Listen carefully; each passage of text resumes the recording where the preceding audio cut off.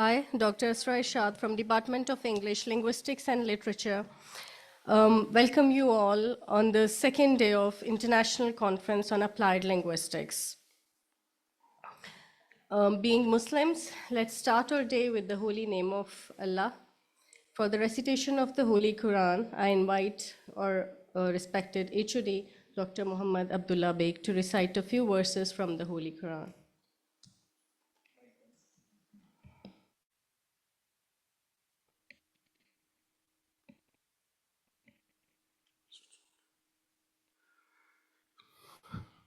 أعوذ بالله من الشيطان الرجيم.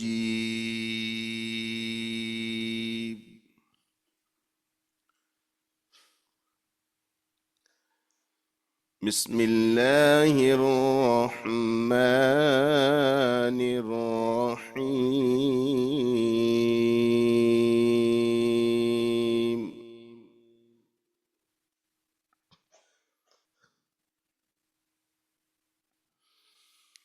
لا يستوي أصحاب النار وأصحاب الجنة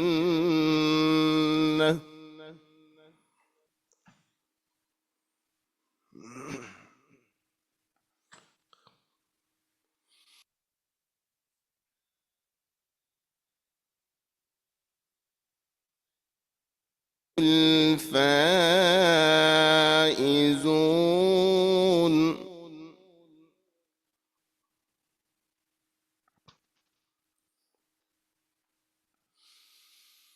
لو أنزلنا هذا القرآن على جبل لرأيته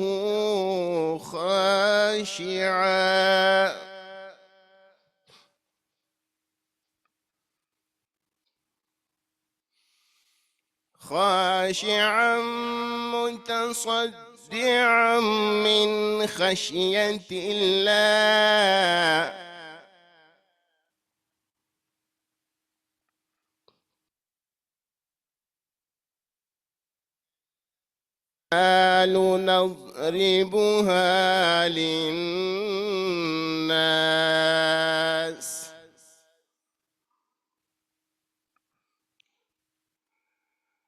نضربها للناس لعلهم يتفكرون.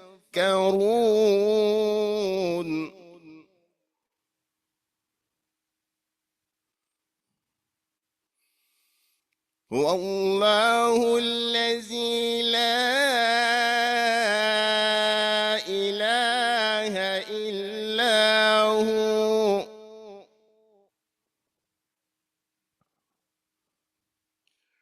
عالم الغيب والشهادة هو الرحمن الرحيم.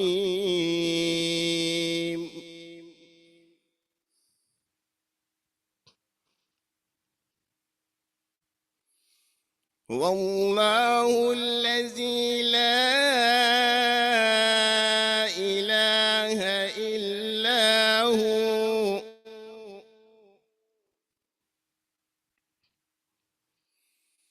الملك القدوس السلام المؤمن المهيمن العزيز الجبار المتكبر.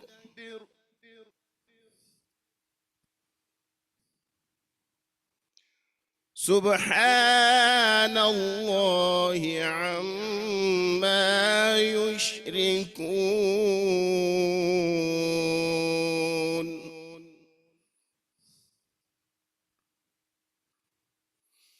والله الخالق البارئ المصور له الأسماء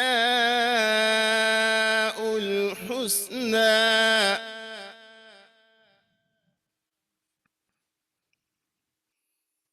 يسبح له ما في السماوات والأرض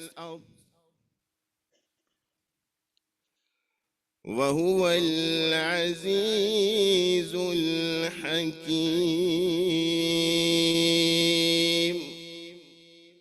صدق الله العظيم.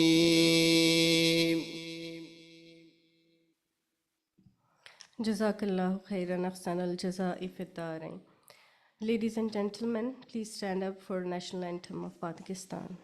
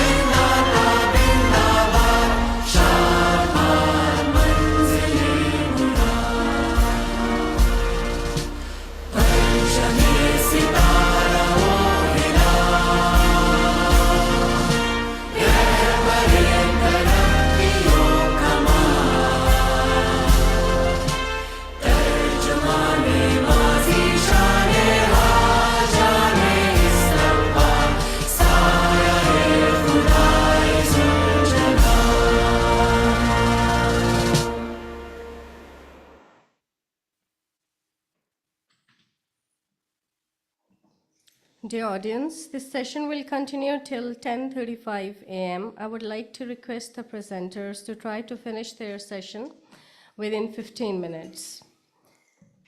Now let me introduce to the chair of this session, Dr. Sadia Sadiq is currently serving at ComSets University, Islamabad. She has more than 20 years of experience in academia. Her specializations include paralinguistic feature, post-training, appraisal analysis, academic writing, discourse analysis, and ICT trainings. She has a credit to present at many national and international forums in different conferences. Today, she will be presenting on the topic Turn-Taking Patterns in University-Level Classroom. Ma'am, please come forward for your presentation. Thank you.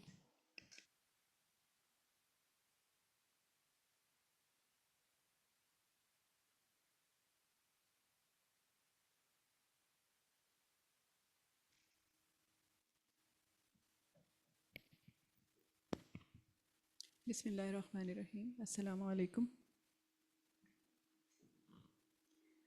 So this is about the turn-taking patterns in university-level classrooms.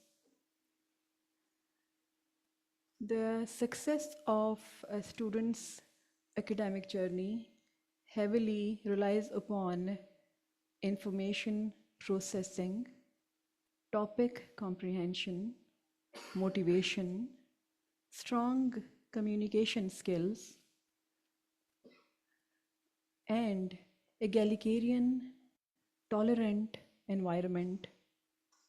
And all this is strongly aided by the effective process of classroom discussion. The success of classroom discussion in turn, it depends upon effective turn-taking pattern of the classrooms.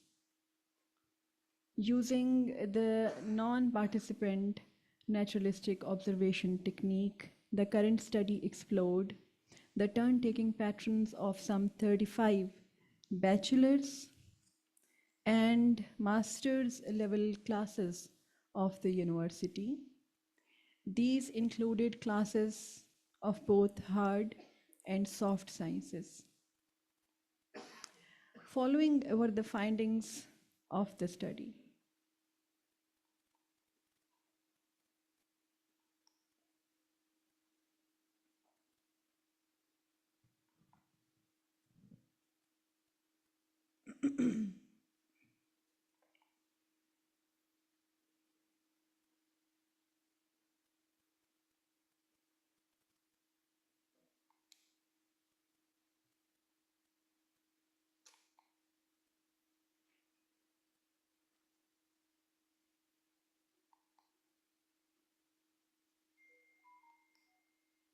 All right, the finding number 1 was, generally speaking and generally observed, the turn-taking patterns of the social sciences classes were found more chaotic as compared to the formal hard sciences classes.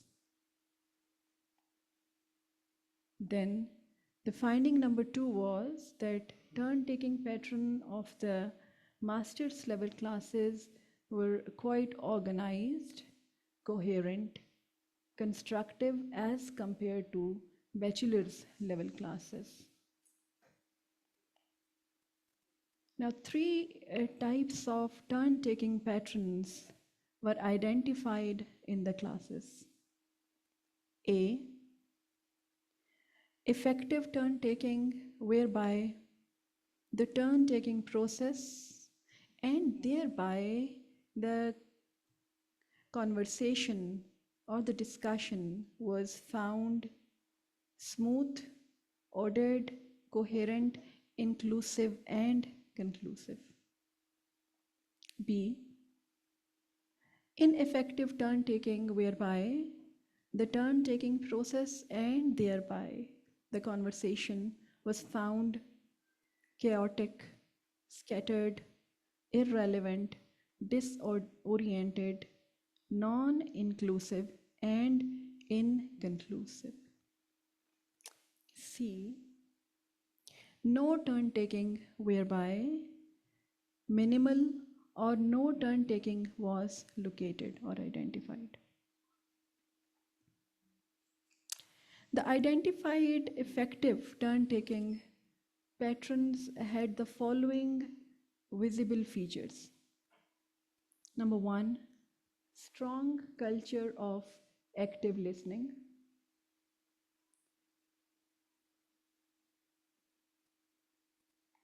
Number 2, engagement through back channeling. Students used words like okay, that makes sense, all right, to show engagement. Number 3, due respect to silence or pauses, whereby listeners allowed brief silences to ensure the turn constructional unit, TCU, turn relevance place were identified. Number 4, let me repeat this point once again. Due respect to silence or pauses, whereby listeners allowed brief silences to ensure the turn constructional unit, TCU, turn relevance place, TRP, was located. Number 4, response to verbal and non-verbal cues. Students were seen to respond to and with verbal and non-verbal cues as speakers and listeners respectively. The identified ineffective turn-taking patterns had the following features.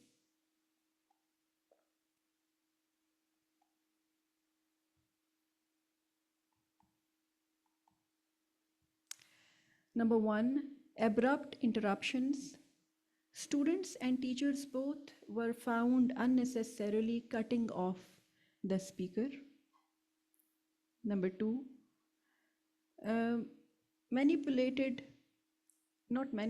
monopolized conversations. Domineering behavior was noticed whereby others were not allowed to contribute. Number 3, disregarded cues. Students disregarded cues both as listeners as well as speakers. Now, these were the identified features of the ineffective turn-taking patterns. A consistent finding of the study was that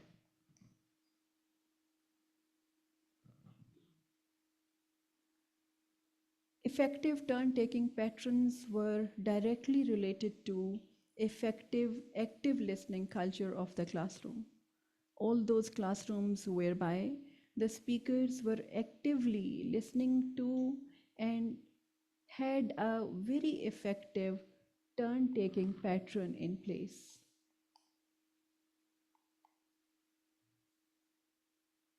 Another major finding of the study was the pivotal role of teachers in all emerging patterns of turn-taking in the classrooms. In the classes with ineffective turn-taking patterns, the role of teachers was consistently found to be passive, not facilitating, monitoring, or participating in the turn-taking process. The teachers did not put a check on the unnecessary interruptions and overlaps, and mostly allowed monopolized conversations to continue and ignored the cues. Further, the teachers themselves were found interrupting abruptly, which led to very disoriented turn-taking patterns.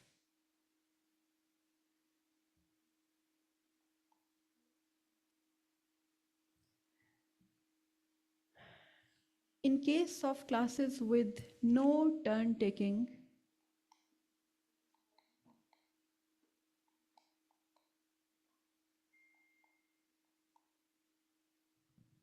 in case of the classes with no turn-taking, the role of the teacher was authoritative and self-centered, and the teacher discouraged any conversation in the class and kept the floor to himself or herself. In the classes with effective turn-taking patterns, the role of teacher was found actively collaborative.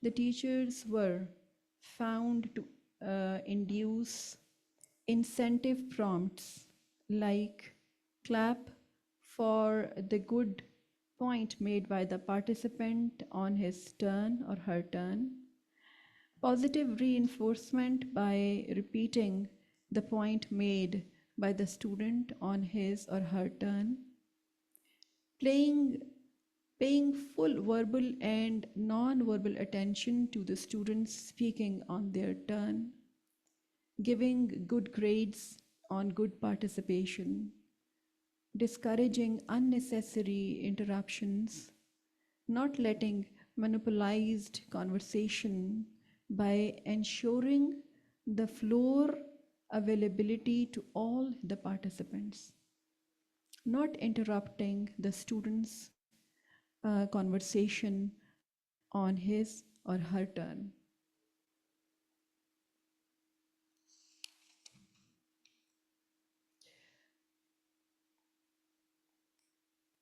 Now, here are the recommendations. In the light of the above findings, training sessions are recommended for the teachers whereby the teachers should be trained to effectively monitor the turn-taking patterns of the class.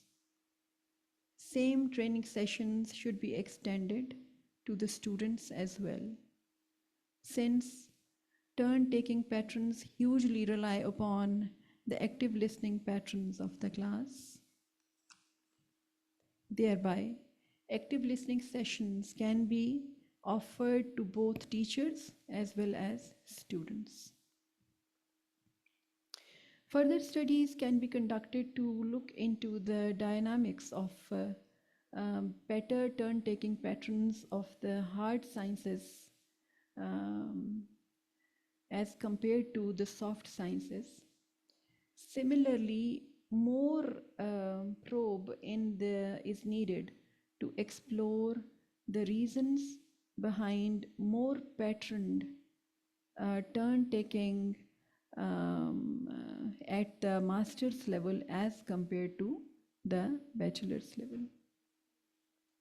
One point that is important to be noted over here, that there are many do's and don'ts of active listening that match with the do's and don'ts of turn taking.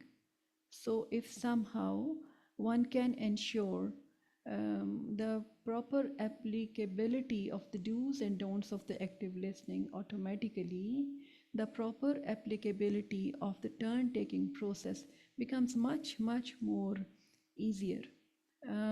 This can be a professional effort as well, and it can be a personal effort as well. When you people develop this habit of active listening, actually this is, sending the signal of respect, honor, and worth for the words of others. And conversely, when you people are not acting upon the principles of active listening, this is sending the signals of disrespect, dishonor for the speaker. So having this habit of active listening is a big accomplishment at personal level as well as at the professional level, helping you in multiple domains. Thank you so very much.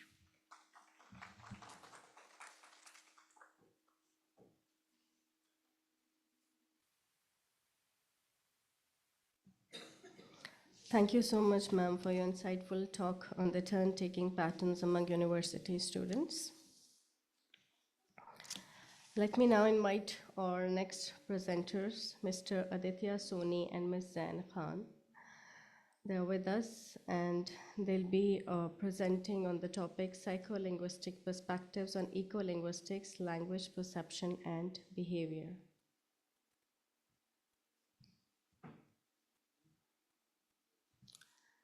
Unfortunately, they're not here right now. So let me invite our next presenter, Ms. Mariam Khan, MPhil scholar at Riphah International University, Islamabad.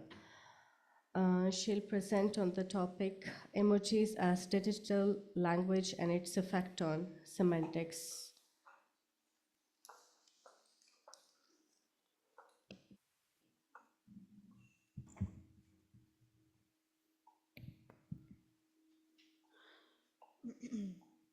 Bismillahirrahmanirrahim. Assalamu alaikum.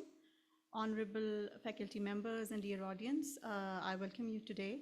My name is Mariam Khan, Semester 3, Applied Linguistics, Department of English Language and Linguistics at Riphah International University, Islamabad. So my topic is emojis as a digital language and its effect on semantics. So one thing is clear, that my theme is effects of AI on language and linguistics. And in that regard, we have noticed that people, in the previous session, we discussed that how threatening AI can be and how your emotions can be misinterpreted in terms of what you think or what you say. So my introduction is that emojis are the new dimension of virtual communication, or they are the new age hieroglyphs. They are the translating body language and verbal tone into text emojis, making the language emotionally rich. And these contributions of nonverbal communications and prosodic features is greater than face-to-face communication. And ultimately, they are the cryptograms of the paralanguage that we have today.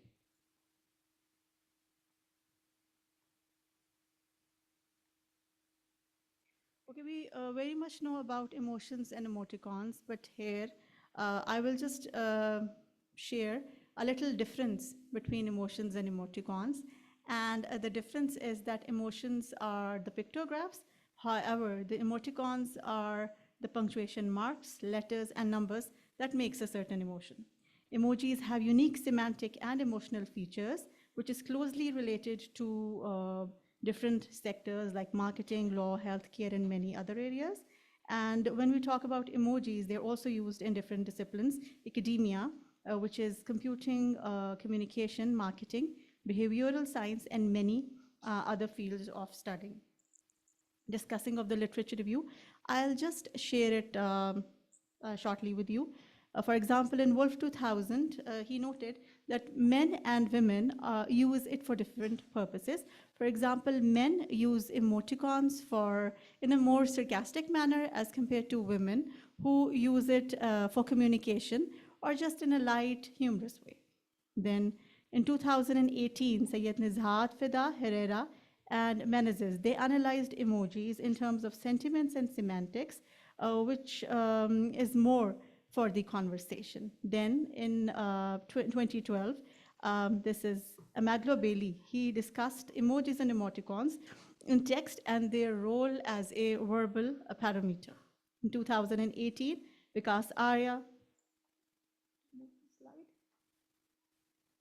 So this was a literature review I just shared. Vikas Arya, Deepa Sethi, Harmaj Verma, they discuss emojis as a social networking system. And in 2021, Faryal Qureshi discussed the analysis of the emojis' impact on the language and expression of youth on social media. In 2021, Imaniola discussed emojis' use in computer-mediated communication. So that was a short literature review. So here we will discuss the deconstructive paradigm, which debunks concepts such as truth and reality and focuses instead on what works as the truth regarding the research questions excuse me, under investigation. Pragmatics here rejects the either or choices associated with the paradigm wars. We are using quantitative as well as qualitative mixed method approach here. Under the qualitative data collection and qualitative analysis, the present research questions has been addressed and the study has adapted a parallel mixed method approach. And first we will now discuss the qualitative data sampling and the data collection, in which the purpose of our study was to know whether there is a universal understanding of emotions and emojis, which is important considering the number of people using them every day when sending text messages. For this purpose, we made our questionnaire, which consisted of two parts.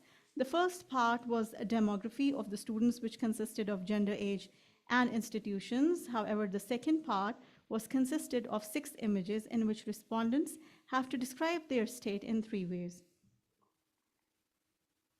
So they describe their state of mind first along with text and emoji, then only text, which can be a one-line statement, and then state of mind using one text emoji. In the second part question, which was open-ended question, the respondents analyzed according to their state of mind. There are total 49 students who participated in our survey. So there were 49 responses which were analyzed after the observation of the researcher. Now we'll move on to the qualitative data, quantitative data. So in the quantitative data, our study was a statistical package for the social sciences based. In table 1, you can see that the analysis involves or includes the descriptive of the study of table 1, in which the median standards and deviations of demography was under observation. Then in second, third, and fourth table, we discussed about the frequencies, which is the frequency percent, the valid percent, and the cumulative percent of the gender, age, and institutions individually. Okay, in the fifth table, we have the regression analysis in which we came to know the correlation coefficient between texts and emojis, and the total percentage, so that we know the variation in the text explained by the emojis. We also have here in table 6 and 7 and 8 the line charts, and we test the hypothesis to determine if it follows that there's enough statistical proof for the study. So you can just have a look at all these graphs and charts statistically that we discussed. And what we analyzed, okay, was the result was from the image 1, in which we discussed that The respondents can even give their opinion with an emoji or a one-line statement or an emoji or a text.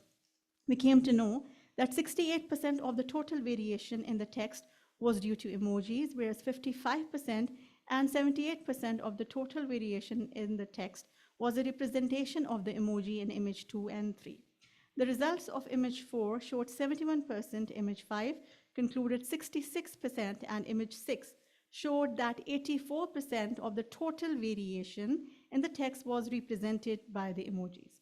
It is evident from the result that the state of mind can be explained by the text, and there is always a need for emojis to support the text emotionally. The hypothesis testing conducted on these 6 images concluded that emojis is always a positive effect. So you all are sitting over here and having different emotions right now, which is very much reflected. I may be a little nervous, and you all must be having different opinions about the presentation, or maybe having something in the back of their minds.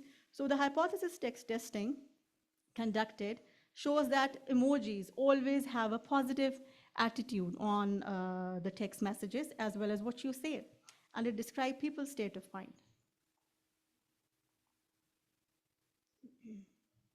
Then we had results from the quantitative analysis, which was the regression analysis. And according to the positive results of simple linear regression analysis, there's a chance of acceptance of the halo effect, which is evidence that the emojis have a positive effect on the text messages.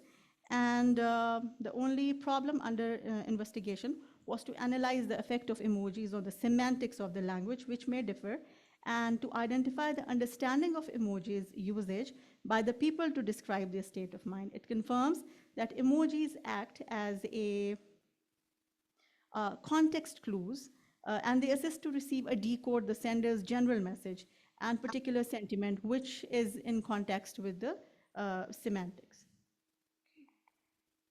So the final findings, which may differ, or the challenges that we may have in our research, is the understanding of the use of emojis was the third post question of the present research. The findings of the research proposed that most of the people use emojis correctly to describe a state of mind, which may contrast with the findings of Suresh in 2018 that concluded that most of the users are unaware of the correct use of the emojis, or the study comprised both aspects of communication, including professional and non-professional aspects. So the results may differ on the sample of people, because they were university students from College of CME and Riphah International University who used emojis more frequently as they were university students, and their communication compared to the professionals. And when we talk about the gender role, males and females are more likely to better understand the use of emojis to describe their state of mind than females who use emojis to describe the semantics of the language. And this finding supports that men incorporate emojis in order to make their messages clear, whereas women uses emojis to illustrate a state of mind.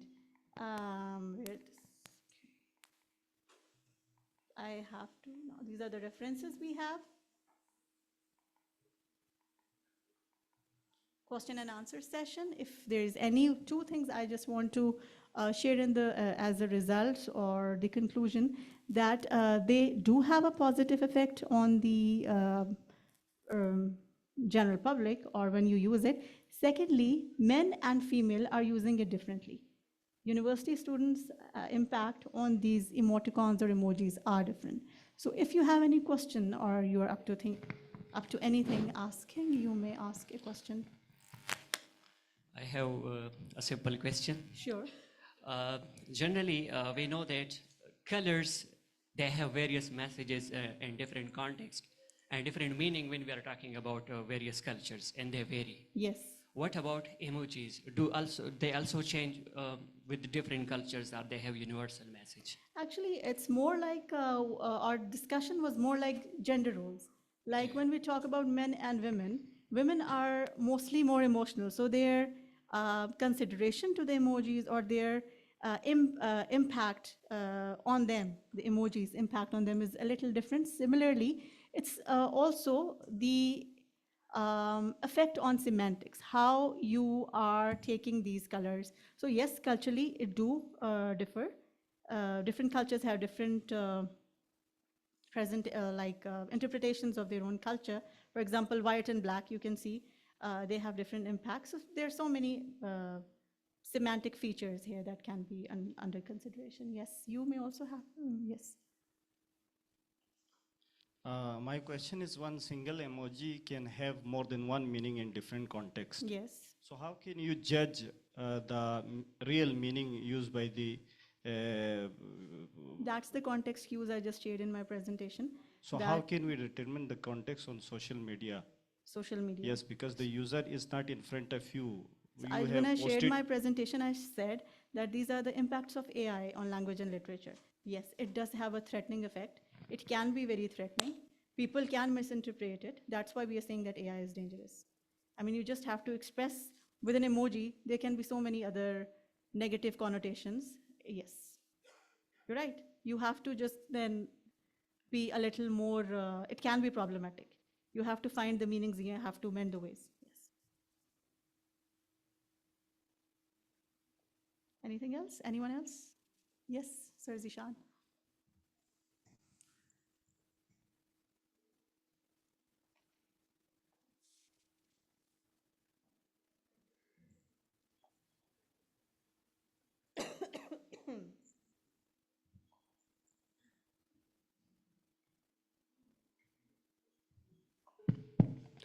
My question is that with the passage of time, the technology is advancing, and the use of textual emojis is becoming extinct, and it is more converting towards animated avatars.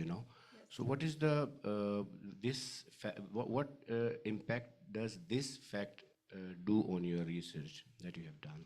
Our research was mostly, especially when it comes to quantitative data, which was collected with only 49 respondents from 2 universities, that was Riphah and CEME. So in context of that, they were mostly university students, they were literate, they understood how things are working. So I think with this small research group, you cannot conclude it to general public. So yes, but in general, I just mentioned that AI is having a very threatening effect, and people are, kind of morphing the reality. Your true identity and your true thinking basically is hiding in front of what the reality is or what the person is actually thinking or trying to say. You are taking it in your own context. Maybe I will take as per my priority or preference, and that's how things are not becoming clear. So that's what we have to sort out, that how we can, cope up with the AI thing. Assalamu alaikum. Stand near the mic. Okay. Yes, sir.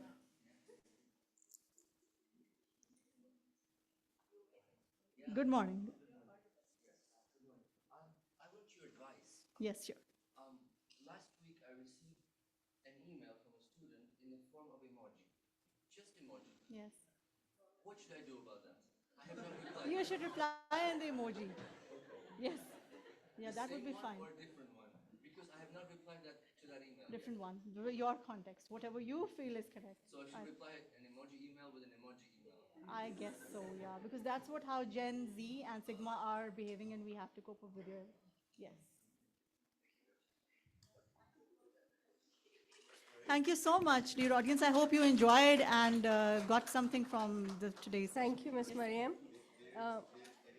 Hello. Assalamu alaikum. I have a question. At the back seat.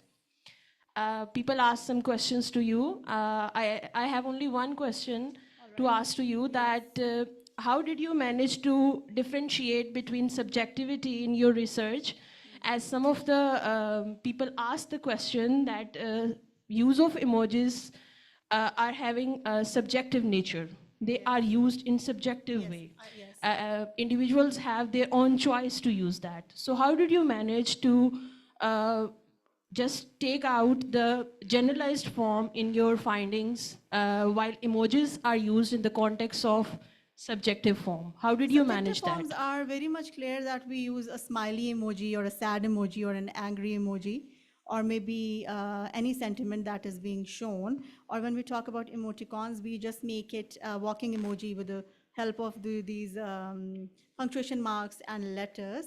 But it's like if you have, if you were present at the beginning when I shared the title, which was the effect of emojis in digital communication and its effect of semantics. So when we say semantics, it changes the whole debate because people will have a different interpretation of what you are saying. Subjectivity is still there, but then we are using those emojis with our own, with our own statements or whatever we want to convey.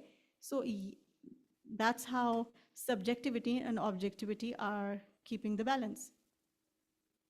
Get it? Thank you. I have a comment on it because communication is a big term and there are different levels of communication, upward communication, downward communication, yes? Yes. And horizontal communication.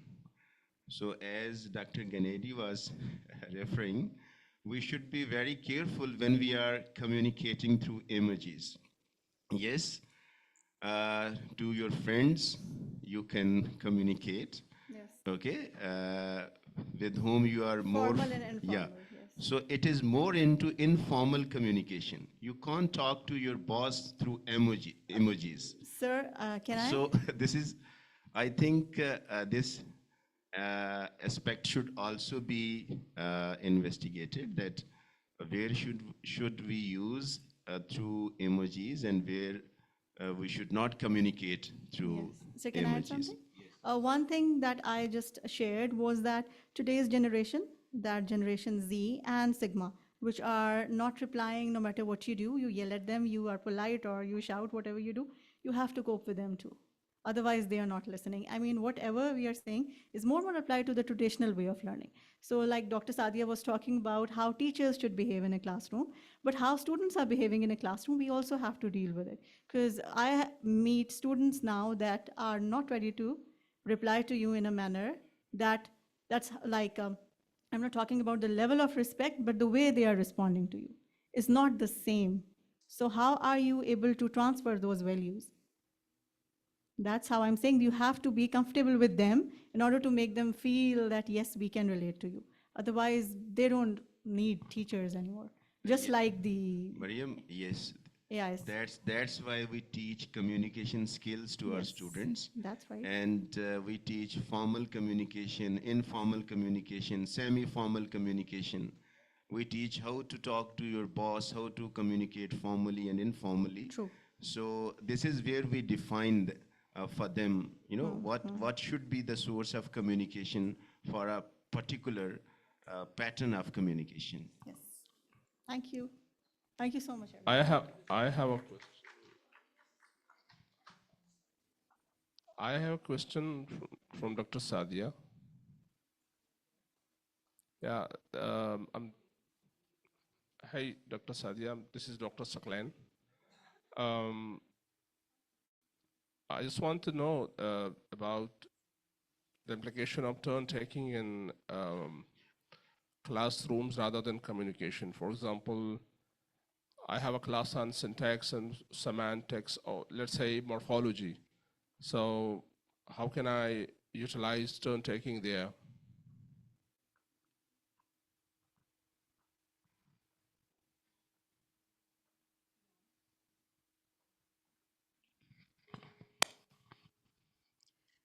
Dr. Saklan.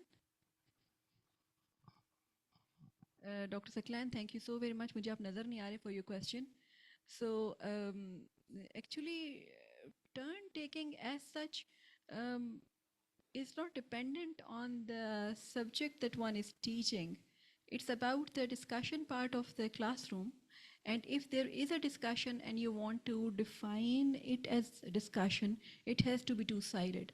And when it is two-sided, then there are certain do's and don'ts that it must be following, so as to make that discussion more, conclusive and inclusive and constructive and well-oriented.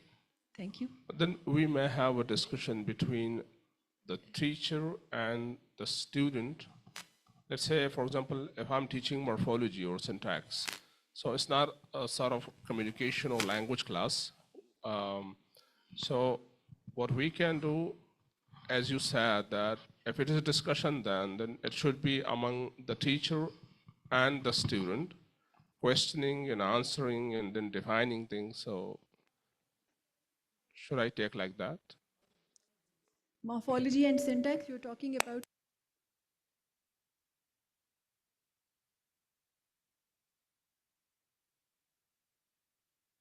not interacting with the students, by the way. There will be certain questions and you will have to answer those questions.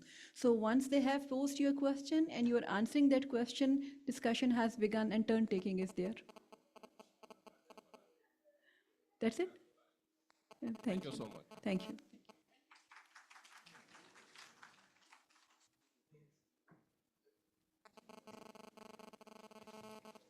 Thank you so much. The talk has become more and more interesting now. Now, young presenters are now with us.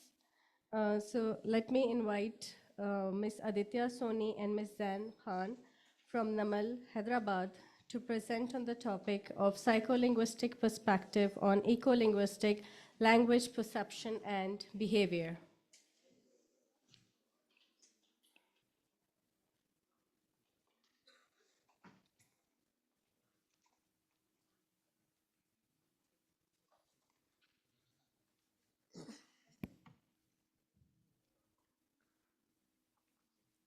Assalamu alaikum, everybody. It's an honor to be here. So, my name is Zain Khan, and I'm a student of BS English Language and Literature from the National University of Modern Languages. And the topic of our research is going to be the psycholinguistics perspective on ecolinguistics and how the first language has a role in understanding climatic change issues. Our research will follow these contents, and our study is solely based on these contents that you're seeing now. So, language, as we see, languages spoken around different parts of the world have so much more to offer than the world might have realized. A lot of the fundamental issues that we face nowadays are caused by the way we think, and the way we think is influenced by the kind of language that we use. So, language is not just a tool for communication. It's a force that shapes our perception, behavior, motivations, and actions. So, what our study is going to do is it's going to explore how ecolinguistics and psycholinguistics, these both contrary fields, how these two fields intersect on the crossroads and how they can influence the environmental issues, environmental consciousness, and sustainability. So, as we are aware that Pakistan is among the 10 most climate vulnerable countries. We emit almost 0.82 ton of carbon emissions of the whole world.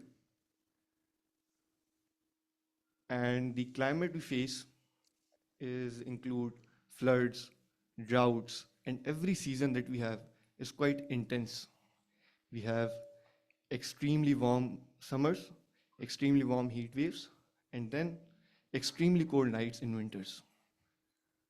However, the climate communication that has been done is either in the official language of Urdu or English. And by doing so, we neglect the large majority of 74 regional languages that are being spoken around different parts of the Pakistan. These languages, like Balti, Pashto, Punjabi, and Sindhi, contain culturally embedded metaphors. And by utilizing these regional languages, we can enhance ecological discourse, foster emotional engagement, and behavioral change. So, our study will heavily focus on how L1, which means mother tongue or first language, can evoke stronger emotional responses and enforce ecological responsibility within the individuals. And the cultural narratives and metaphors in L1 can make environmental issues more relatable and more urgent. So before diving deep into the topic, I want you guys to explain that what is ecolinguistics basically and what is psycholinguistics.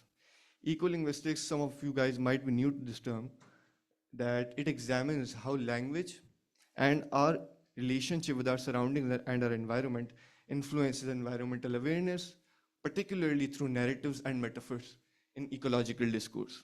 Whereas psycholinguistic, the study of language within the mind, focuses on the cognitive and emotional effects of linguistic framing, including how metaphors shape perception and decision making. There's a term that has been used, linguistic framing. So when one talk about linguistic framing, I want you to give an example. So as we are aware that climate change is a issue, is a very complex issue, and it's one of the issues that we can frame and construct in different ways using different languages. Using different languages. We can frame and construct using different languages. For example, Caroline Lucas, a member of the Parliament of Green Party in UK, has framed climate change as a security issue, not an environmental issue. And by doing so, she has shifted the kind of urgency, and she has not made it about the nature, but about the national safety. Similarly, in Pakistan, we can do the same by using framing technique in our regional languages, by using framing techniques in our regional languages, and that can make the communication more personal, more urgent, and more culturally relevant.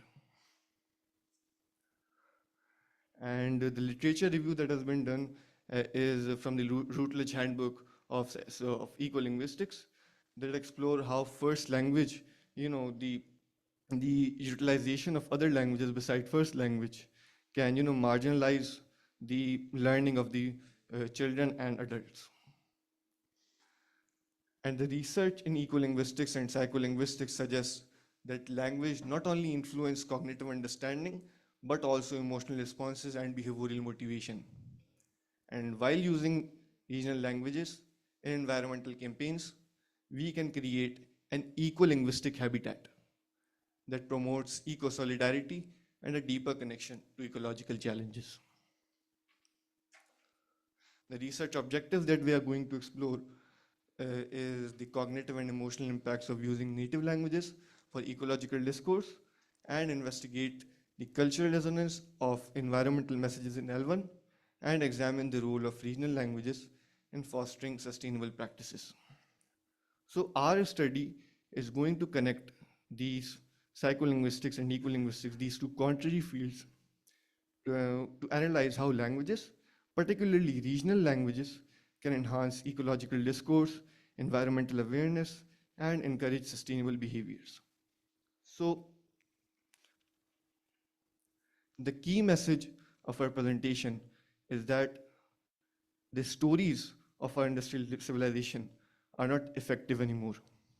The stories of consumerism, these stories that see nature just as a resource, are leading us on a path toward ecological destruction. They are leading us on a path towards ecological destruction. This aligns with the Aaron Stibbe's theory of ecolinguistics, which suggests that industrial narratives, dominant industrial narratives neglect and they harm the regional languages. So, as in Sapir-Whorf hypothesis, we know that language shapes the worldviews of people, and using the right kind of language can shift the narratives of people.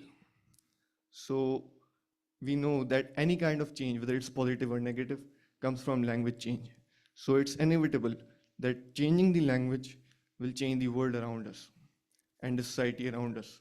What we need to do is shift the language in the right direction to make the world more ecologically aware. Over to you, Aditya.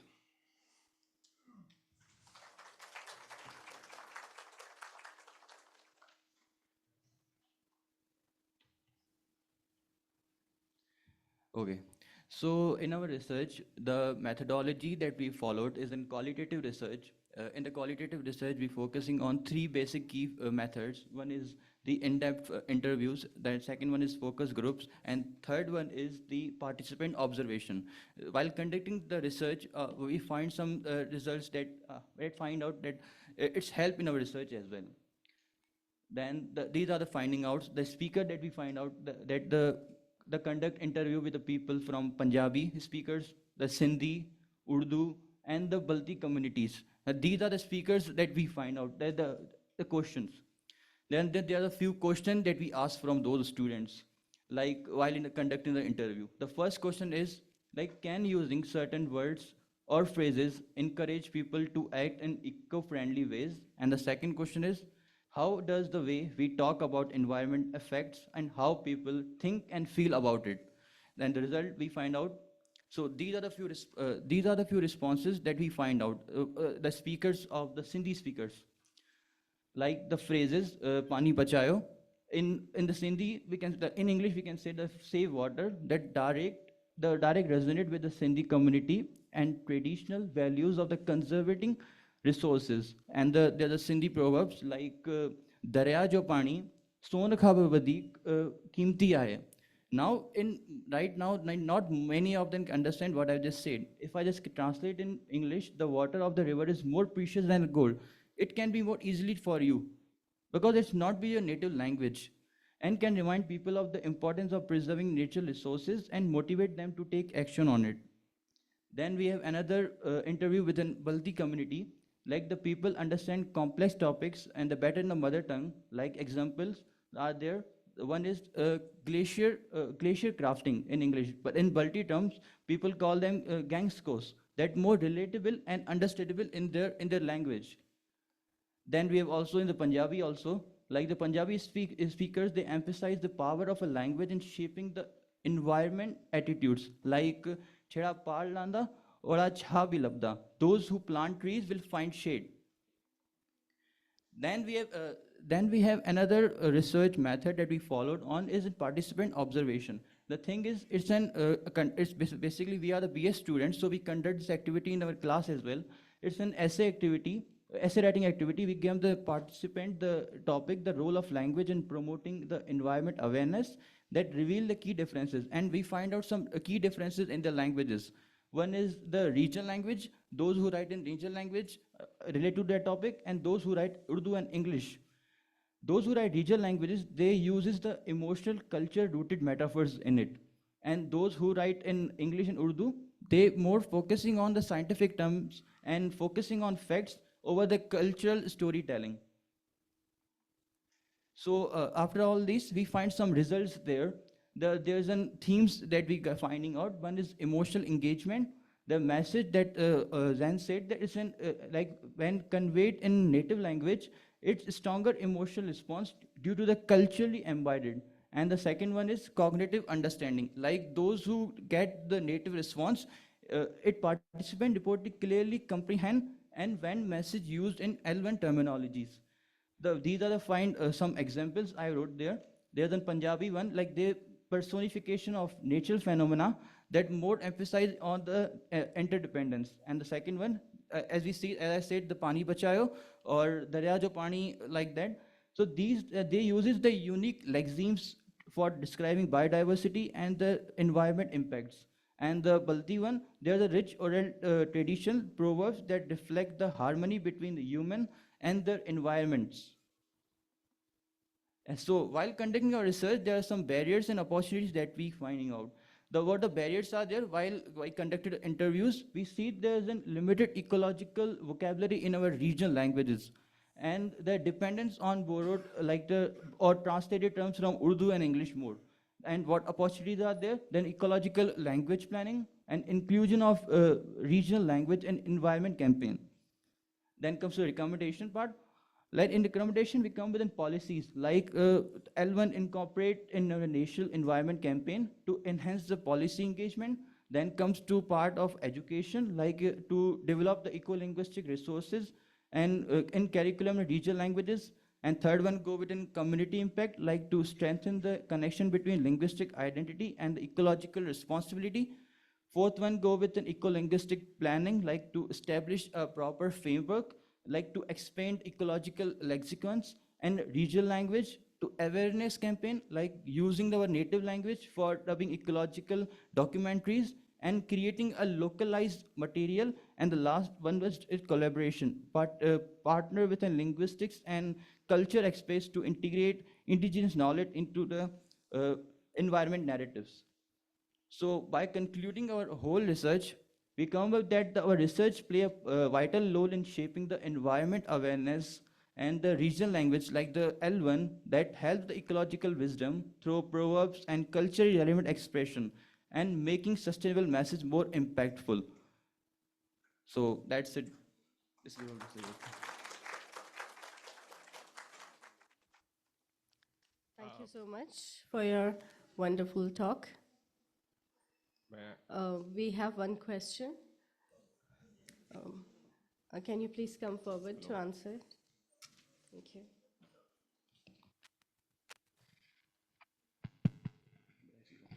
Okay, I have a question. Sorry, I forgot your names, but Zain Khan and Aditya. okay, Zain et al.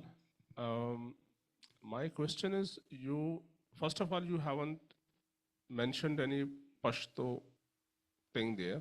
Yeah, so we conducted interviews of different speakers. So it was not possible to include every example from every language in the slides. So we just use the selective languages. You have to know I am a Pashtun, so I have to ask the question. Apologies. Come on.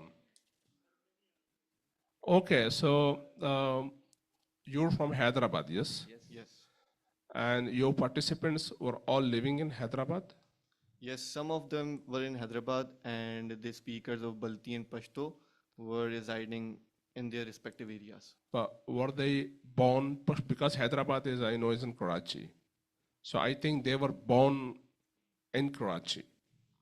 Hyderabad is not in Karachi. Hyderabad is almost 2 hours away from Karachi. But I understand your question. The speakers were born in the cities, like in Balti, the speaker of Balti language. He was born in Baltistan area of Pakistan. Yeah, because I know at your age, because if they were studying in Hyderabad, I don't know, their schoolings or maybe their colleges were from Hyderabad. So, because if someone is born in Karachi, he may not know more about the Pashtun culture. Okay, if he's born in Karachi and the Paivar Pashtun culture is in KPK and then in Afghanistan. So there are certain things I think you people have to work on because the context is different. People who are living in Karachi, their context is not as same as we have in KPK or maybe in Baltistan or some other places. So next time when you're working on a paper or something, you have to consider this thing, and maybe you can come here to conduct your surveys. Then you will have some more genuine responses. Yes. Thank you for your suggestion. We'll consider it next time. Thank you so much. Now I would invite our worthy chair of the session, Dr. Sadia Siddiq, to conclude the session. Ma'am, please come forward.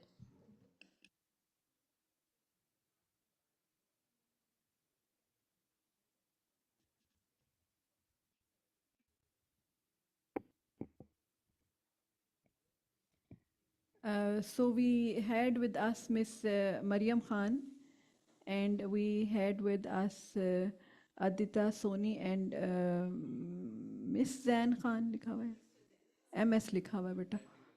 Okay. So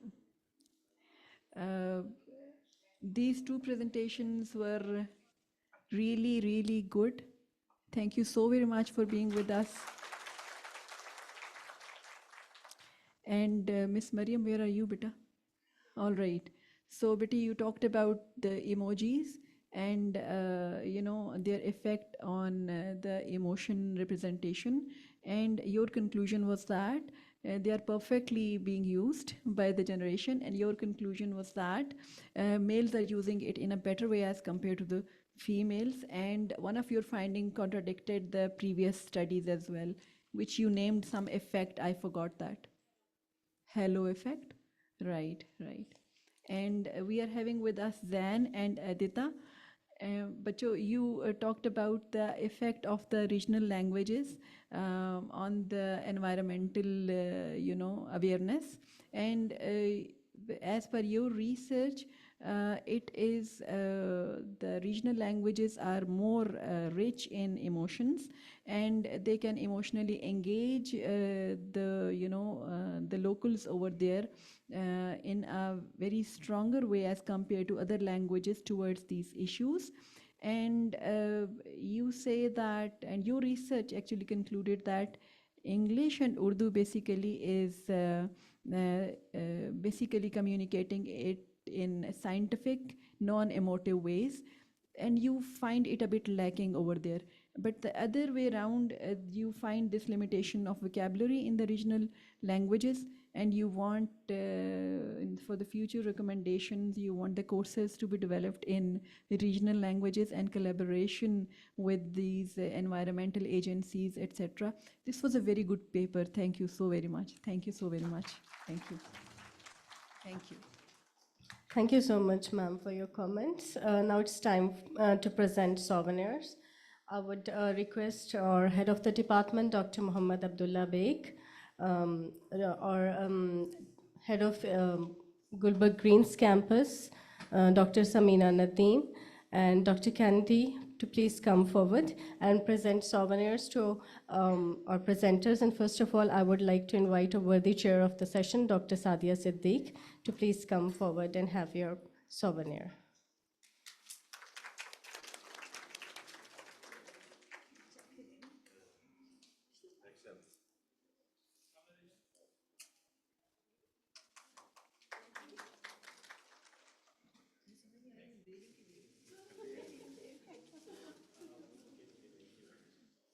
I have a bouquet for you.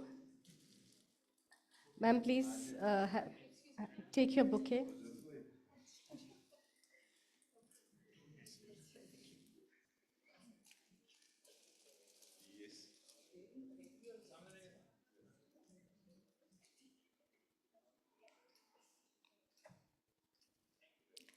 Now I would like to invite Ms. Mariam Khan to come forward and have your souvenir.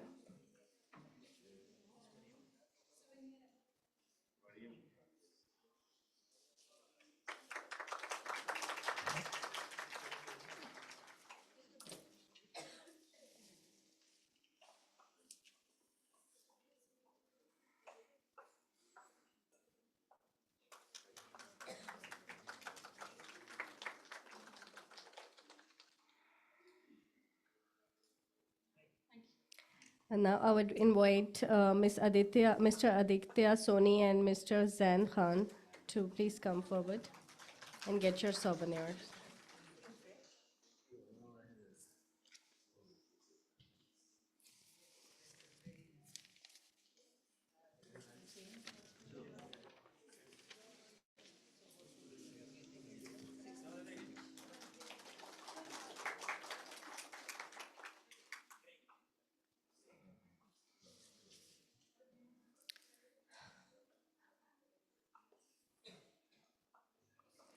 Please. Dear audience, we are now having a short tea break. We'll be right back. And an honor to moderate this session where esteemed intellectuals and experts have gathered to share their insights on diverse themes. I extend my heartfelt gratitude to our distinguished speakers and our wonderful audience for their presence today. This session will feature 8 presentations, and we have allocated 1 hour and 30 minutes for our discussions. We look forward to engaging and insightful sessions ahead.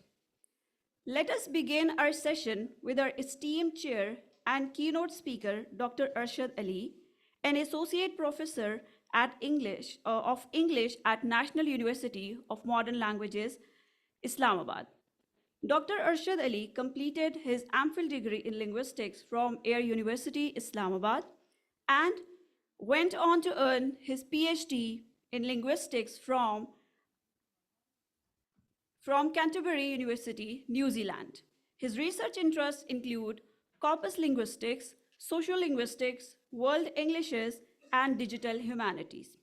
Today, Dr. Arshad Ali will be presenting on the topic Social Media and Grecian Maxims, a pragmatic analysis of YouTube comments. So, over to you, sir.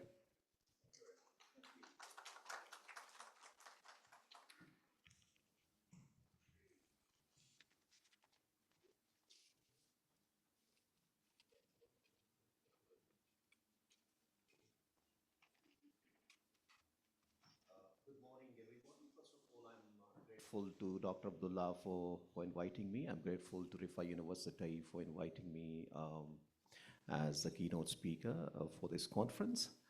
So I'll be talking about my paper, Social Media and Grecian Maxims, right? So I'll be reading most of it, and you'll be seeing, obviously, some part of it on the presentation slides. In today's digital age, online communication has transformed the way we interact, creating new linguistic patterns, altering social norms, and redefining our understanding of discourse. One of the most significant changes is how we communicate in spaces like YouTube comment sections, often filled with humor, sarcasm, debates, and even misinformation. Paul Grice, a renowned linguist and philosopher, introduced the cooperative principle in 1975, which suggests that effective communication relies on four fundamental maxims: maxim of quantity, quality, relevance, and manner. However, in online discourse, these maxims are frequently flouted, either deliberately or unintentionally, leading to the creation of implicatures or hidden meanings. My study aims to explore how and why these maxims are violated in YouTube comments and what that tells us about digital communication. Unlike structured online discussions, YouTube comment sections are known for their spontaneity, diversity of opinions, and often chaotic nature.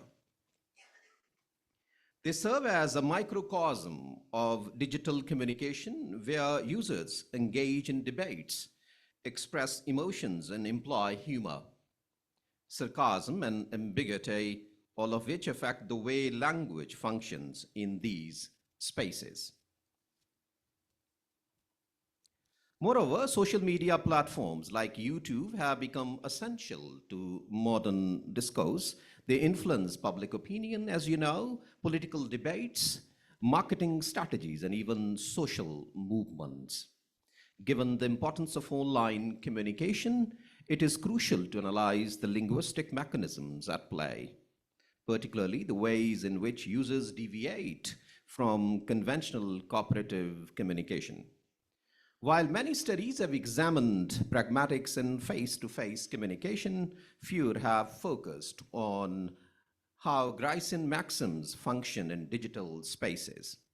This study aims to bridge that gap by analyzing how YouTube commenters flout these maxims and what meanings emerge as a result.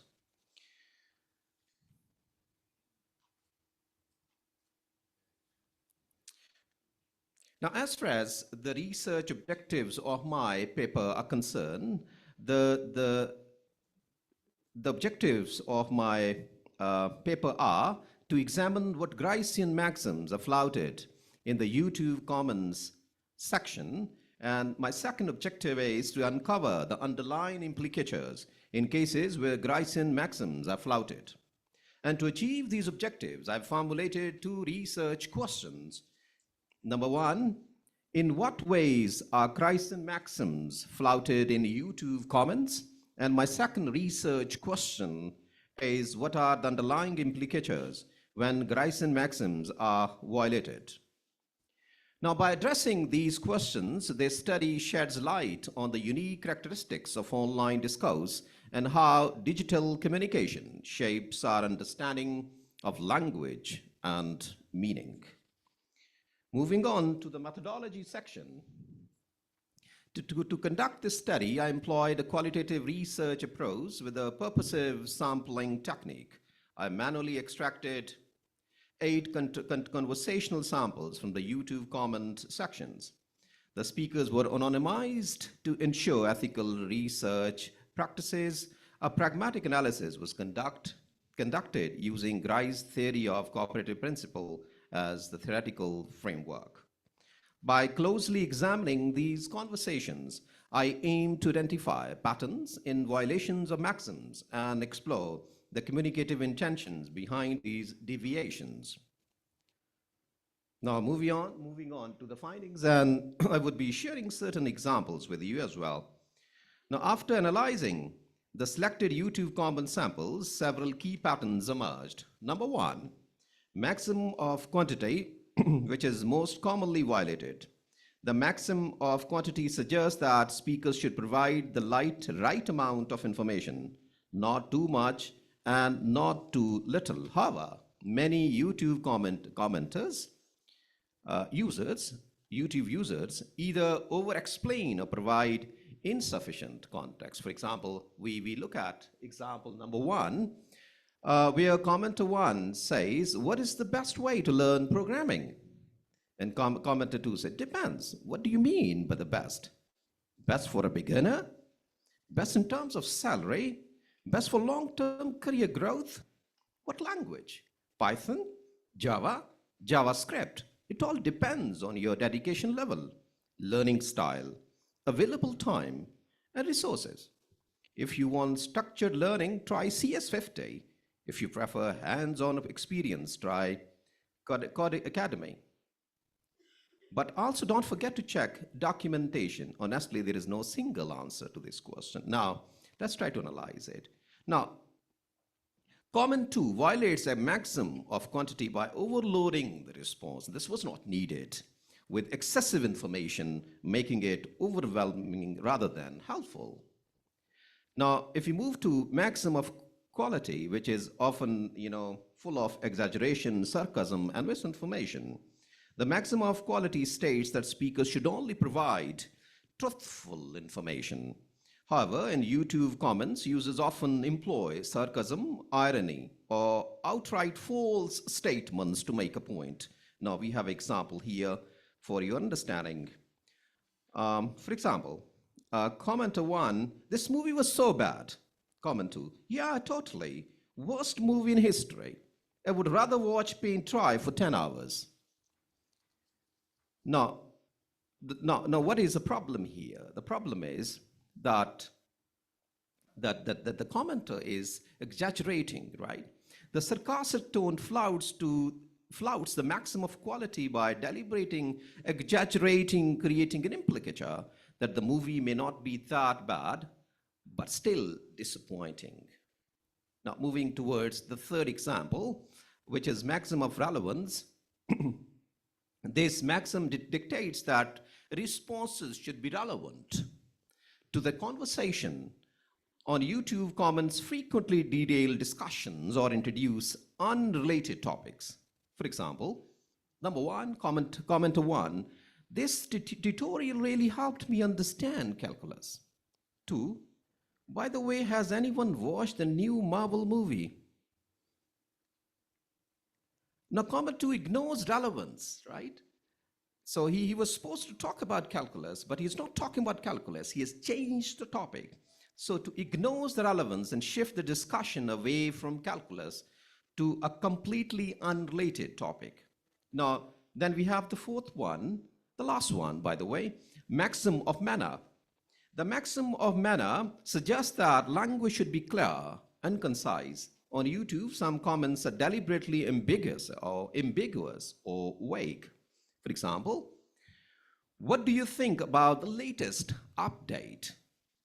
Comment 2, well, it's something, I guess. Now, the vague reply leaves room for multiple interpretations, making it unclear whether commenter 2 likes it or dislikes the update. Now, these violations are not random. They serve communicative purposes such as humor, sarcasm, emphasis, and even group identity formation. Now, understanding the study reveals that the online communication differs. The study reveals that online communication differs significantly from face-to-face conversations. Users intentionally violate Gricean maxims to create humor, irony, and nuanced meanings. The findings can help improve content moderation on platforms like YouTube and refine AI-based language models to better interpret online communication. The study contributes to digital pragmatics, showing how language is evolving in social media settings.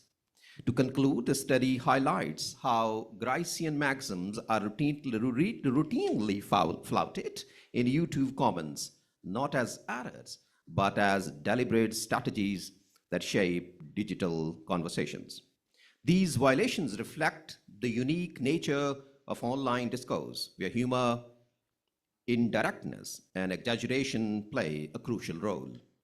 As digital communication continues to evolve, linguistic research must keep pace with these changes to better understand how meaning is constructed in the digital age. Thank you very much. And if there are any questions, I would like to answer. Why not? Yeah.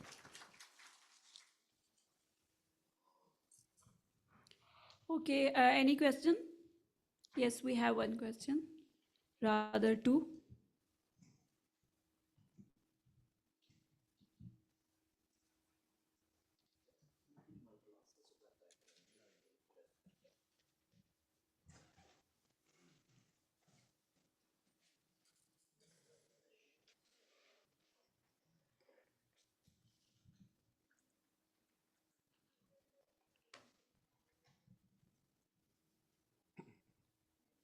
Assalamu alaikum, sir. Salam. Sir, I have a question. When we talk about Rice maxims and YouTube discourse or comments discourse, so what about the context then? I think comments are context-based on YouTube. So will Rice maxims help us to uncover that context, or that context will have an impact on the meaning? Thank you. See, in pragmatics, context plays a very important role, as we all know. I mean, if we decontextualize something, the meaning changes, right? So whether it is a digital communication or a normal face-to-face communication, if that discourse is the context is taken away, meaning is lost. Yes, I mean, the context does help, obviously, in reaching the sense, the meaning of the comments. But what if the comment itself is not speaking anything? I mean, if it is not saying what it wants to say, so probably sometime context fails to help the reader to understand the exact meaning or reach the exact sense of what is being said or what is being communicated. So yes, context is important, but I think the verbal cues are also important. Whether it's physical context, linguistic context, or whatever context it is, it does obviously play an important part in developing the meaning, in shaping the meaning. But what if the verbal cues are kind of not sufficient or not enough to convey that sense? I hope that answers your question. Thank you, sir.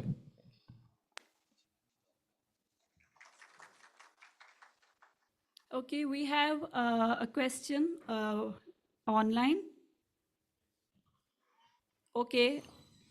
Yes, you can ask the question. Assalamu alaikum. I hope you all can hear me. Yes, we can hear you. Thank you, Dr. Rashid Ali, for your insightful presentation. Since your study is about the pragmatic analysis of YouTube comments through the lens of Grecian maxims, So, how do you see the frequent violations of these maxims influencing the credibility and effectiveness of online communication, particularly, in shaping public opinion and digital discourse? Great. Thank you. So, the question I've got, I can rephrase it, that what is the role of the flouting of or the deviation from these maxims in online discourse, right? Yes. See, so I've got you. This is your question, right? Yes, yes, yes. Yeah. Okay. Um, See, again, I will bring in context here. For example, in legal discourse, some part of, for example, the quality, the maximum of quality is frequently flouted, and like political discourse and media discourse, both quantity and you know, I would say, and quality both are, quantity and quality both are flouted. And obviously there are certain intentions for which these maxims are flouted. There are certain propagandas, right, which are kind of propagated, and there are certain hidden agendas which are achieved by basically flouting certain maxims, right? For example, if somebody is adding a lot of information when it is not required, so there is a certain agenda and there is a certain point that he wants basically the audience to get, right? So I think there is always a certain an agenda that basically intentionally or unintentionally the writer is kind of working on or kind of propagating. So as far as their role in creating this discourse is concerned, I think it's enormous. In language development, in I would say in creating new linguistic nuances, yes, they play a very important role. The flouting play a very important role. Although, in order to be cooperative in any kind of a discourse, whether it's a digital discourse or a face-to-face discourse, I think being to the point, for example, in teaching, we often, flout this maximum of quantity because that is the need of that space, right? In any pedagogical space, in any space where the teaching is happening, you need to repeat, you need to hit the hammer the same thing again and again to send that message across. So in certain places, they are flouted with a purpose. So there is always a purpose, whether it's a deliberate or unintentional purpose. So purpose is there. I hope that answers your question. Yes.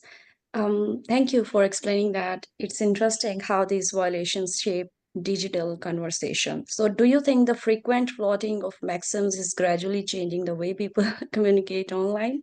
Perhaps even creating new norms for digital discourse?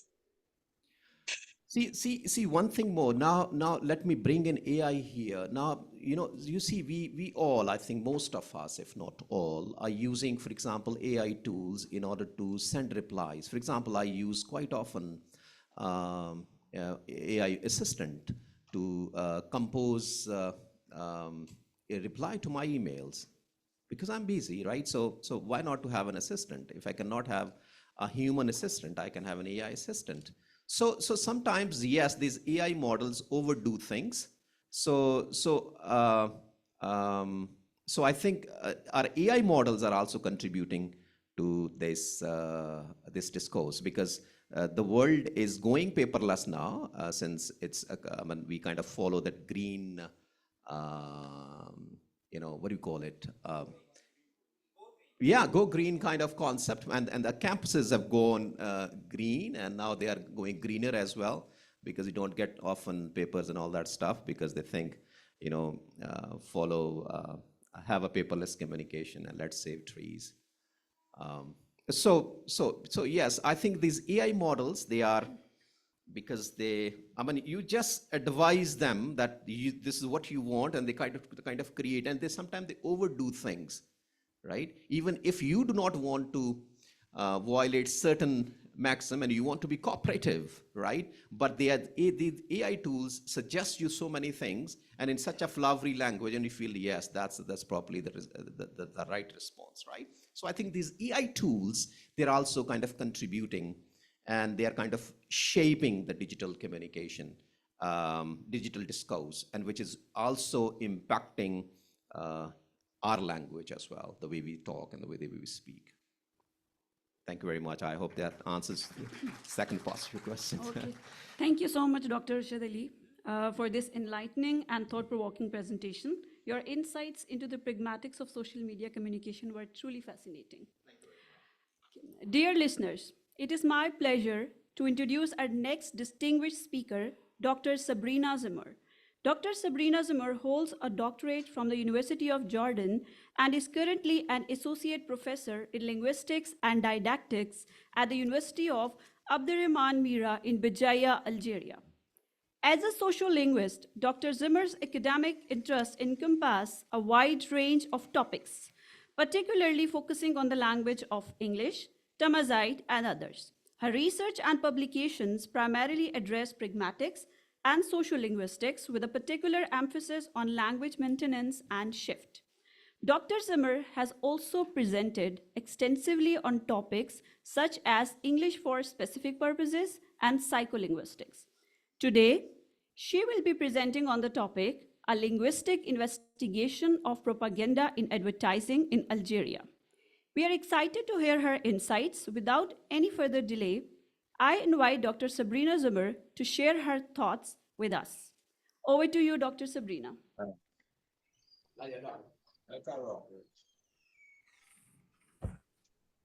Good morning. First of all, I would like to thank all the staff for organizing this great day. First of all, are you listening? Yes, we are listening to you.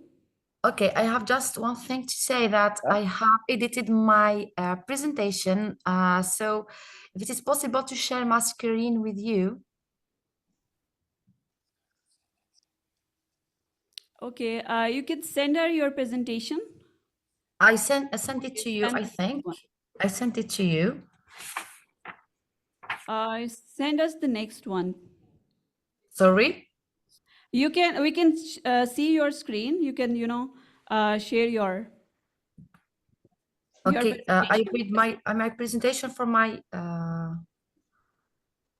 laptop here. Okay.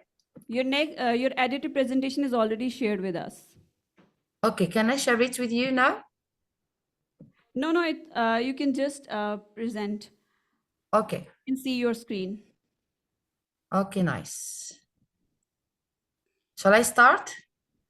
Yes. Okay, so first of all, as I said, I thank all the staff for organizing this great day with us, and I'm glad to share with you my research, which is entitled "Linguistic Investigation of Propaganda in Advertising in Algeria." So the aim. We start by the aim of sorry.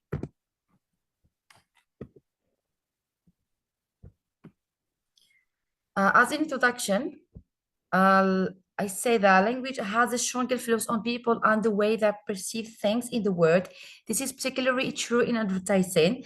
Thus, the choice of language is important when conveying particular messages with the intention of influencing people. Nowadays, we realize that advertising does not exist in isolation, but it is related to many aspects of human life. For this reason, advertising has recently become a topic of interest to linguists in general and sociolinguists in particular. So the main aim of my presentation is investigating the language used as a means of propaganda in advertising and its influence on end users or the customers. So we have three main research questions. Is the use of language in the data only informative? Is the use of language laced with propaganda? And the last research question is what linguistic or extra linguistic features are used to lace the information with propaganda? So for the methodology, we start by the participants. So 20 Algerian PhD students were involved in my study, in which the sample was selected randomly, and we have only females because the researcher had easy access to them. The mother tongue is Algerian Arabic or dialect of Berber, which is Kabyle. The first foreign language is French, and the second language is English. And of course, since they are PhD students, we believe that they can participate to judge the advertisement of 3 main brands in Algeria. So the corpus used in this study, we have 3 main brands in Algeria. The first one is Hamoud Boualem. It is an Algerian soft drink manufacturing company. Of course, it was founded in 1878. It is export to different countries such as France, etc.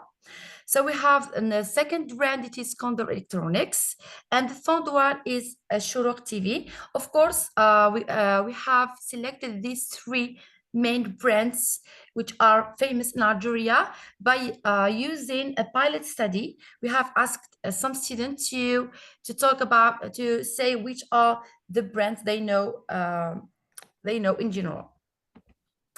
So for the data collection procedures, we have opted for a questionnaire, which is adapted from WSU and OEDU 2013. Of course, we have edited some questions to fit our case study. Then we have, of course, we provided the questions with 2 representative images for each brand. We start by Hamoud Boualem. As you see here, we have 2 images. Each one it presents, we have a slogan for each brand. We have Hamoud Boualem, which is a mark of drink. Second, we have Condor Electronics. As usual, we have selected these 2 representative images. Third, we have a Shurok TV, which is a TV channel famous in Algeria. As you can see here, we have different languages used here. For example, for Hamoud Boualem, we have used the dialectal Arabic, let's say. Here in Condor Electronics, they have used French language, and for Shurok TV, they have used Arabic or academic Arabic, or let's say, yes, academic Arabic.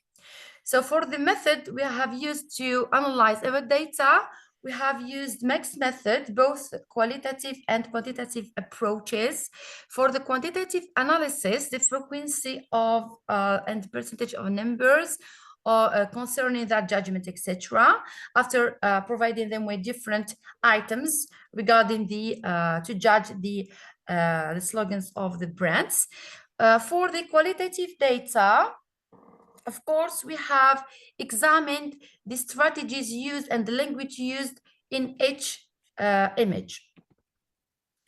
So we move directly to the findings for the first brand, which is Hamoud Boualem drink brand. So here we have summarized 5 main themes.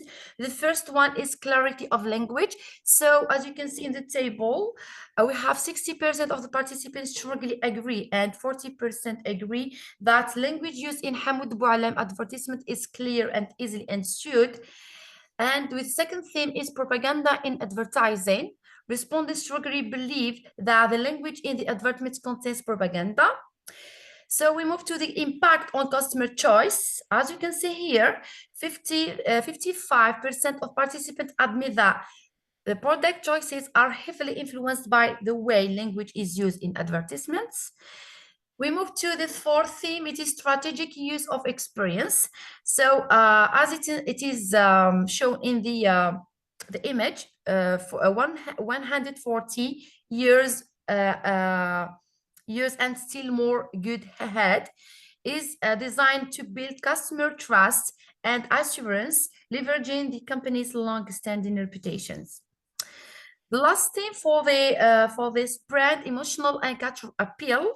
So here we have the slogan "Taish with Zid" in Arabic, which means in English, live and grow.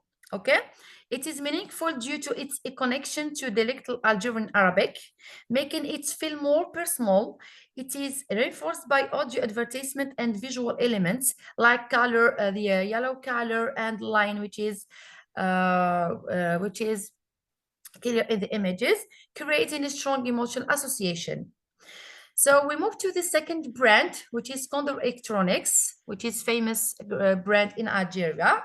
So here about the clarity of language, all the participants either strongly agree or agree that the language used in Condor Electronics advertising is well understood. Regarding the presence of propaganda, most participants believe that the advertisements contain propaganda through 55% disagree that their personal experiences contradict the advertisements' claims. Okay, so here, as we have said, that the Condor Electronics has used the French language, we see why. And like Hamoud Boualem, which uses directly Algerian Arabic, Condor Electronics opts for French, prenez votre envoi, or which means take your shipment, to create a prestigious and modern image, as French is associated with development in Algeria.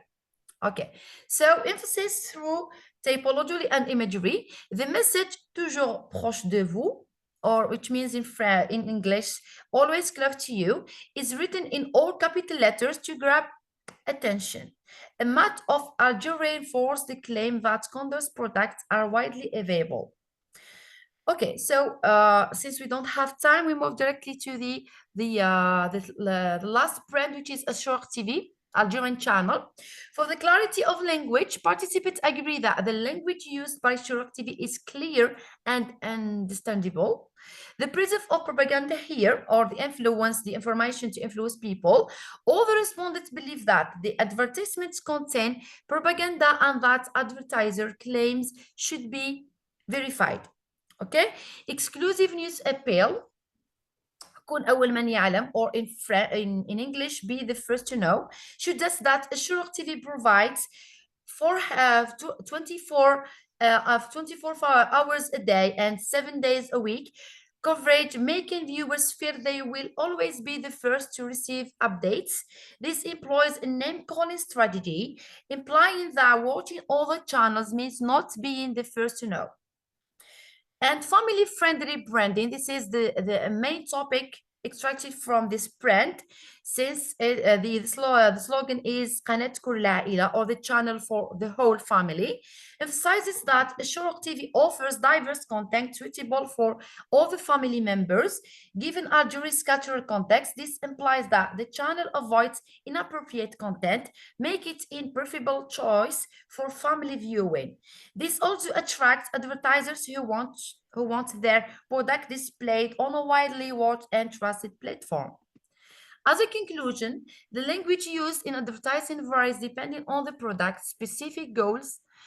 The participants' responses indicated that while propaganda is present in advertisements, there was no evidence of deception, as their experiences aligned with what was advertised. This can be attributed to a strong reputation of the selection brands Hamoud Boualem, Condor, and Ashrak TV, which are well trusted in Algerian society, which is true. The primary function of language, particularly in Ashrak TV, was mainly informative rather than purely persuasive. Additionally, various linguistic and extra-linguistic features were employed, such as the use of dialectal Arabic instead of standard Arabic, the application of propaganda techniques like name-calling in Ashrak TV, and the strategic use of visually appealing elements, including, for example, the yellow color in Hamoud Boualem's advertisement to enhance the customer engagement. And thank you for your attention.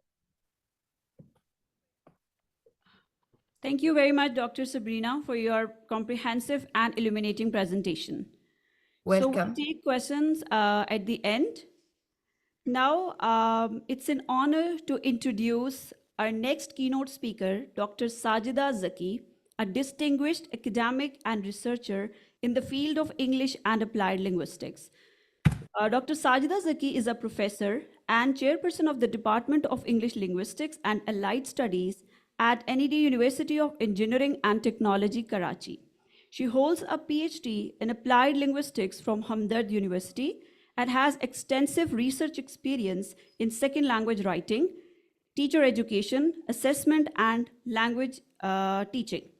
Dr. Sajida has also participated in Pakistan Higher Education Women Leadership Program at Michigan State University.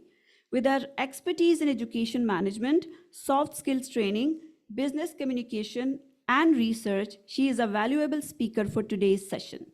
Please join me in welcoming Dr. Sajida Zaki. Over to you, ma'am. Assalamu alaikum. Am I audible? Alaikum salam. Yes, you are audible. Okay. Thank you so much for having me over. And I appreciate and acknowledge the International Conference on Applied Linguistics being hosted by Riphah International University. And I'm sure that the participants and organizers, they are having a wonderful time learning and sharing ideas.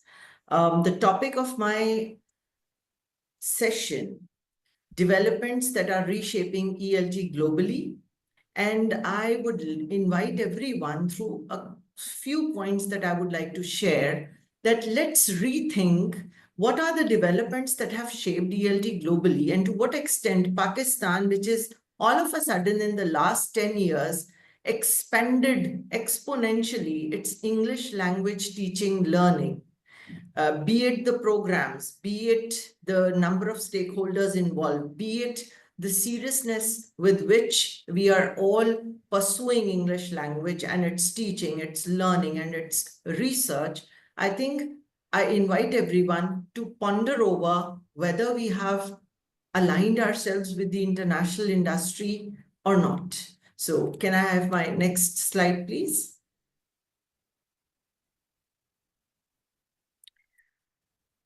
I have divided my talk in two particular parts. I'll try to give you a situation analysis where we look at certain developments that we need to take a look at.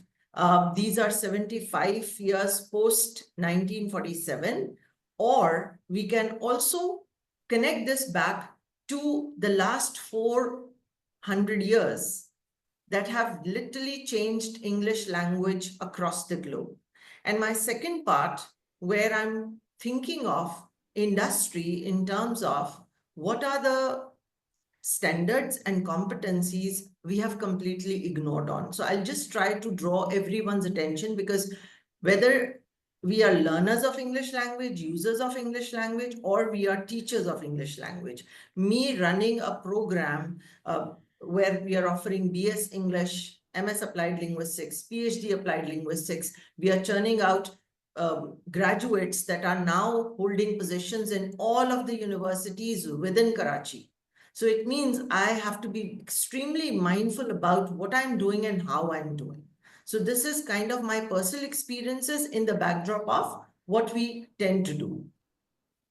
And just a reflection, you can see that I've drawn your attention to that ELT has evolved.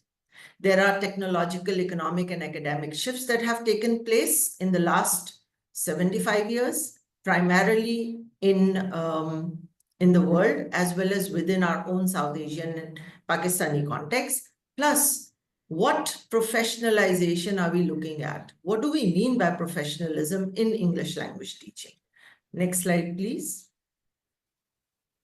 So just a glance at the centuries that I referred to. We all, as students of English language, English literature, world Englishes, English language teaching, TESOL, we know that English has been evolving. And since the language has evolved, its language use, language learning, and language teaching is already undergoing many major changes. And I would specifically refer to certain things that we are often ignoring while we talk about or plan English language teaching.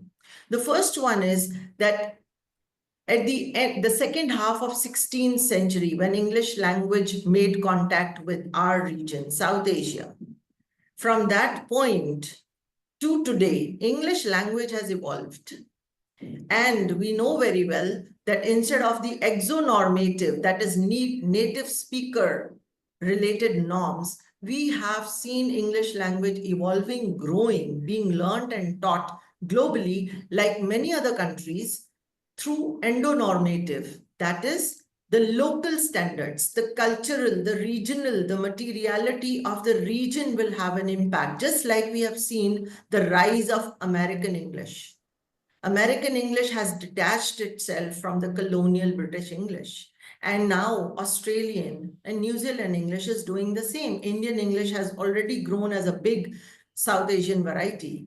And where is our English? It's still connected with the classical British literature. So this is a point to be. There are presently lots of books by leading publishers that are all focusing on how to decolonize English language and how to decolonize English language teaching, learning, and use. So this is a point we need to consider. Then throughout English language history, we see scientific and technological developments bringing a huge change. When we talk about the contemporary post-COVID-19, the development of AI, and the entire educational technologies that we see for learning and teaching of English language, it does create an impact on the way we see English language, the way we use English language, and the way we learn and teach. There are probably times coming where many of the English language teachers, they will become completely irrelevant. Irrelevant. Why? Because of the educational technologies available, because of the online platforms available, students would tend to be more interested in learning from those platforms instead of an enforced English language teacher by their institution. There's another dimension we need to consider, and that is the lingua franca and the communication. So there has to be a connect with which English language competency are we talking about? What kind of language we are teaching? Who uses that language and how it needs to be used? And if we are not going to focus on English as a lingua franca, what are we doing to our learners who need to compete in the international market? Be it for educational placements, job placements, academic opportunities, research opportunities, or putting in a proposal to win a grant, or putting in a proposal to sell their products, projects, whatever. So all of these realities are very much there. And then I should not talk about post-COVID-19 reality. I think this is the session that I'm conducting at the moment, sitting in Karachi, having never interacted with any single person from Riphah International University, but I am contributing to their conference, and this conference has allowed me to connect with a English language fraternity that exists in Islamabad and the neighboring region. That's an imminent change that we see. So please, one more click so that I can see the conclusion of this slide. ELT professionals, they are being increasingly demanded to have those sophisticated disciplinary knowledge that they are able to apply, adapting all of the competencies that 21st century demands in order to contribute. I must say ELT is considered to be a large activity in Pakistan and not an industry. Activity, because look at the number of people, look at the number of enrollments, look at the number of institutions, look at the number of programs, look at the number of publications, look at the size of research, linguistic resources that we create. So looking at that, this is a very, very large activity that we are taking up. However, it has yet to be adopted on or aligned or restructured on the lines of industry. Please move on. This exponential, in 2015, we had just one BS program in Karachi. Minded Karachi, the metropolitan city. It has stayed amongst the top 5 cities of the world in one of the recent surveys. That city had only one BS English program in 2015. Today, every single university of this city is offering BS English program. So I think this is a concerning in the sense that yes, we have expanded the activity considering that there are stakeholders. On one side, there is demand, and on the other side, there is supply. But in between somewhere, have we looked at the competencies that we needed to, or professionalism that we needed to target? So this is something that I would like to point out. Next slide, please. The analysis of local ELT realities. 19th century English studies tradition is something that is providing the entire outlook of English language teaching. I should not go on and on into this, but just a metaphor. If today somebody has to apply to Bold Television or any media outlet and needs to apply or compete for a post related to Urdu newsreader, would that person be tested on Ghalib and Mir Taqi Mir, or Urdu language as it's being used in a disciplinary or professional norm? So this is a point concerning here. Then we have seen the rise of TESOL. We have moved beyond TESOL and TEFL. We have moved into TESOL. We have moved into other realities. But has that impacted our ELT? So there's a complete disconnect. I'll come to this point when I point out the standards. We are teaching English language to speakers of other languages, but have we aligned our English language teaching learning with these standards? And then look at the policies that we have. Look at the practices, institutional as well as national practices. Look at the professionalism that we are bringing to these realities. They do provide a lens on the kind of problem. So so many teachers, so many students, a lengthy English language learning and teaching that is planned for our students from elementary classes to universities, then still we are struggling with any one person who is capable of speaking at least a bit of comprehensible English language in their domains, whether these can be personal or professional domains. So that's a reality check. There are standards of good English language teaching, and there are standards of who is a good speaker of English language. They are all very subjective standards, and they vary from person to person, teacher to teacher, learner to learner, program to program, class to class, university to university. And that is the reason, if we all align ourselves with standards, then Riphah International University, the graduate that they produce, and the graduate that I produce in Karachi, they will have same competencies. The teacher that's prepared and recruited in Riphah University or my university, they'll all be screened through the same competencies. Next slide, please. The global trends that I am talking about, assessment, global trends in teacher preparation, global trends in teacher professionalism. Pakistan and primarily most colonized regions that are classified within the outer circle, they all remain disconnected. The TESOL, the way it's being planned, English language teaching, the way it's being carried out in UK or in US or in Australia, do we see the same alignment here? Then when we talk about how do we need to align it, it basically points to the structures that we have, the structures within the programs, the structures within a university's program. For instance, we need to see the titles of the programs. We need to see the structure of the departments. We need to see the structure of the curriculum. We need to see the structure of the teacher preparation. We need to see the structure that we have given to our instructional design. These are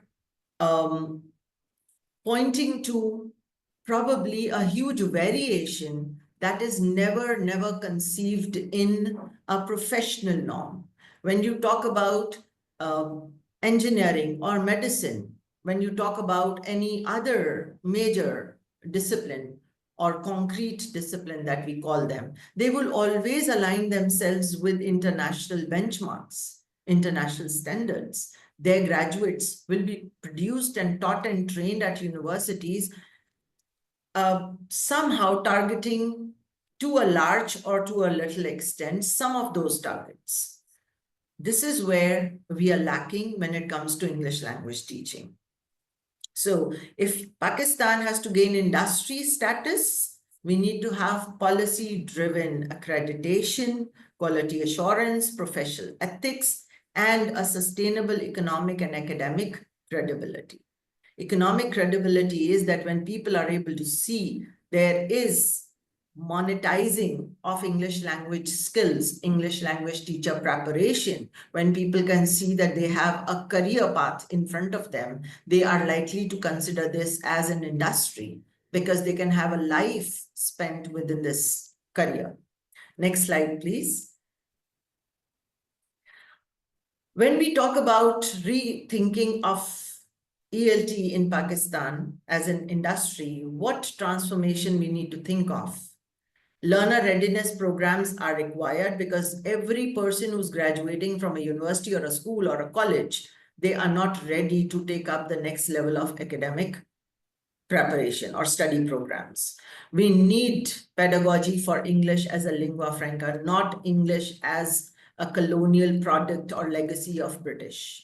We need to have modernized teaching systems. We need to have teacher preparation on the same lines as we see in TESOL, which is aligned with Common European Framework of Reference, which is the benchmark for IELTS, which is the benchmark for TOEFL. How many of us we really align our English language with these benchmarks?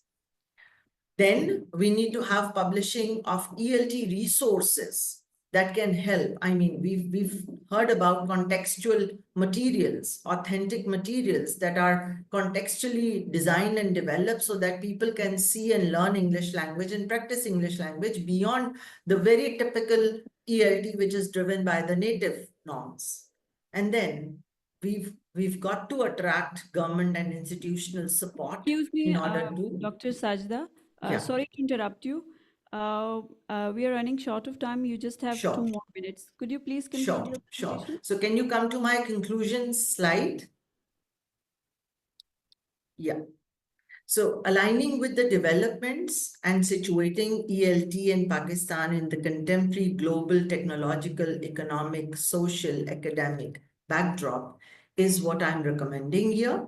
And then we all need to embrace professionalism in English language teaching that requires, first of all, identifying and then pursuing, and then thirdly, enforcement of standards and competencies. We are a soft profession. We do not have an international or a local body that can really accredit or endorse our preparation. That is the reason that instead of Pakistani English language education being sufficient, people do ask us to clear and give us an endorsement of IELTS, give us an endorsement of CELTA, Delta, TESOL, then only we are going to accept you in the international market. So these trends are very much there. We need to address these trends and see how we can bring greater professionalism among us. Thank you so much. Thank you so much, Dr. Sajda, for giving us such valuable insights. Dear audience, moving towards our next presenter, Ms. Maham Muzammil. Ms. Maham Muzammil is a lecturer in the Education Department at Kennard College for Women's University, Lahore, with an MPhil in Educational Psychology. She has published 20 research articles in peer-reviewed journals and presented over 45 papers at professional conferences. Ms. Maham serves as a reviewer for the BMC American Journal of Public Health and has been recognized as one of Kennard College's distinguished researchers in the 80 Scientific Rankings, March 2024. Her research, particularly on determinants of students' academic performance, classroom behavior, and psychological issues, has earned notable distinctions, including top honors at the 3rd National Postgraduate Research Conference and recognition for her cultural diversity research grant in an Asian educational contest. Today, she will present on the topic Transforming Literary Education, AI's Role in Language Learning. Please join me in welcoming Ms. Maha Muzammil to the stage for share her insights with us. So over to you, Ms. Maha Muzammil. She will join us online. Assalamu alaikum and good morning, everyone. Thank you, Ms. Sen Fatma, for the introduction, and I truly appreciate this opportunity to present my research at this esteemed conference. So if you could please upload my presentation. I hope you have my presentation. Yes, Or we should do. I? Okay, you can share your screen with us. Okay, just a moment, please.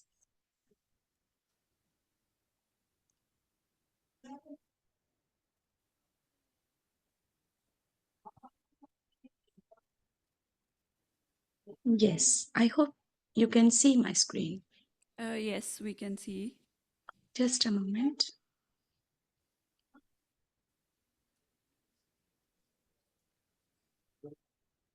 Okay.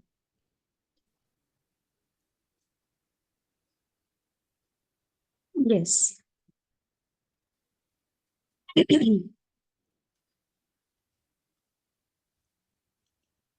For some reason, my screen is actually stuck. Let me fix.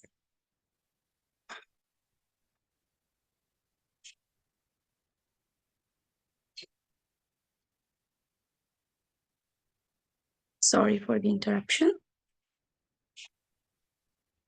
You can share your screen. Yes, yes, I can share, but for some reason, when I shared my screen, it is actually stuck.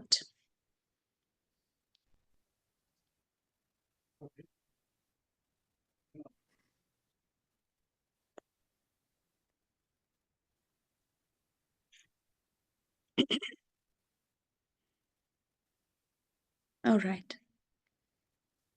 Yes, there we go.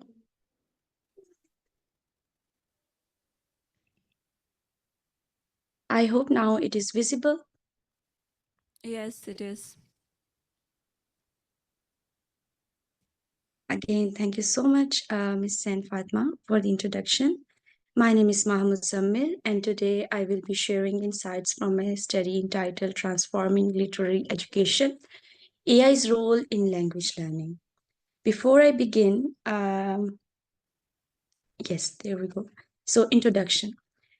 Artificial intelligence is reshaping education, particularly in language and literature learning. AI-powered tools such as language translation services, grammar checkers, and text-to-speech software are now an integral part of students' learning experiences.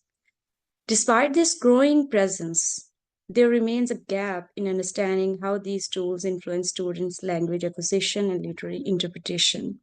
My research addresses this transformation, focusing on how AI is reforming learning approaches in higher education.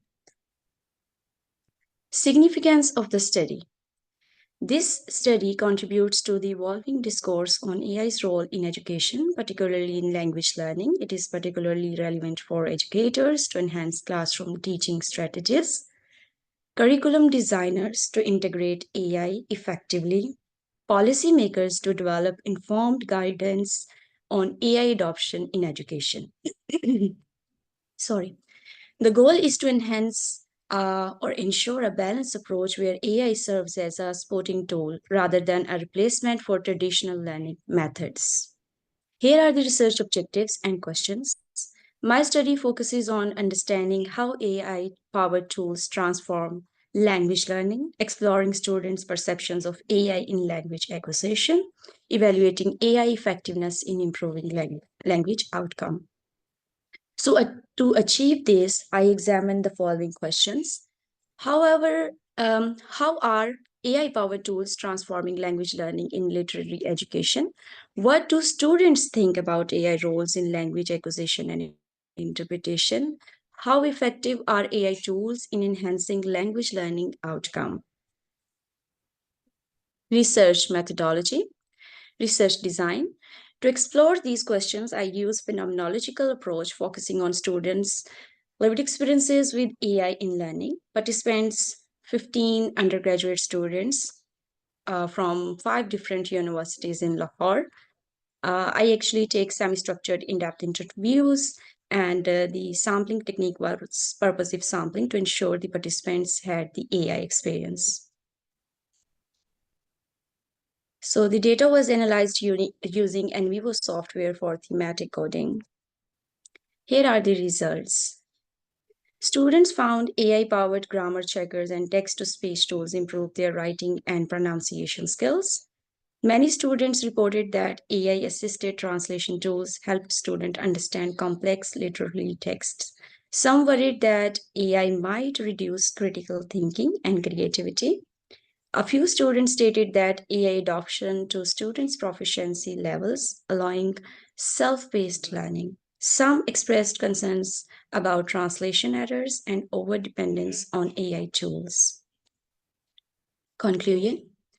The study suggests that AI-powered tools provide instant feedback and improved accessibility, enhance engagement with literary text, need feedback or a balanced integrations to maintain critical thinking skills. The key takeaway is that AI should support learning, not replace it. Limitations and future research. Some limitations of this study include small sample size. Finding may not generalize across all students. No statistical data to support broader conclusions since my study is qualitative. Conducted in Lahore, so results may differ in other settings. As AI tools improve, findings may need updating. So, future research should examine AI long-term impact on critical thinking and literary analysis, or the strategies to effective. The strategies for effective AI integration in classrooms, and also the balance between the AI-driven and traditional learning methods. Recommendations. AI as a learning aid, not a replacement. So educators should use AI to enhance, not substitute traditional teaching. AI should enhance, not hinder students' literary interpretational skills. Institutions should regularly assess AI effectiveness in learning. Faculty should be equipped with the right skills to guide students in using AI effectiveness. So AI, in a summary, I must say, based on my research study, AI is a transforming language education, but its impact depends on how we integrate it. It is our, collective responsibility as educators, researchers, and policymakers to ensure that AI enhances learning without diminishing students' intellectual growth. Thank you. Thank you all for your time. I now welcome any questions if you may have. Okay, thank you, Ms. Muzammil. We are going to have questions at the end. So thank you for your insightful and thought-provoking presentation. We truly appreciate your valuable contribution to today's session. Thank you so much. Thank you Now- for the time and opportunity. Okay.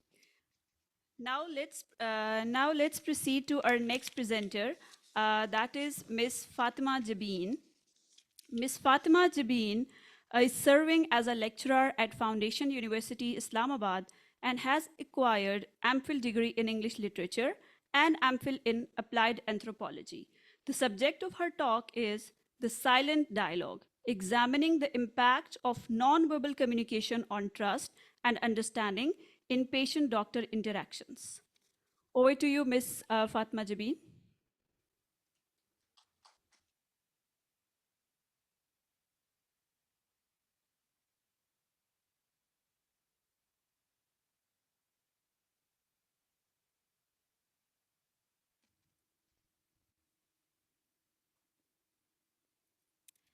بسم الله الرحمن الرحيم والصلاة والسلام عليك يا سيدي يا رسول الله وعلى آلك وأصحابك يا حبيب الله. I'm Fatima Jabeen, daughter of Hafiz Habibur Rahman. It's my honor to present at this esteemed international conference arranged by English Department at Riphah International University. I'm nothing without the guidance of my co-author, Dr. Asim Munib Khan, who is an associate professor at School of Criminology and Criminal Justice System, Minhaj University, Lahore. On his behalf, I am presenting here. Basically, we tried to come up with examining the impact of non-verbal communication on trust and understanding in patient-doctor interactions. Anthropologists working on the literature and linguistics. We all know what is the impact of body language, facial expressions, the tone, the impressions on the conversations, on the communications. So this study basically explores the silent yet powerful role of nonverbal cues in healthcare interactions. Cultural norms vary widely, leading to potential misinterpretations or misunderstandings between healthcare providers and patients. And healthcare providers frequently rely on nonverbal cues to understand patient emotions or reactions, particularly when patients are unable to articulate their feelings verbally. They try to understand them non-verbally. Healthcare is fundamentally a human service rooted in communication. Nonverbal communication includes body language, facial expressions, gestures, eye contact, and the tone. It is significantly influences patient satisfaction, trust, and treatment compliance. The research questions of this study were: how do nonverbal cues impact patient trust and satisfaction in healthcare? What are cultural differences in interpreting nonverbal communication in healthcare settings, and how do these differences affect patient-provider relationships? And how does nonverbal communication in telemedicine consultations differ from in-person consultations? The research objectives of the study were to analyze the influence of healthcare providers' nonverbal communication, such as facial expressions, gestures, and body language, on patients' trust, emotional response, and overall satisfaction. The objective is to identify the specific nonverbal cues that mostly effectively build trust and rapport between doctor and the patient. It was a qualitative research. We did the field observation, purposes sampling, and the open-ended questions were asked from doctors and the patients. Moving on to the analysis, I'll try to wind up my study in few words, but meaningful words.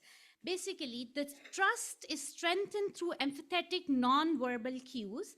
Example, maintaining eye contact, open postures, and reassuring smile.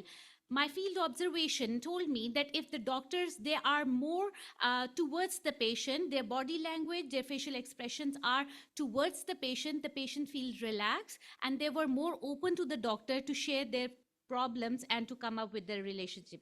And in comparison, if the doctor was reluctant, just to the point, he was looking at the diary and just listening to the patient, patients were reluctant to share all the things with the doctor, which results in a hindrance in coming up with the diagnosis and the treatment of that thing.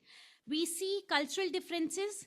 Varies from culture to culture. The nonverbal communication, for example, if a patient from a backward area, or we say the family, the very religious family, they were very much reluctant to have an eye contact with the doctor. And if a doctor is having an eye contact, they might feel they might not be feeling comfortable. So this was also, and at times when the doctor is having good eye contact, asking the patient, वो कहते हैं ना कि doctor की तबीयत से ही मरीज ज़्यादा ठीक हो जाता है. तो ये इस तरह ही फीलिंग्स आई कि जो हमारी non-verbal communication है, that has a great impact on the doctor-patient relationship.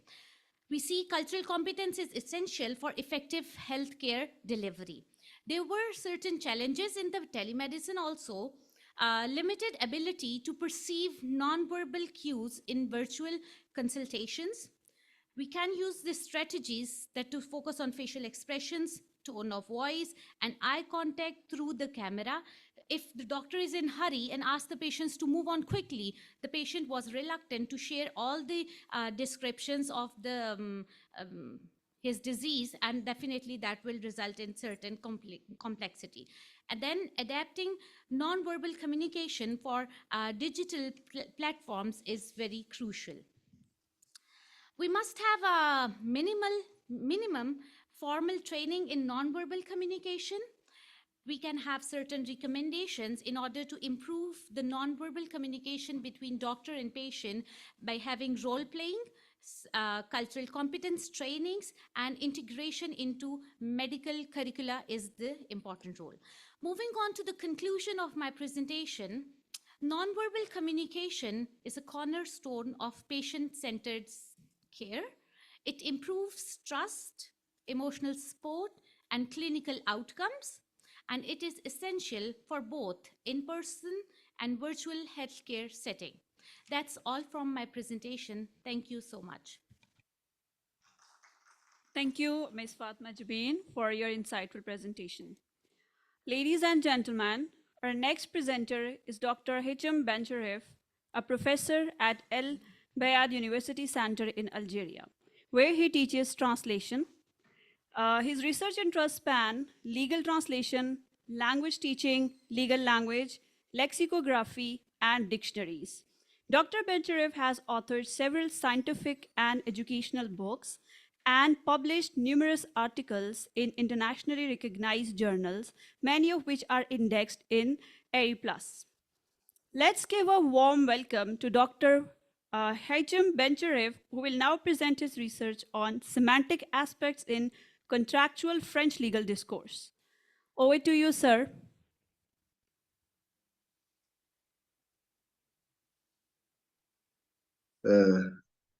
Hello, good morning. Good morning. Can you wait for a few minutes, please? Yes. Okay, because there is some misunderstanding about time between Algeria and Pakistan. Yes, sir. Can you give me 5 minutes, please, in order to present my my research paper? Okay. Okay, sure, Okay, sir. I You will. can have 10 minutes. Okay. Okay. Your presentation is already shared with us, so we can. Okay.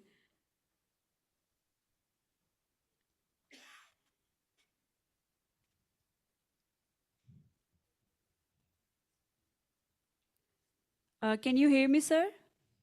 Yes, I hear you. I mean, if you can, you can move to another presenter. Okay, sure. I will present later. Okay, sure. Thank you.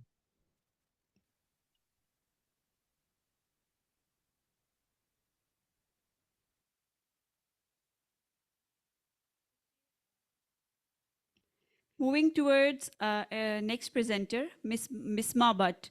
Miss Bisma Butt, are you there? Virtually.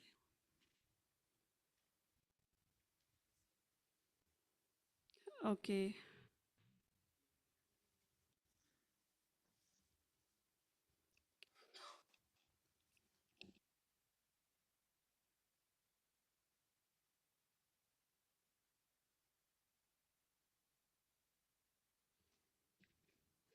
Okay, we can have questions. Okay, anyone who wants to ask question?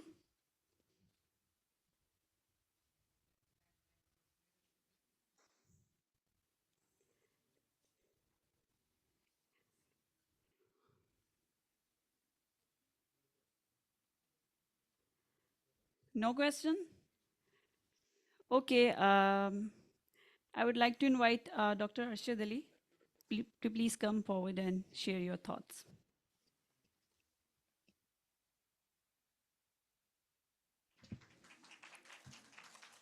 Good afternoon, everyone. Thank you very much for being such a wonderful audience. So I'll take 5 minutes, and your all attention is with me, I believe. Thank you. Well, I would first of all like to thank Dr. Sabrina from Algeria for presenting her paper on linguistic investigation of propaganda and advertising in Algeria, which she conducted using mixed method approach. And one of the things I would like to comment on is, according to her, there are certain kind of electronic stuff which is more trustworthy than the other, obviously, channels. For example, this is kind of related to our own context as well.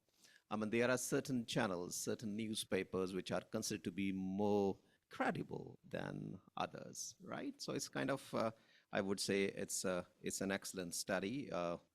And neutrality or objectivity is something that we really do not find kind of equally distributed. So we cannot expect complete neutrality or objectivity from any channel or any you see source of a news, be it in Pakistan or in the United States or wherever it is. So there are certain hidden agendas, and channels like to serve those agendas. So then I move to our next paper, which was by our very seasoned professor, Dr. Sajda Zaki, which kind of presented an overview of the history of language teaching in Pakistan, and it was, English came as a foreign language, and it was more literature driven in the beginning, and then in 80s we heard of ELT, and then in 90s we had certain courses which were included in MA or BA, right? And then people started, like universities started offering degrees in ELT and TOEFL. The only thing which was not focused on that, the people who were teaching literature, they started teaching ELT. So probably we could not get those trained ELT instructors which could do justice with teaching English language teaching methods. So people who were teaching, for instance, literary theory, they were also teaching ELT, and that's why probably programs on ELT in Pakistan were not very successful. So yes, I kind of agree with her when she said, so we need to modernize English language teaching method, and then we need to standardize our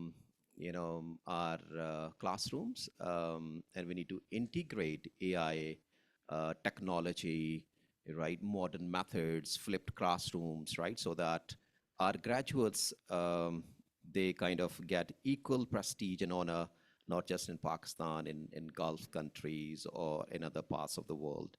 And that language teaching has emerged a very big, large-scale industry, especially in the Gulf region, right? And most of our graduates, if not all of them, they always aim for getting or applying for ELT, English language teaching position in the Gulf region. So it was a wonderful paper, and it kind of informs you of the trends, the modern trends, the old trends, and the things we have been through. And it talks about the evolution of English language teaching in Pakistan. And then we had a third paper by Maham Muzammal, which was about the role of AI in education learning, and then language acquisition, how AI models, for instance, these days, you can have an AI avatar kind of teaching you and talking to you and correcting your English, right? So this is the kind of model she was talking about. Then obviously language teaching you know, a lot depends on instruction, obviously, right? So, you know, so certain schools and colleges and online, obviously, academies, they have started using AI models for language teaching. The second part of our paper was about the language, about the attitudes of students towards AI models, right? How AI models are viewed by the people, right? So some see it as a positive thing, and some see it as something negative. And there are always positives and negatives about everything, right? Okay, so then we move to our last paper, which was presented by Fatma Jabi, which talks about the role of body language in communication. You know, it's 73% actually. The 73% of the communication is your body language, right? So you must learn to know, you must learn to use your body language, how to pause, when to pause, the power of silence, the power of eye contact, right? I know there are cultural things that she highlighted as well. In certain cultures, for example, we teach women not to raise their head when they're talking to men, right? In certain cultures, right? But now I think in modern times, for example, the kind of age we are in, body language has become, I think, extremely important, right? So yeah, so work on your body language, always watch yourself, and always tell people, because I work with HEC as a resource person for university teachers on communication skills for higher education. So I always tell people to have a big mirror, fix it in your bedroom, and always watch your body language, right? Talk to yourself sometime and see, the guy who is in the mirror, talk to him or talk to her and see what you like about him or her, right? So this is how you can watch your body language and kind of fix the things, right? So body language is extremely important. Thank you very much, Fatma Jabeen, for such a wonderful work. Yeah, that's all I think. Thank you very much for being such a wonderful audience. Lovely being here. Thank you very much. Thank you so much, sir.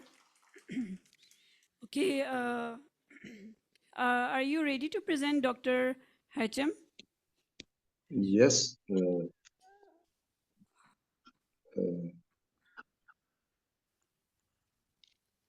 Can you hear me? Yes, I hear you. And you? Can you hear Yes. me? Yes, we can hear you. Okay. First of all, I want to thank you for giving us this opportunity to participate with you with the research paper entitled Semantics Aspects in Contractual French Legal Discourse. The first one, in introduction, I deal with the history of language and the relationship between language and law. I think that we can separate language from law, because law expresses its rules and the regulations with law, with the language. Sorry. Second thing, I think that if we examine the general and specialized language used in legal context, we see that law use special terminology. It means special terms in order to express and to use law. By analyzing the various types of legal discourse, including the legislative and judicial and administrative or contractual language, we aim to eliminate the complexities of legal communication and its implication for both legal professional and the lay public. The exploration seeks that highlights the dynamic interplay between law and language, underscoring the necessity for clarity and precision in legal discourse. It means the aim of law give us some clarity and some precision in order to use terms.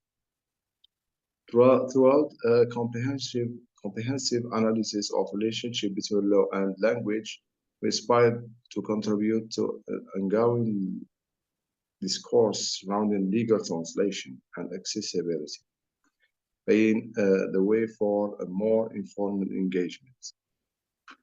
So the first point is a relationship between law and language. The interplay between law and language reveals their interdependent nature, as both are fundamental social phenomena shaping societal interaction. Law serves as a regulatory function guiding individual relations, protecting rights, and ensure responsibilities are made. Initially, general language facilitates communication of legal principles, but over time, specialized legal language emerged to articulate complex systems. This evolving relationship suggests a dialectal influence where each domain shapes the other. It means when we analyze law and language, we found that each one can influence the other. Here, I can speak about the French law because I think my work was about French law in my thesis, especially in contractual law and in the legal language. So we know that the French law has roots in Roman law and Latin, which is influenced by the linguistic landscape before the rise of nation states and prominence of French as a national language. Consequently, elements of Latin and Roman legal terminology have been integrated into contemporary legal communication, evident in the legal proverbs used by practitioners. As the necessity arose to replace Latin in language context, the French state adopted translations to ensure laws were accessible. It means we move from nation state to or from general law to special law in French, or used by French state. This transition marked the evolution of legal discourse and reflects the continuous adaptation of French law to societal changes. The difference between general language and legal language. The law operates using its own specialized discourse, crucial for enhancing regulation, authorizing actions, imposing penalties, and managing contractual relations. Where some lawyers and languages contest the notion of a distinct legal language. For example, from Bouquet, emphasized the need for linguistic analysis in understanding legal terms and phrases, referencing contribution from scholars like Sorio and Laura and Gerard Cornu in the realm of legal linguistics and translation. Bouquet advocates for a semiotic approach to analyze legal discourse, suggesting that legal semantics must base it on a legal framework. It means we must move or we must based on context. Further, Hart suggests that legal language presupposes a legal system with technical terms in influencing the meaning of words. It means we can use words in general language can be modified by legal language in order to express special meaning or specialized meaning. We have also we have like, for example, Pierre Lora distinguishes specialized language as a natural language using terms that convey specific concepts. It means we move or we use terms in order to express concepts or legal concepts. Many languages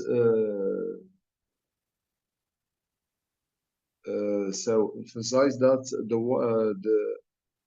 language may involve a core system remains unchanging, contain the persistent noyau dur as the heart of language system or system.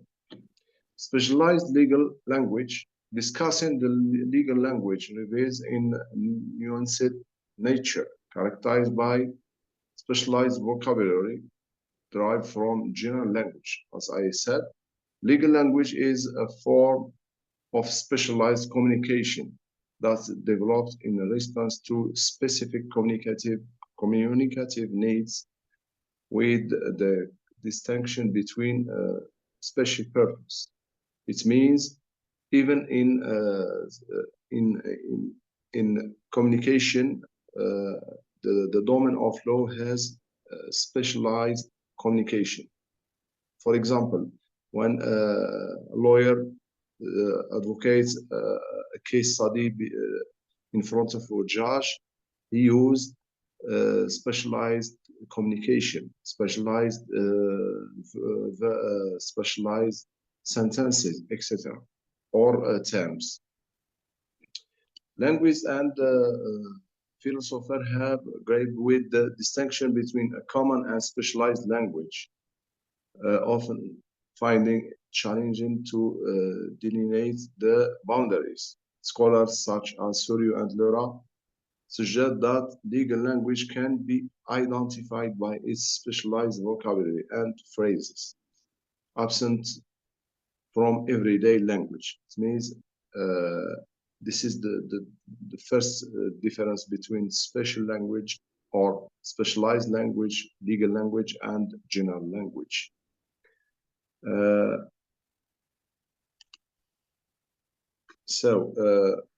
That's yes.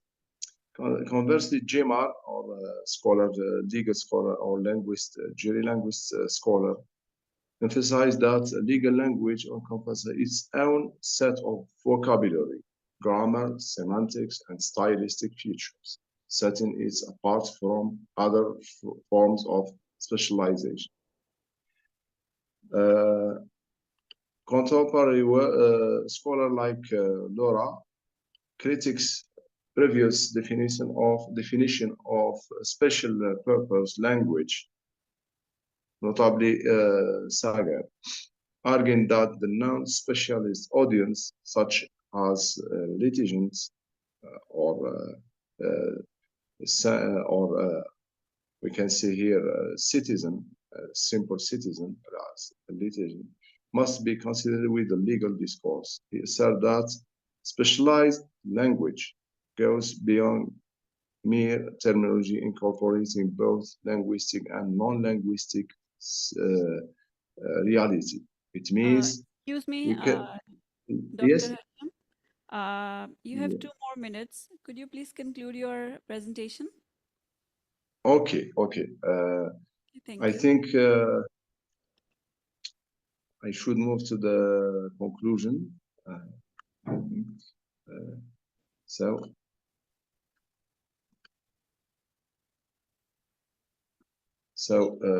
The conclusion interplay between law and language underscores their essential role in shaping societal order, and facilitating communication within legal system. This exploration reveals that legal language, both general and specialized, is not merely a tool for expression but a vital component in the lives of individuals navigating the complexities of law. Understanding the nuanced characteristic of legal language, including its semantic richness and stylistic landscape, contribute to evolve.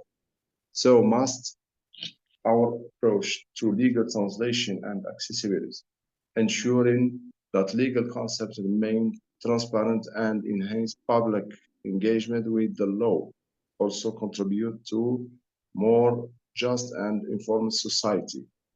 As we move forward, it is imperative to advocate for simplified legal communication, bridging the gap between legal expertise and public understanding, and ultimately enriching the legal experience for everyone involved. Thank you for our Thank you, Dr. Haisham, listening. for For your your listening. insightful presentation.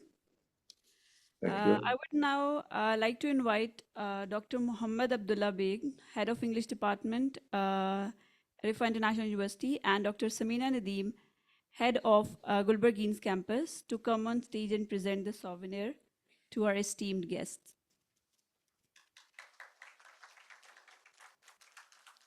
I would like to invite Dr. Arshad Ali from Namal University to please come on stage and collect your souvenir.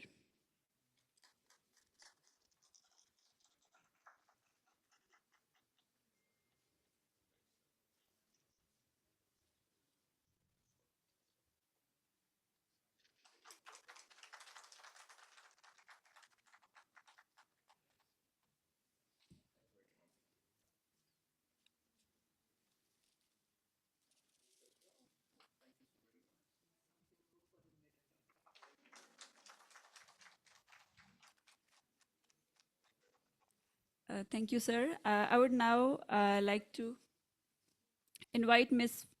Fatma Jabin to please come forward to collect your souvenir.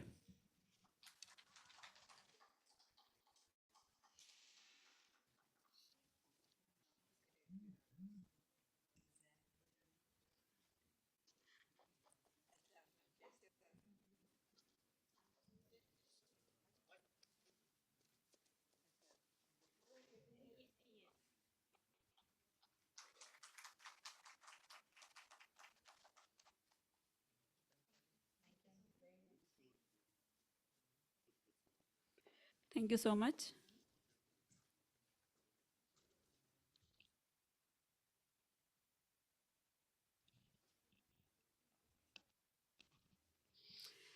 Thank you very much to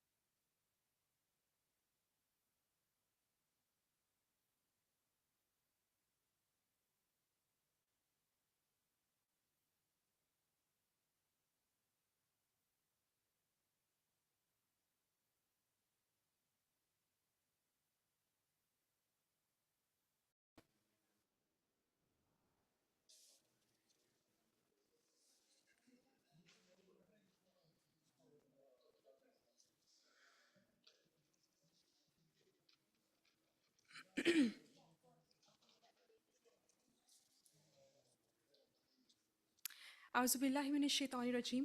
Bismillahir Rahmanir Rahim. I, Sabah Aziz, welcome you all on the second day of ICAL conference, and this is the last session of this conference. For this session, we have one keynote speaker and we have 5 presenters, and time for this session is 1 hour and 10 minutes. Let me introduce you with our keynote speaker, Dr. Muntazir Mehdi. Dr. Muntazir Mehdi is an assistant professor and the head of Department of English Graduate Studies at NAMAL. He has over 2 decades of teaching experience. Apart from this vast teaching experience, he has contributed to the research in language teaching and curriculum development. He has played a key role in the academic conferences and training programs and is recognized widely for his expertise in applied linguistics and English language studies. Today, he is going to enlighten us on this topic, that is resistance among the classroom actors, a critical analysis of discursive practices in ESL undergrad classrooms. Sir, please, I welcome you here. Please join us.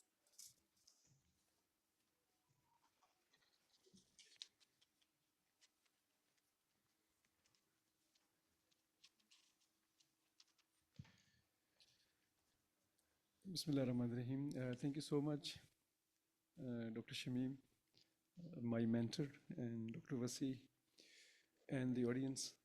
Ji? Okay. So I'm thankful to the administration of the university for inviting me for this keynote talk. Well, as I've been apprised of the time that the total time of the session is 1 hour and 10 minutes. So, and we are total 6 people. So in short, we are having 10 to 12 minutes each. The topic which actually I selected for Riphah International University this time, it was about resistance. Actually, Acha ji, jo students there in the back, please come forward. Sitting in the back, just come forward and join us. Be a part of this conference and session.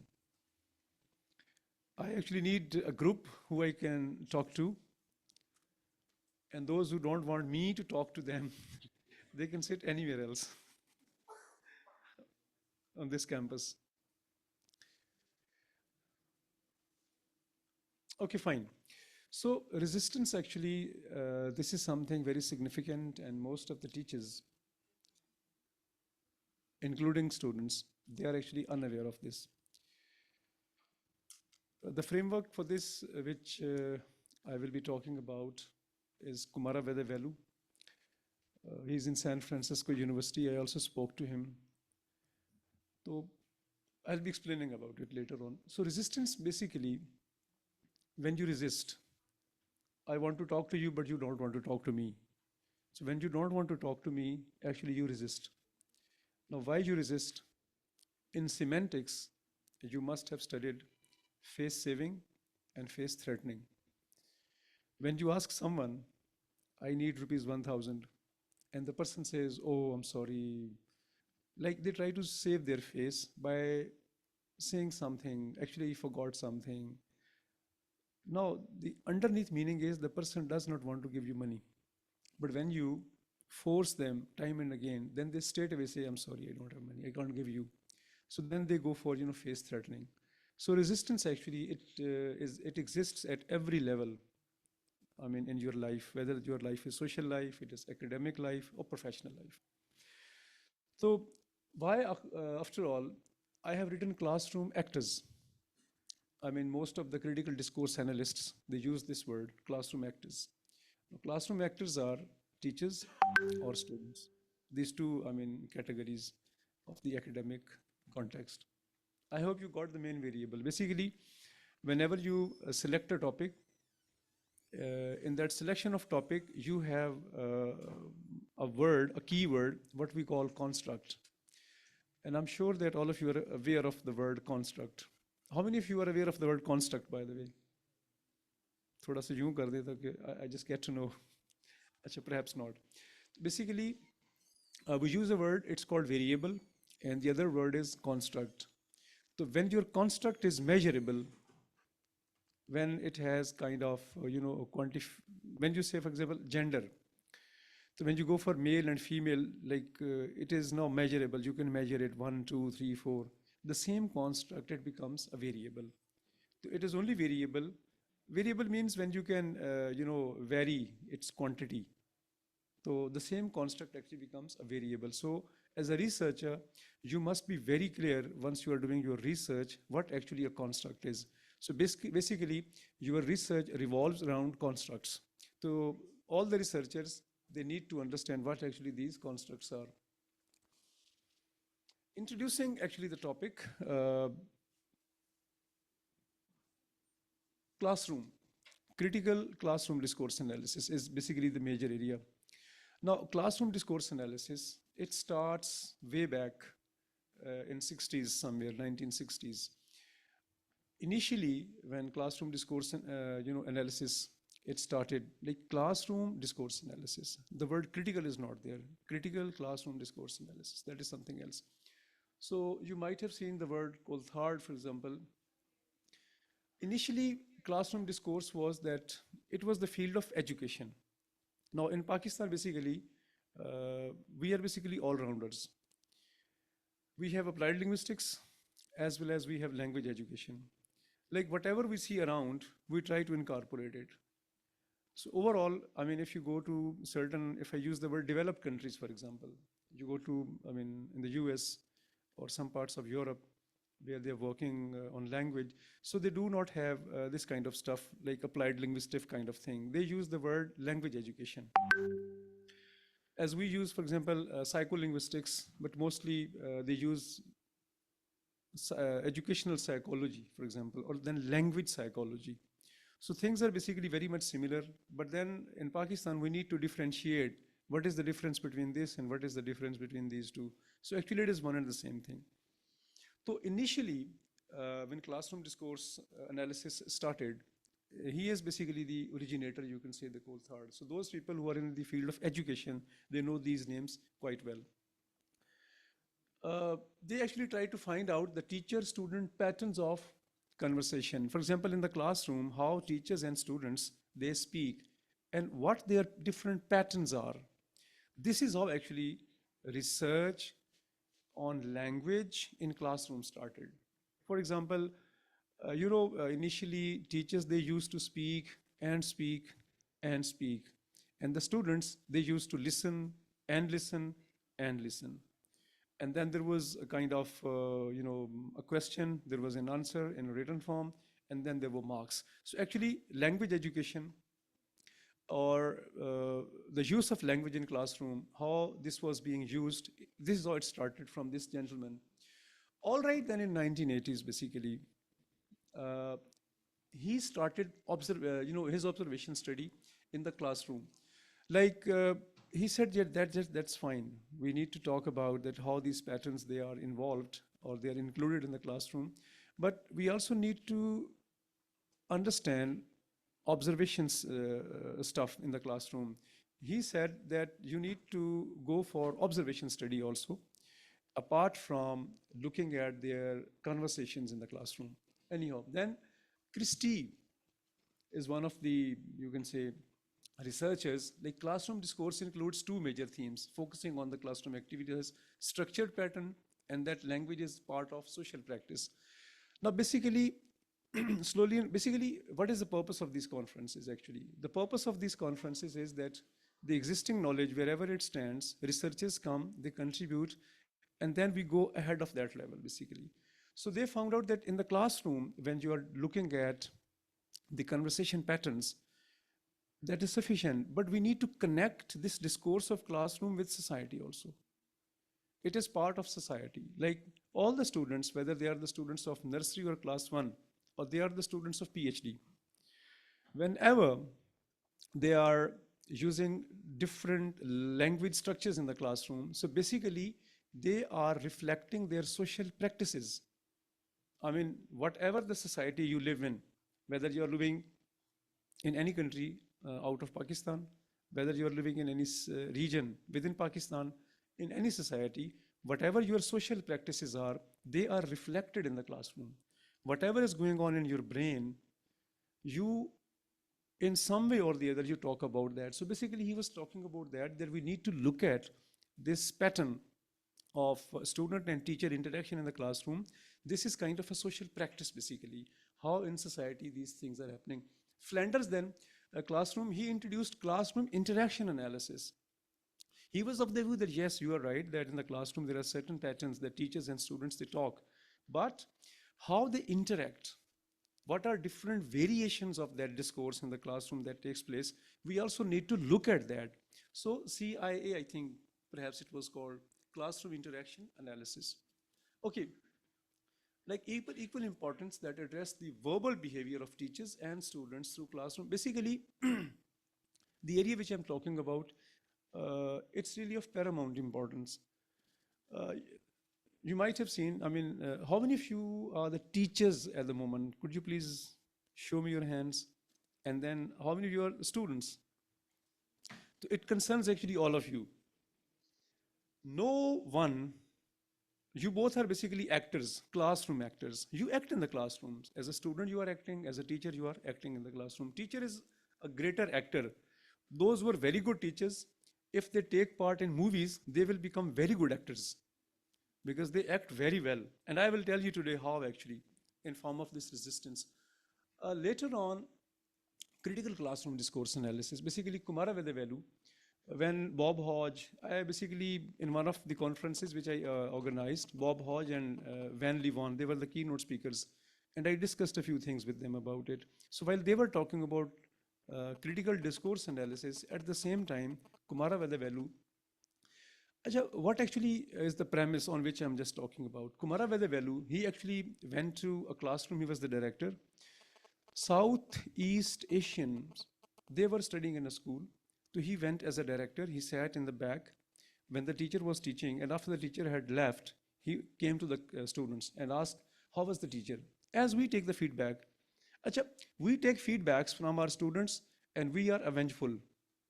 Oi, acha, I'll call him. He didn't do like that. Kumara Vedavelu, when he took the feedback, he went inside, he sat, and he prepared this theory. Like this is the difference basically between underdeveloped countries' way of thought and developed countries' way of thought.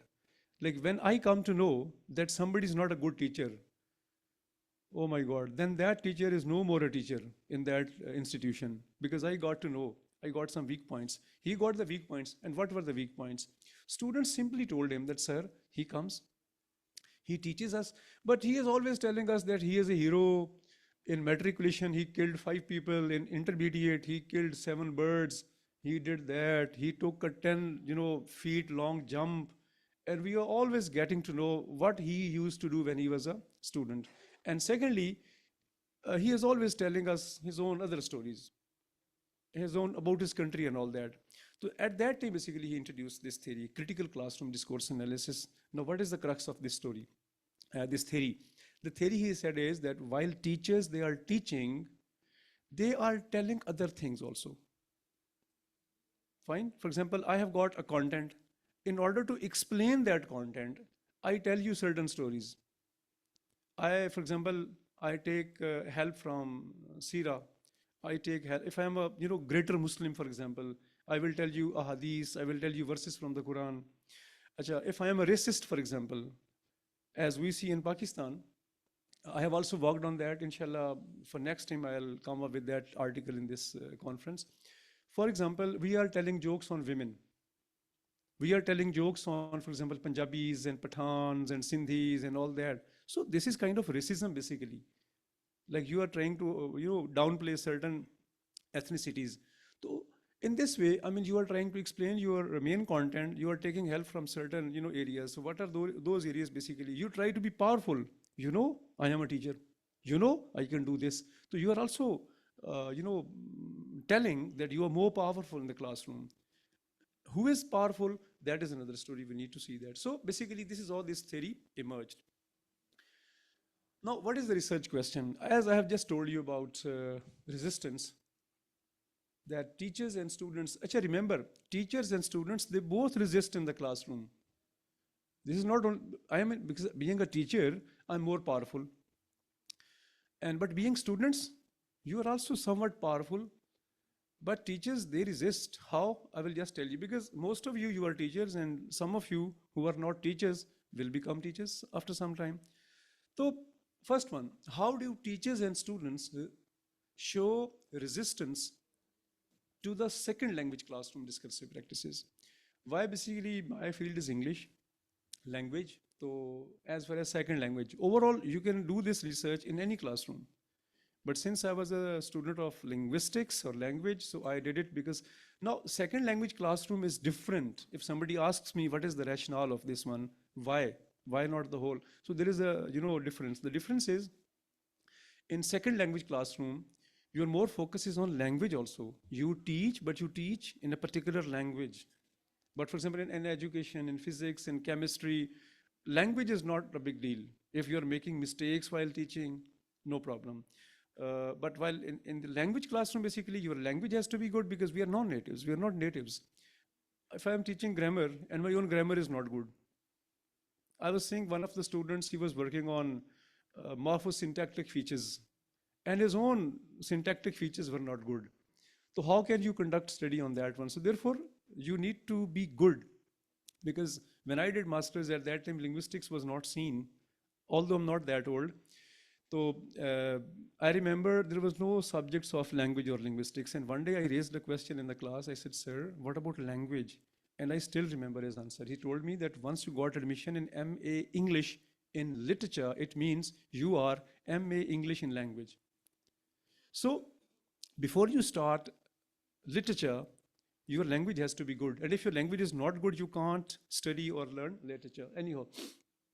Second question is, first question is this, and the second question is, what are the aspects of ESL classroom which cause resistance?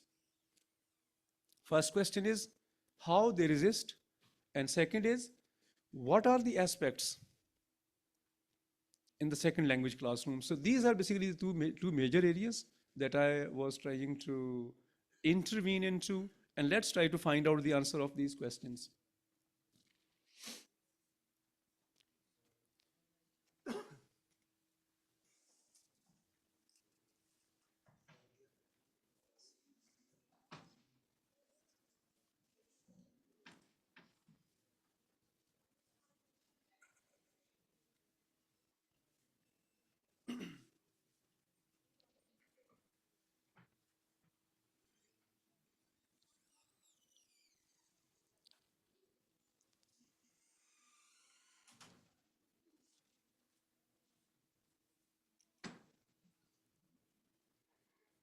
Sir, Ijazat, sir?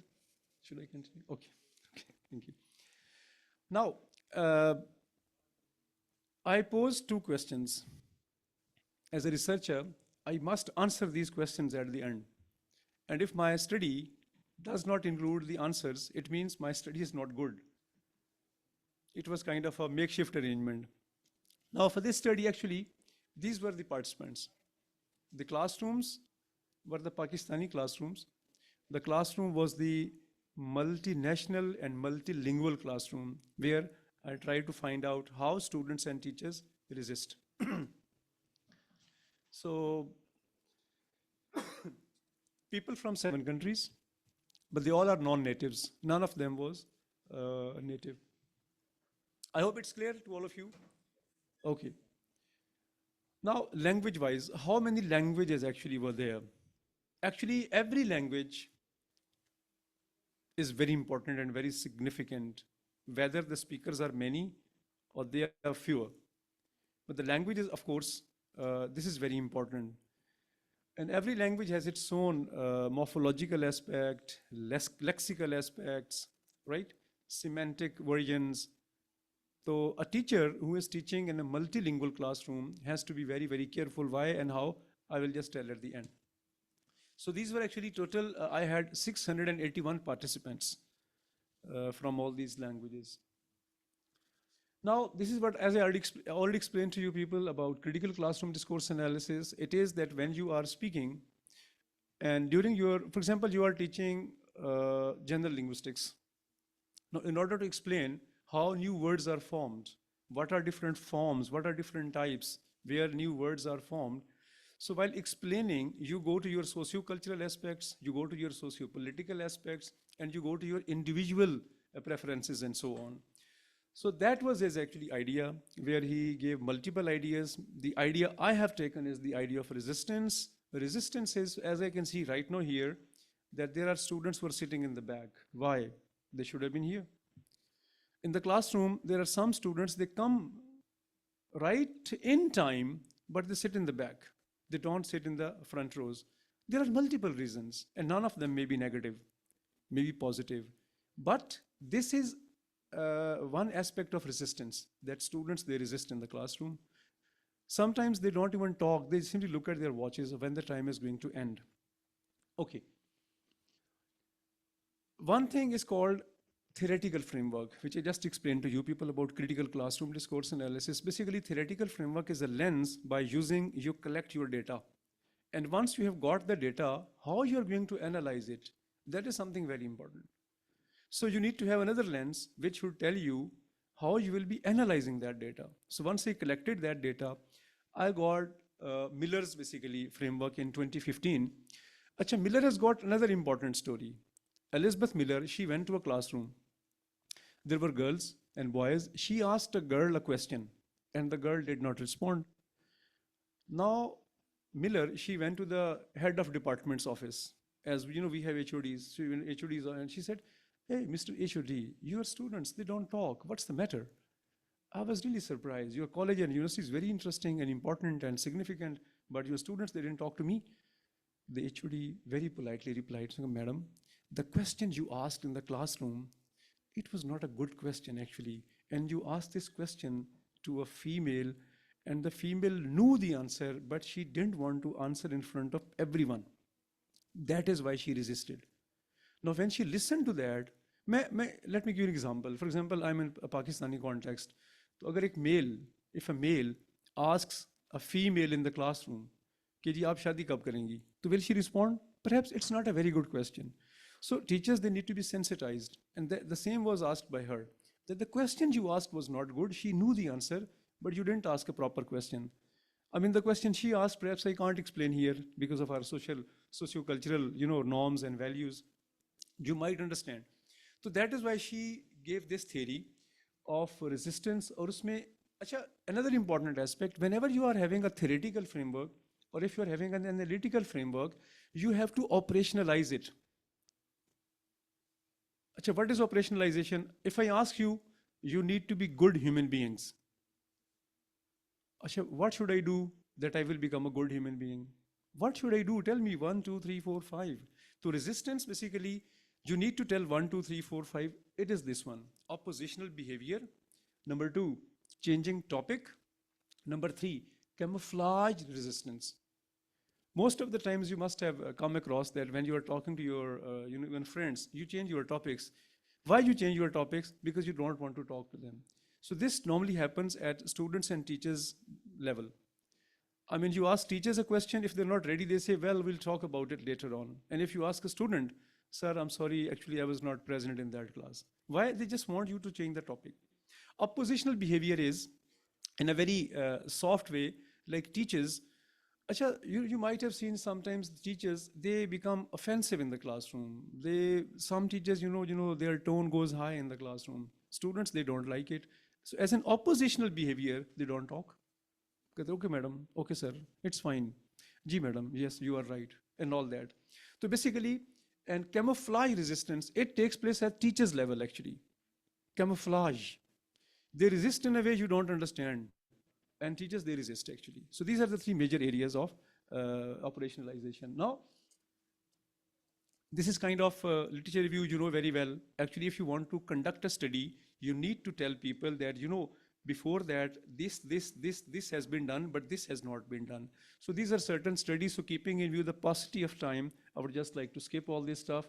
So, but I would suggest you must read Kanagraja. He will tell you basically how students resist in the classrooms. He has actually conducted study on the apathid students also. Again, I'm telling you, this is something very important, and every teacher and student must know these things if you want to have a very good, positive, and constructive classroom. So these are basically, this is kind of, review that I just got, analysis. Now I had a few, questions. Basically, I prepared about 9, you can say, questions or statements, which I gave to the students. They filled it out. They were questionnaires, okay? And then through SPSS, I, got its descriptive, results, and then I analyzed it. It's not medium mode kind of stuff. It becomes at the end, basically, it's called descriptive statistics, and statisticians basically call it, again, they call it that it's qualitative, not quantitative, although quantification is there. Your teachers will tell you what is descriptive statistics and all that. There was a question that how often you people are interrupted in the classroom. Basically, you prepare your statements and questions in line with the theoretical framework. Okay, so when I operationalized my theory, I got certain aspects, and according to those aspects, we raised the question, I asked the questions to the students.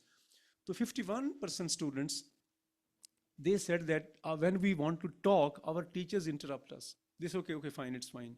They don't let us speak properly. As a result, next time, if a student is talking and you don't let them, so next time they say, okay, sir, it's fine. They don't speak. So rules and principles of communication say, if somebody is talking, let them speak their heart out. Okay? Another question,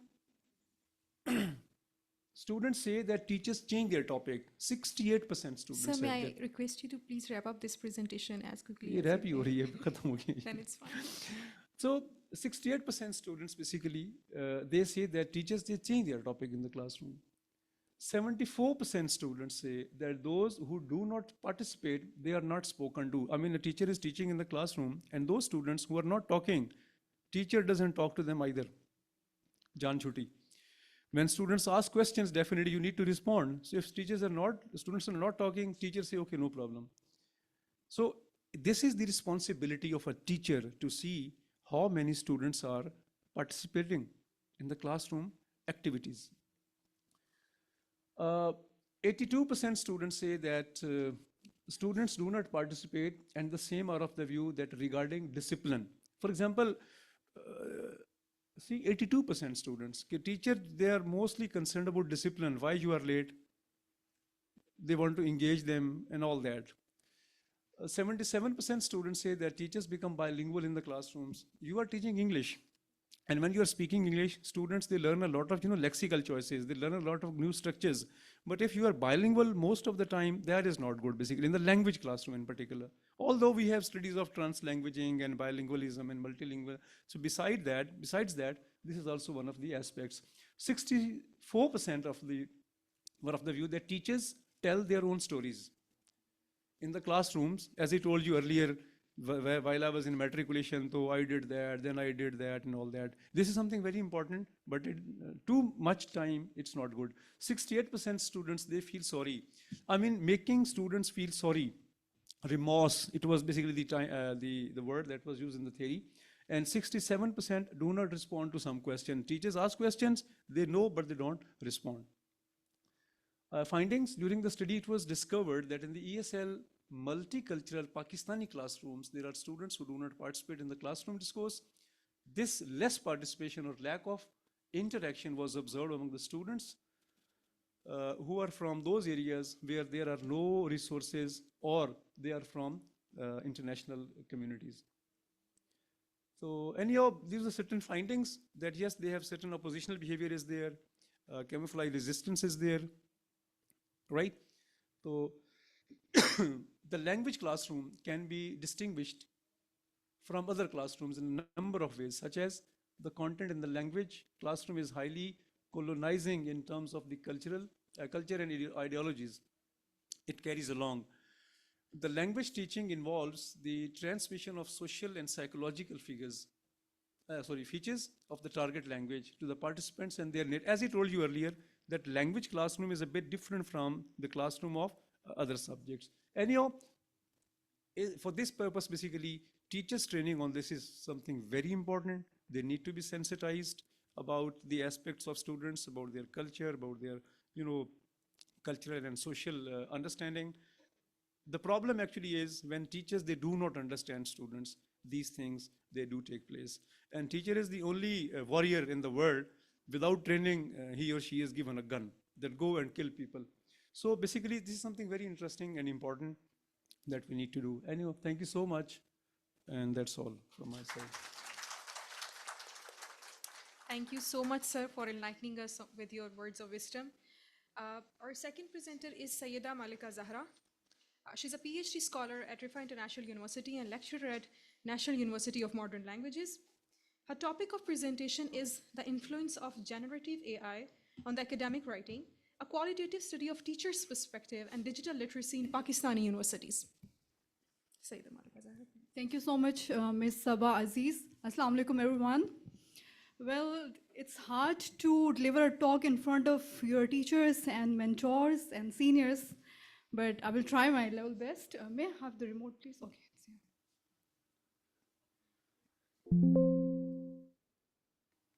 All right. So as we all know that we are living in the scientific age, where the integration of technology is found to be present in almost every sphere of life. This research particularly talks about the influence of generative AI in academic writing skills of our students studying in Pakistani universities. So without any further ado, let's immerse into the contents of the research.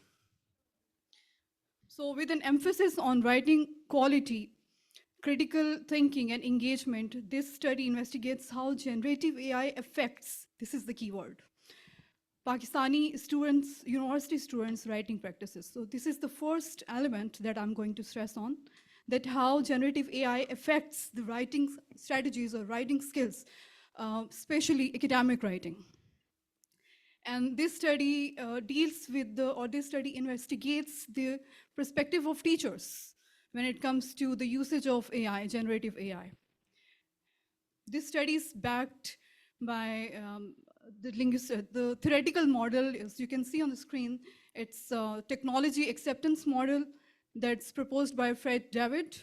And we have constructivist learning theory given by Jean Piaget and Vygotsky, and COI, that is Community of Inquiry. There are three theorists behind it, Garrison, Anderson, and Archer. And the theory has been proposed in 2000. In the end, this study provides insightful information for educators, administration, and policymakers, highlighting the necessity of responsible and controlled use of AI. Ladies and gentlemen, I would like to draw your attention towards these highlighted terms because they will serve as keywords for the further explanation of this study. Okay, here I have talked about the importance, the purpose of academic writing. As you can see, it enhances students' writing skills, and not only writing skills, but it teaches them the essentials of writing, like citation, style, structure, and critical analysis. Talking about the importance of academic writing, it focuses on the originality of the work, the content created by students, especially university students, must be non-plagiarized. And also, it deals with the challenges of students in mastering academic writing. So here, I think this slide is not updated. I've written something else here, but I would like to revamp it. I'm reading it here from here. The growing use of generative AI in academic writing has raised concerns among educators. Again, I would like to draw your attention towards this phrase, raises concerns among educators. While AI can support learning, excessive reliance may weaken students' critical thinking and writing skills. So the educators, the teachers, like all of us, mostly we are teachers, we are concerned not with the usage of AI, but the way students are using it, whether they're using it responsibly, whether they're using it ethically, or we have just left them on the mercy of users. Okay. Significance of this study. The growing use of generative AI in academic writing. Just a minute, please. Yes. Okay. Fine. Yes, the research questions. Here I have put forward 2 research questions. How does generative AI affect the writing practices of Pakistani students? First thing, we have to see the impact, the effect, because in the title, you must have seen it starts with influence of generative AI. And the second thing, how does digital literacy affect students' ability to use generative AI safely and ethically? Again, the last 2 terms are the keywords to ponder on, safely and ethically. This is the main focus of my study. So methodology. The data is collected through, it was a closed group study where I have taken 5 experienced teachers from NAML serving at Department of Computer Science, and they were given 5 questions. Questions I'll be sharing in the next slides, and their responses are collected, and further findings are based on the responses. I've applied thematic analysis for this. So the themes are developed from codes, from the initial codes, the data that I collected from the responses. So the initial codes were crafted, and later on it converted into categories and then overarching themes. So here were the questions. Rather, I would like to go for the next slide. Here are the questions and the responses. Now, because of the shortage of time, I couldn't show here the entire data or the entire analysis. This is just a glimpse of it. So the questions, what are the general perception of AI? Do you feel threatened by AI? What effects of AI do you feel on students' creativity? Do you allow the use of AI in class, and why do students resort to AI excessively? Teachers have given different responses, and I will just read out the claims, and one of the factors is most interesting here. So somebody said it's encouraging innovator, and then other teachers said skeptical realist. Like they had opposite opinion. Their opinion was little negative here. Another positive opinion popped up by saying it's a balanced mentor. This term, the technophobic traditionalist. Now, and this is the most dangerous term. Most of the teachers, unfortunately, not from maybe from us, but there are people, there are individuals who are technophobic. Now, what does it mean? Technophobic is an individual or a teacher who is too old school to use generative AI technology in the classrooms. I mean, they resort to the old school methods. And we have made this term, like those teachers who are technophobic, they have made this term, it's a taboo kind of term, or it's a forbidden fruit. That have you taken help from ChatGPT? This is the tone of the teacher if the person is technophobic. So we have to change these trends. ChatGPT can be taken help from very easily and safely. Only we need the regulation. Only we need to watch it out. Only we need to see the usage, whether it is safe for the students or not. Have they taken the idea from that and then developed it on their own, or they have resorted to AI entirely? This has to be seen, and this is the major crux of my study.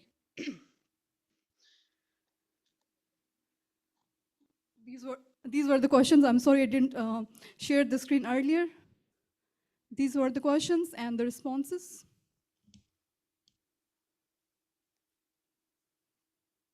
So from the discussion, from the findings, I mean, from the responses of the teachers, I have developed these 4 themes. The theme number 1 and theme number 3 answers to my first research question. And later 2 themes, 2 and 4, they answer to the second research question, that whether it is safe or not, and, or how are we making the use of AI ethical and safe and regulated. Talking about the foundings further, participants see AI as a tool to boost creativity and productivity, but worry about the over-reliance and reduced originality in learning. So teachers, when I took their opinion, they were happy about the use of AI, and they were happy about the new technology that students are taking help from, yet it should not be at the expense of their originality. This was their concern. Educators are seen essential for providing empathy and critical insight, which AI cannot replace, though some fear AI may diminish their role.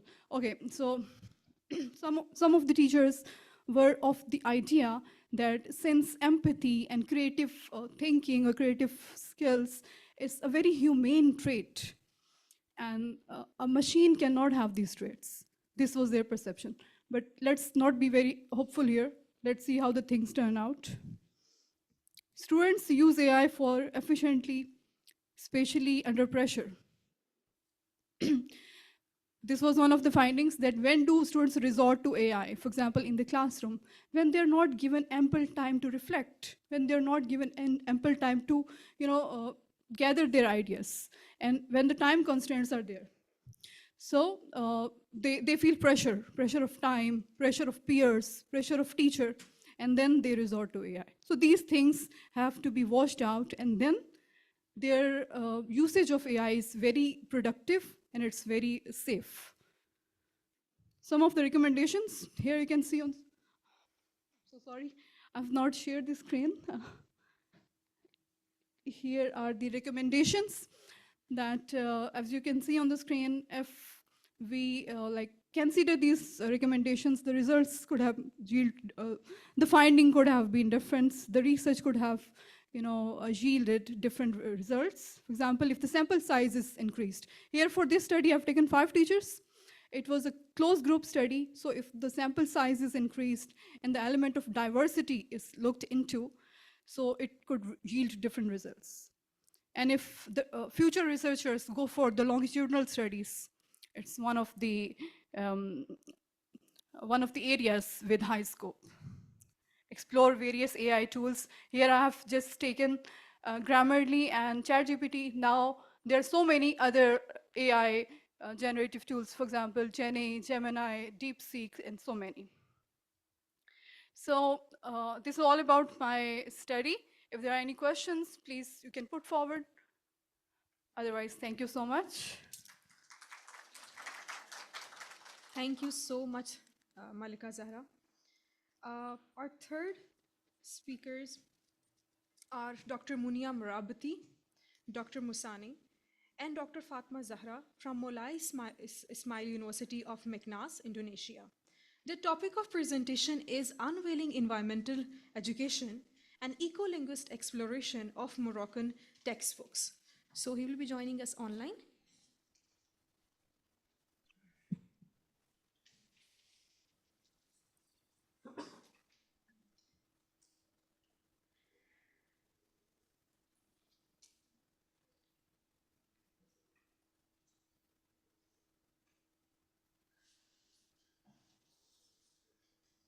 Good morning. Dr. Munia Murabati. Hello, can you hear me? Dr. Munia, we can hear you. Perfect. Okay. Should I share my screen or it's fine, you're gonna share the presentation that I sent you before? It is shared. Okay, perfect. Perfect. Let's see where is. Okay, so I would like to start by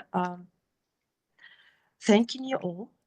First, good to you all, or good afternoon to everyone, where you are joining, depending on where you are joining from.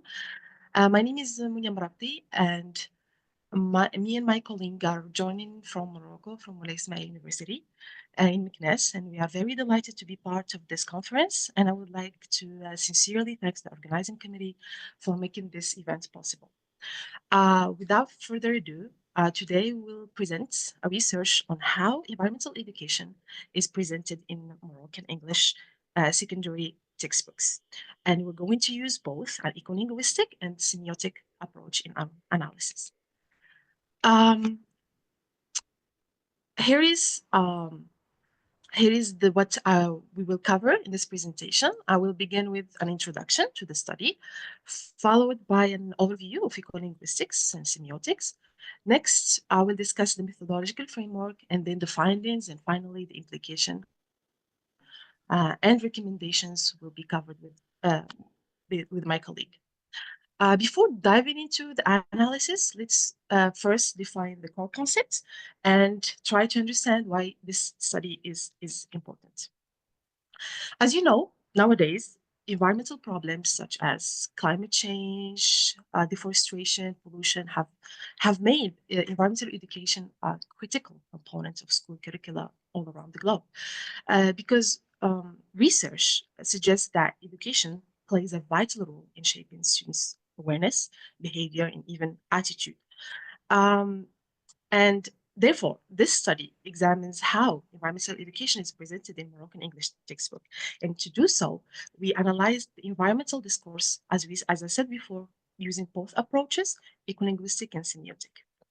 Let's now take a closer look at these two approaches. I will start with defining what is ecolinguistics. Ecolinguistics would be best understood if we split the word into its two main concepts, which is ecology and linguistics. Ecology is it's the relationship between living systems, while linguistics is the scientific study of the language. If we put them together, ecolinguistic is a field that examines interaction between any given language and its environment. And when it comes to ecolinguistics, we can view it from two perspectives. According to the ecolinguists Hogan and Michael Halliday, they offer two complementary perspectives, but at the same time, they are very distinct. According to Hogan, he introduced a metaphorical approach, treating language as a part of um,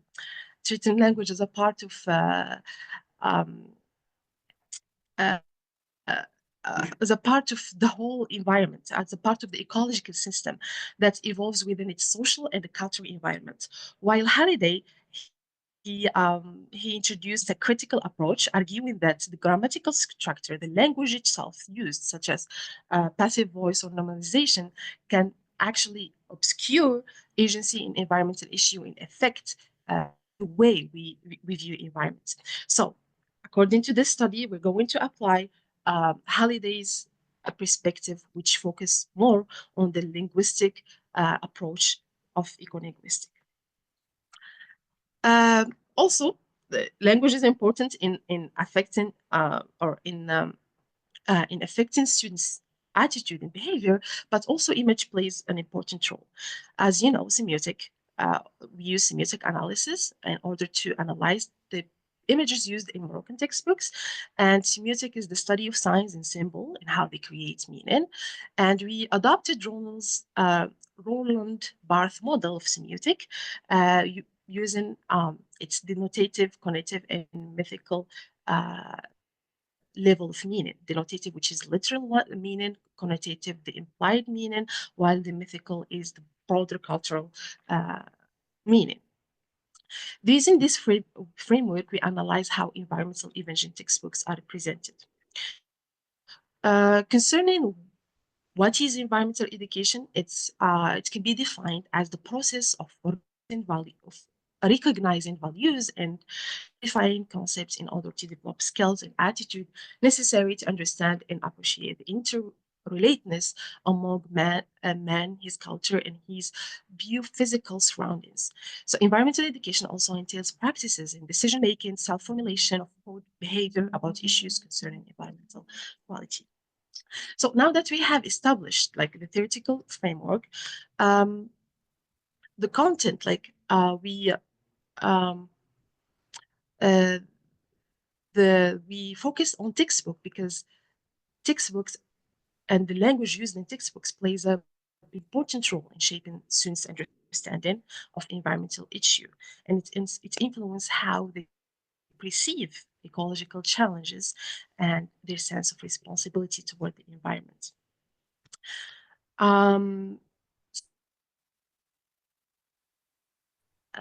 That we start with is like ideally environmental education foster positive behavior, as we have seen. If environmental education is presented, if it's well presented, this will affect the behavior of students. However, this is not the case. There is a mismatch between the looked for end and what actually exists. So despite this great interest in EE, especially in Morocco, secondary school students' behavior indicates that efforts are still modest or insufficient. So therefore, we aim to explore these textbooks and see how environmental education has been presented. To do so, we try to answer the main research question, which is how is environmental education linguistically and semiotically represented in Moroccan English secondary textbook? So which we asked questions concerning how much attention has been devoted to environmental education in Moroccan textbook, like the portion that has been devoted for EE are the topics and images induced in Moroccan secondary textbook of global or local interest. The aim behind this question was to see whether um, syllabus designer tried to um, connect the students with their actual environment, whether they see the problems that we suffer from in Morocco, environmentally in Morocco, rather than global problems. And the last question was what was the degree of occurrence of nominalization, verbs, and passive voice, and what role do they play in the representation of environmental education?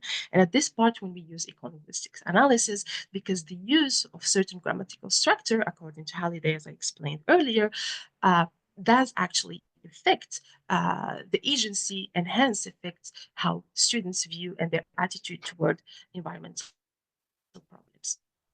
In order to answer all of these questions, we examine environmental education represented in an English textbook using a mixed method approach. Our research focused on 3 official high school textbooks, which were Outlook for the Common Core level, Ticket to English for the first year baccalaureate, and Gateway to English for the second year baccalaureate. These textbooks were selected through a stratified random sampling method to ensure the representation of all the representation across all high school levels. And to analyze the data, we used 2 primary methods, content analysis and semiotic analysis. Content allowed us to examine linguistic features such as nominalization, passive voice, and the occurrence of verbs, and we distinguish between 2 types of verbs, relational and behavioral ones. On the other hand, semiotic analysis focus on the images within environmental units, where we used Barth model in order to analyze these images. For that analysis, we employed the SPSS to process the quantitative data in general frequency distribution of key linguistic features. Meanwhile, the images were analyzed qualitatively at the denotative, connotative, and mythical level. So by combining these methods, our study provides a comprehensive understanding of how environmental themes are presented linguistically and visually in the Moroccan high textbooks. Now, I will leave the floor to my colleague who will share with you the results and the findings of our research. Sorry, Bruce.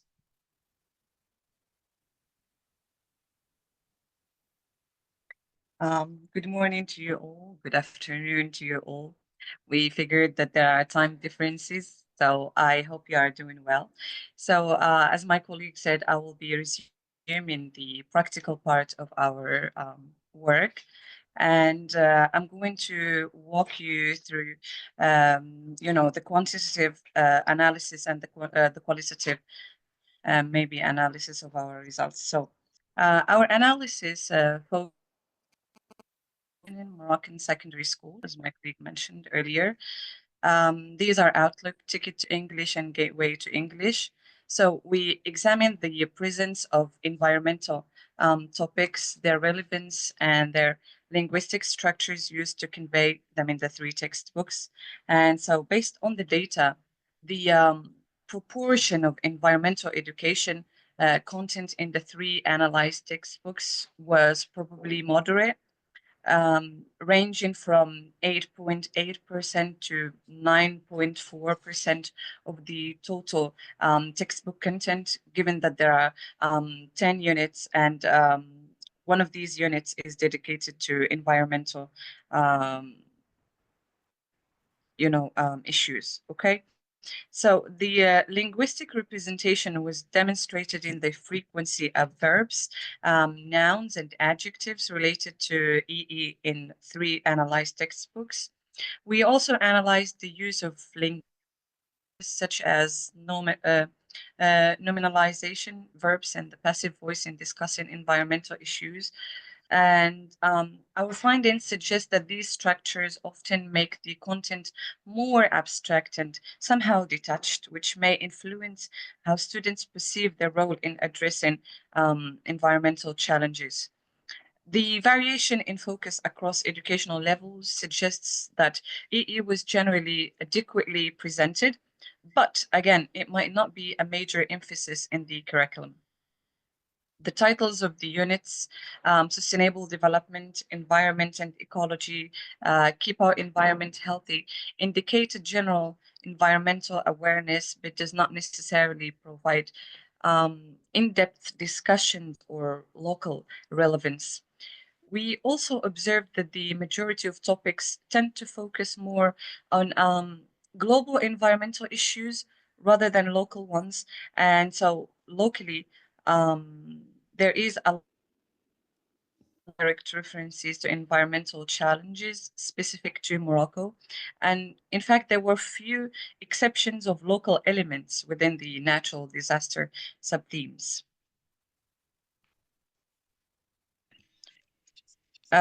Concerning the qualitative results, okay, and the display of images, we examined how environmental issues were visually represented.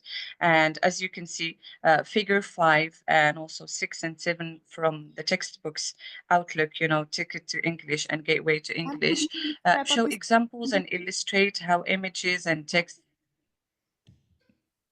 Could you please Sorry? wrap up the presentation? Could you please, we are running short of time. We are running short of time, so we need to wrap up this presentation. Oh, okay. Sorry, okay. Thank you. All right. Okay. So maybe I'm going to just focus on the implications. So I think it's crucial to consider how environmental education can be improved in Moroccan textbooks. And so decision makers should probably set the stage of environmental unit based on EE objectives. Learners, context, and educators, they should probably install firm guidelines for the content to be integrated in EE learning. For syllabus designers, they should organize the units of EE in a systematic way by respecting and reflecting its global objectives. The roles of actual social agents must be clearly identified, and EE in LT textbooks needs to involve global, national, and regional ecological issues. Finally, we recommend teacher training programs that equip educators with probably strategies to integrate EE into their lessons more effectively, even when subjects fail to resonate with students' background experiences or maybe fail to align with their cultural contexts. And so teachers can contextualize and simplify subjects for a better and a deeper understanding of environmental responsibility. And thank you. If we have enough time, we can share further insights. Do we? Thank you so much, ma'am. Thank you so much. Thank Can you so much for you your hear valuable. me? All Yes, right, we can all hear right. you. Thank you so much for your thoughts on Thank environmental you. education. Thank you. So, our ladies and gentlemen, our next speakers are Dr. Oyabula, Dr. Ifulova, and Dr. Jinadu, and Dr. Damilola from Federal Polytechnic, Elaru University, Nigeria. The topic of presentation is empowering girls through language learning, leveraging technology and resources for enhanced education. So, they will Thank you be very much. online. Okay, thank you very much. I would like to know if anyone can hear me. Yes, we can hear you. May go ahead, please.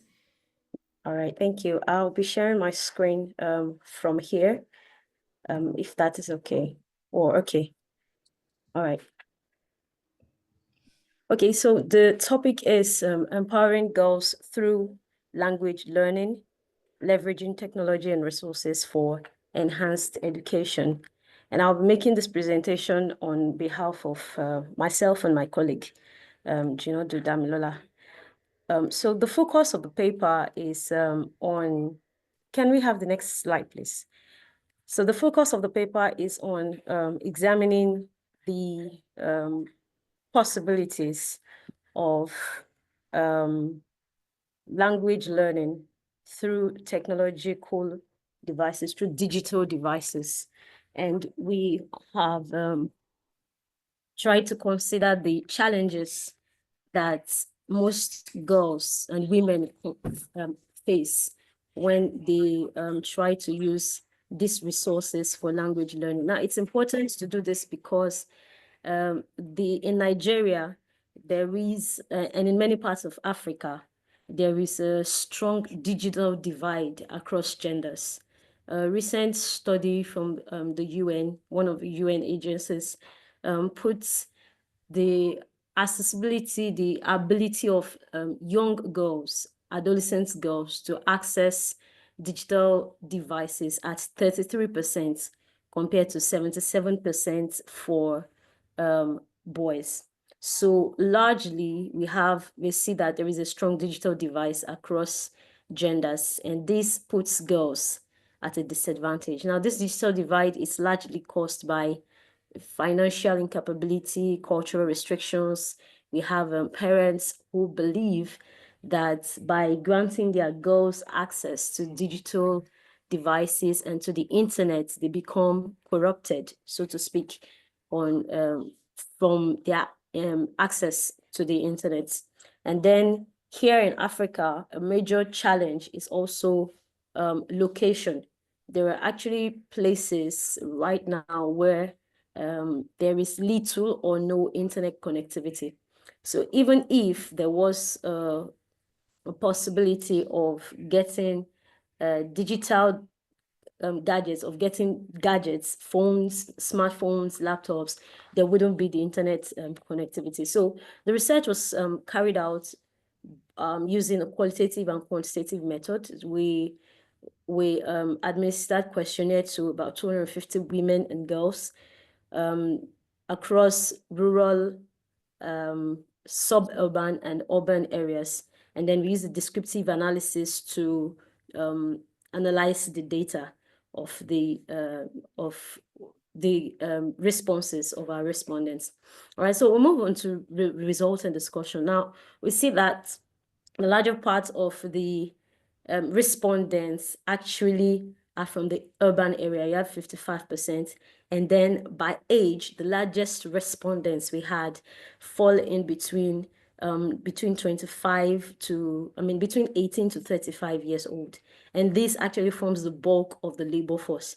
Now, this is important because we're looking at how to empower financially and in other ways women, so that they are not having to rely on family members, rely on father, rely on husbands before they can do whatever it is. And then the respondents, the level of education, the larger percentage were actually those with higher education. Of course, the level of education could influence the ability to use these digital devices. Next slide, please. Okay, so by our respondents' answers, we discovered that the larger percentage of those who do have access to digital devices, majority fall under the category of those that have access to smartphones, possibly because it is much more portable. They can carry it around. And in some ways, it could also be cheaper to handle.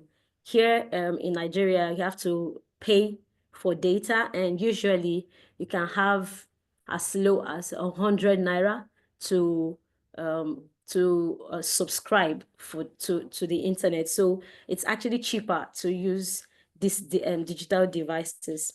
Okay, and then you have access to the internet. Access to the internet can be sometimes regular, sometimes irregular, depending on the location. Now, On language, the larger percentage of people who use these digital devices to learn languages learn English language. They learn English language. Now, that is good for the English language, but then in other ways, you're also considering other languages because Nigeria shares border with quite a number of French-speaking countries. And so we're considering the possibility of more girls learning the French language and other languages so that at least they have a broader chance of other economic activities. And then the digital platforms that are used for learning, most of them are mobile apps. Also because more women, more girls have access to smartphones than all the others. Now, the challenges are encountered, and some of the challenges that our respondents gave is, number one, poor internet connectivity, of course, lack of digital devices, but then we also have a difficulty understanding content. That is for those who are able to access these devices and for those who are actually learning. We see that there's a difficulty to understanding the content, possibly because the people who have designed the content are not actually local content creators. So the contents are not targeted towards the local environment. And then there's a lack of motivation, and then you have cultural barriers. So next slide, please.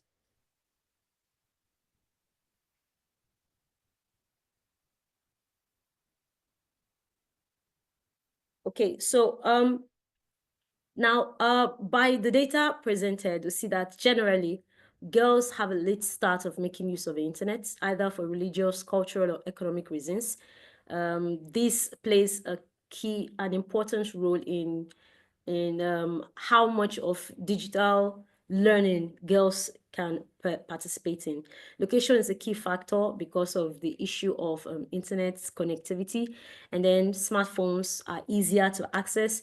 But then we also find that digital literacy has a very high influence on how effectively girls and women can make use of digital devices for language learning. Quite a number are not. Yes, please. Okay, so so it's recommended that the government needs to work to bridge the digital device and then to bridge the digital divide, and then girls should also be introduced to digital learning as soon as possible. And then as much as possible, language content, online language content should be designed locally so that it addresses local challenges. Thank you very much for listening. That concludes our presentation. Thank you so much, ma'am. Thank you for your presentation. Now, our fifth speaker is Dr. Festus Moses from University of Lagos, Nigeria. The topic of his presentation is Female and Males, Equal Rights, a systematic functional linguistic and critical discourse analysis of selected Yoruba proverbs. He will join us online. Hello? Hello? Ji, sir, we can hear you. Hello? Sir, we can hear you, please.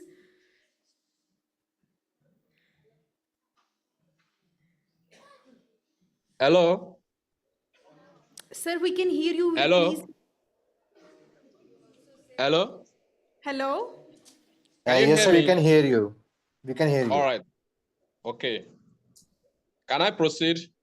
Yes, sir, you may go ahead. Okay. Please. Good afternoon, good evening, good morning, wherever you are. My name is Festus Moses Onikwede. The title of my presentation is Females/Males Equal Rights, a systemic functional linguistics and critical discourse analysis of selected Yoruba proverbs. The purpose of this study is to examine the presentation of women in Yoruba proverb. We all know that proverbs deals with the transfer of culture in their ways of life. When you talk of proverb, the way they exchange a wide saying, but there are proverbs that relegates women gender to backyard, to the kitchen rather, let me say. And there are various studies, previous studies that have research on female gender in Africa, most especially in Yoruba, but its exploration has not been carried out using systemic functional linguistics and critical discourse analysis. So the concern of this study is to examine how these female gender are being portrayed, to show how the proverb relates and reflect the challenges women face in these patriarchal environments. And the following are the research questions. Number one, how do selected Yoruba proverbs linguistically construct gender roles and relations?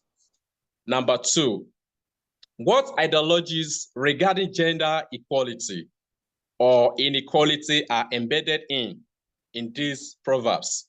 Third, how do the proverbs reflect or challenge patriarchal values?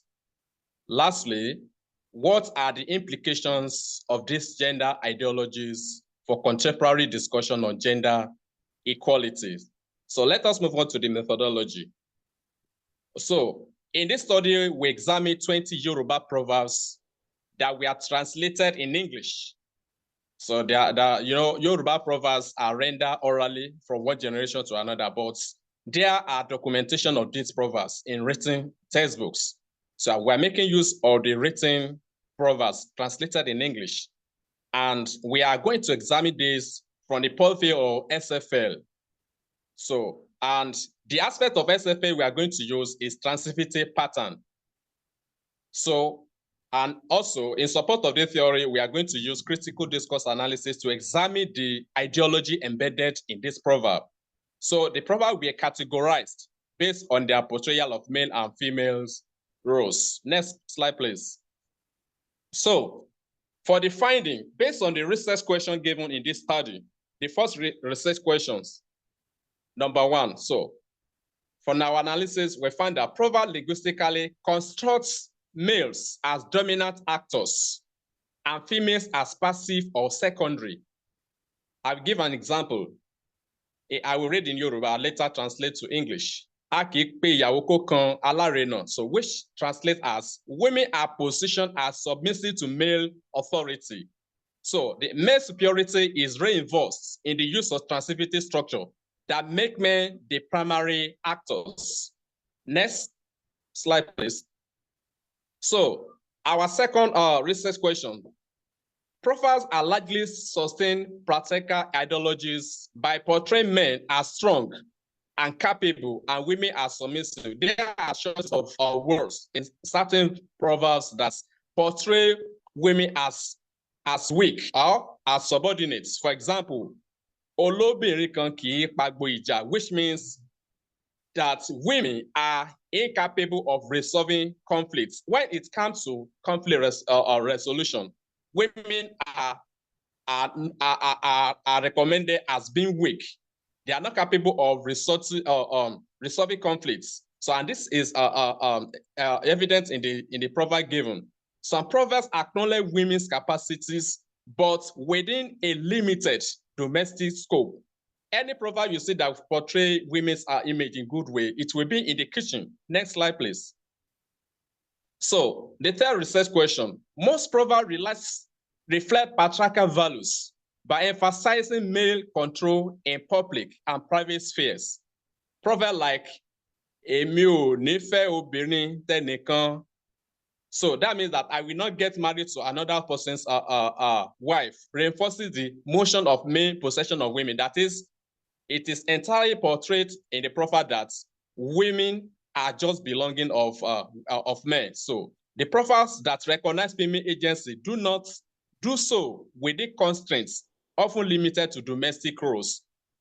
There is a common saying in the Yoruba Appalas that whatever achievement women are engaged in, she will end up in the kitchen. So any domestic role is being applied attached to the women. So the last research question here, so the profiles analyzed have implication for gender equality debates. That is, what we have tried to analyze in this proverb gives implication for gender equality debates. So traditional gender ideologies embedded in these proverbs can impede progress towards gender equality. This proverb has been that portrays human feature in a negative way are not given equal right to both male and females in Yoruba society. However, there is a potential for reinterpreting some proverbs to support modern gender equality movements. Next slide, please. So for the recommendation, the first recommendation here is based on reinterpretation of proverbs to promote gender equality. And the second one, there should be incorporation of gender-sensitive proverb into education to challenge traditional norms. And the third recommendation is to further research on gender implications in other African proverbs, not just only Yoruba proverbs. We still have other culture. In Nigeria, for instance, we have Igbo, we have Hausa. So further research can be carried on that and even other African society. And also, there should be advocacy for gender equality through cultural reevaluation. Next slide, please. Next slide. So in conclusion, Yoruba proverb reflects and reinforce patriarchal structures, but some also offer potential for gender equality. Linguistic analysis show that men are primarily positioned as dominant figures, while women are passive. So the reinterpreting these proverbs could help in advocating for more balanced gender relations in contemporary society. Next slide, please. Okay, this comes to the end of the presentation. Thank you all for listening. Thank you so much, sir, for your presentation. Our seventh presenter is Dr. Gunal from Saleh, Azerbaijan State Pedagogical University, Azerbaijan. His topic of presentation is Epic Genre of Azerbaijani Folk Literature, the Study of Proverbs and a Multicultural Approach. He will be joining us online. Is he here? Okay.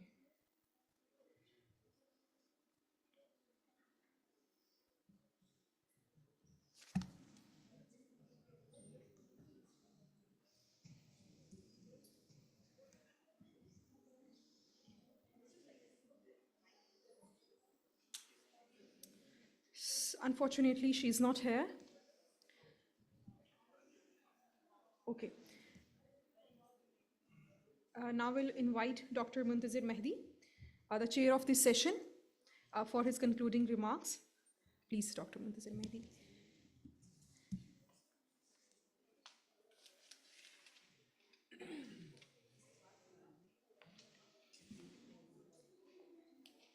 Bismillah ar-Rahman ar-Rahim. Thank you very much for inviting me again.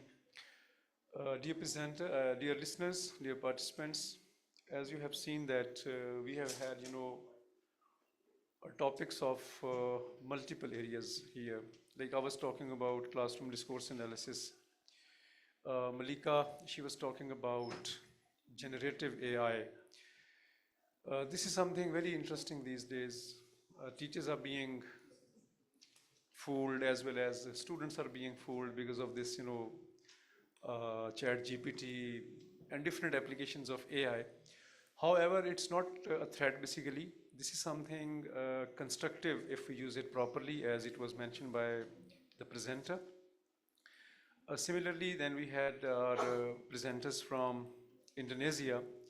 Their topic was very interesting about ecology, because we have had a lot of research even in Pakistan, across the globe, on ecology, like in literature, in linguistics, and other fields.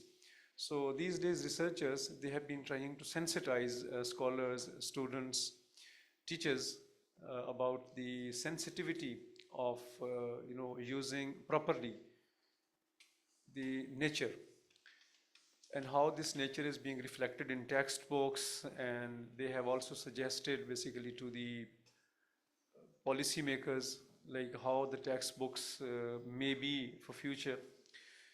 And particularly then from Nigeria, the research that we had about empowering girls. Basically, this has been a debate around the globe about the difference between males and females, their roles, how they are being presented, how they are being depicted. But anyhow, people have different opinions about it, and it's basically, talk of the world, like how these roles can be differentiated, how males and females they can be presented. But again, I would say it's quite flexible how people actually, uh, present these ideas in some way or the other, because all realities, they are socially constructed and relatively constructed. So they had their own point of view. And then our last presenter from Nigeria, who was just talking about, the proverbs of, again, gender. So, and again, as usual, as it's in Europe, it is in America, or as it is in Pakistan, that we all are having patriarchal societies. So what is behind that? That still needs to be negotiated and discussed. So since it's the last session and you all are tired, और थके हुए लोगों से बात करना बहरहाल मुश्किल होता है, but still I would say that appreciation to Dr. Abdullah, Head Department of English at Riphah International University, for holding such an interesting, international conference where we have had multiple, topics from different fields. I would also like to appreciate Dr. Shaban, the one who started actually this conference, and it's in its sequel, it's his third one. Dr. Shamim, I can see some other, students and teachers here, the ones who've been working day and night for this conference. And above all, the appreciation for Dr. Anis. His patronage, his vision, his support.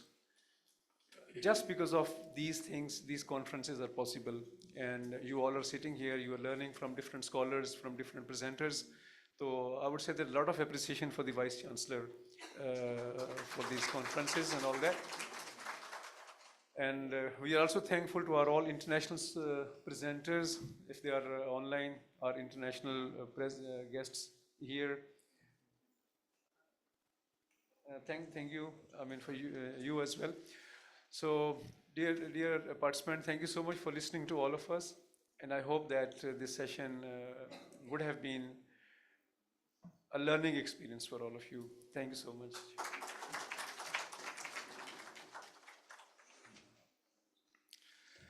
Assalamu alaikum.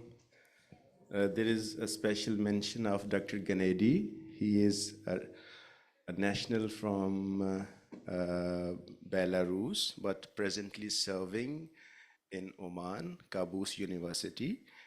I am really grateful to Dr. Ganedi. He was here yesterday as well. He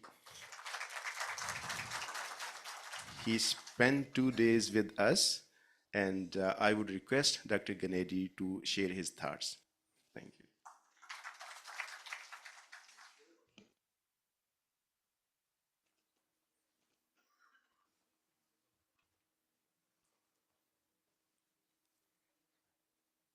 Good afternoon, and thank you for this opportunity to talk to you at the end of this wonderful academic event.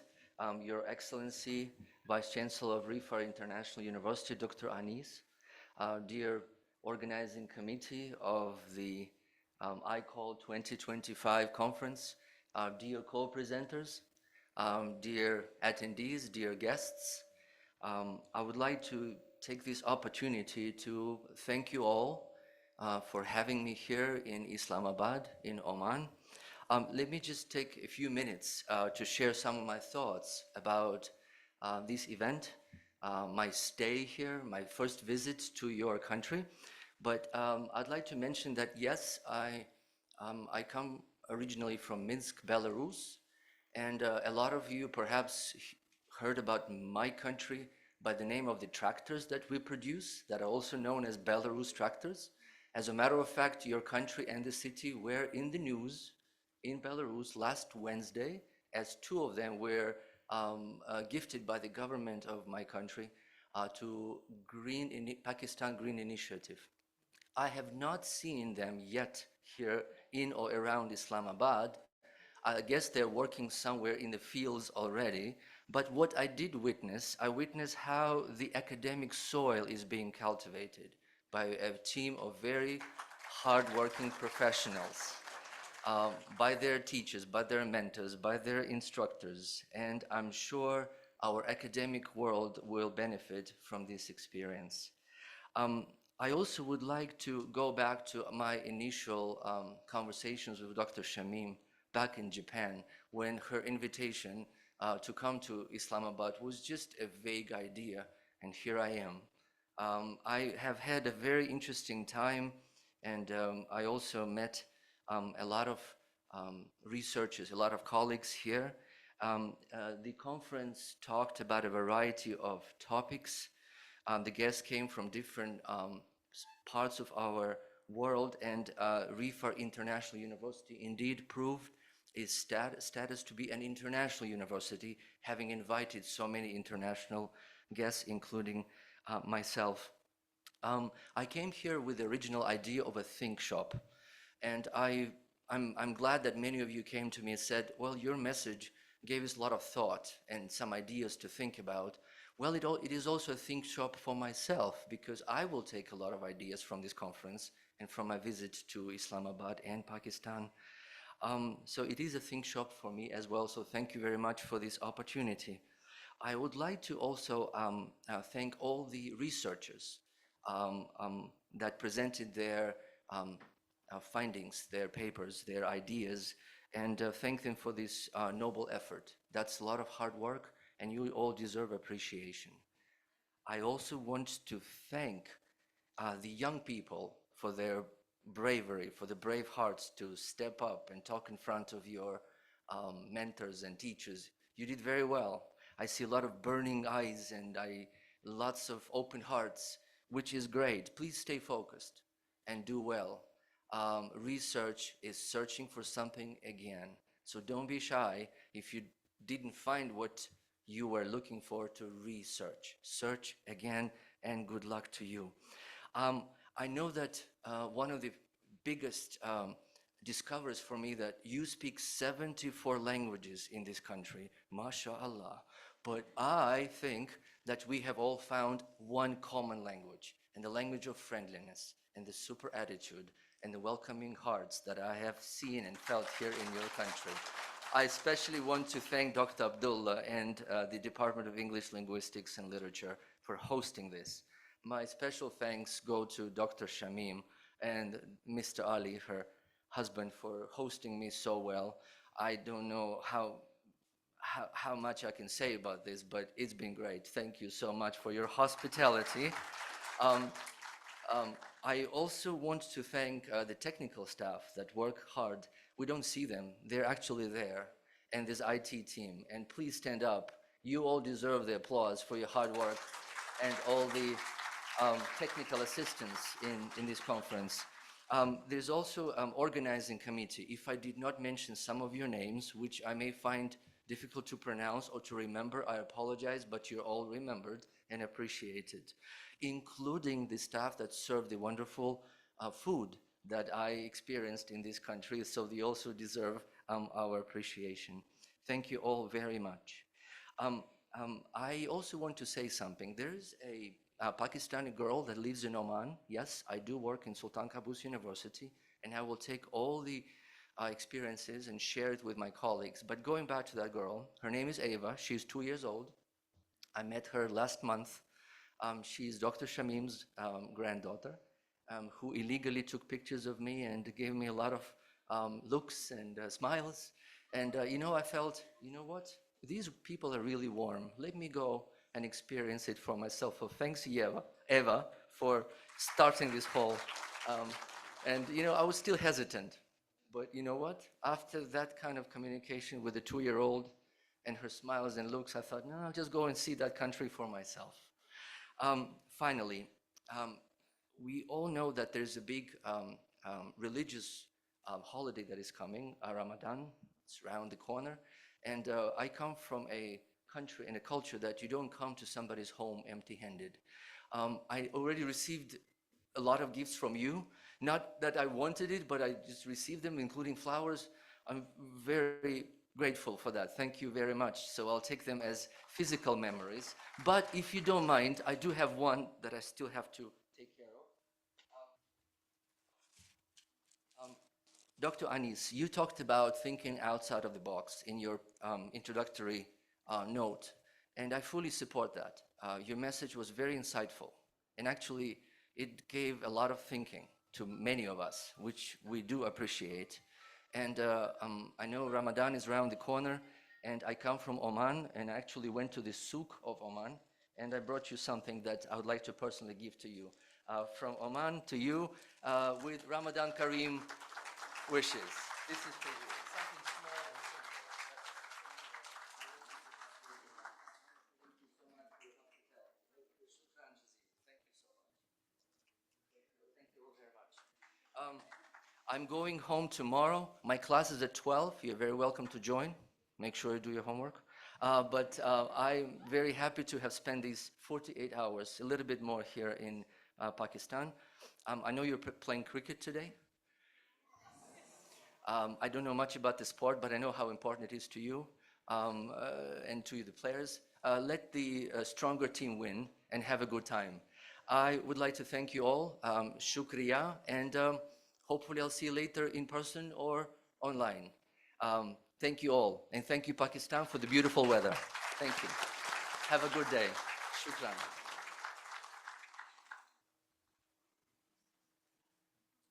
Thank you so much, Dr. Kennedy.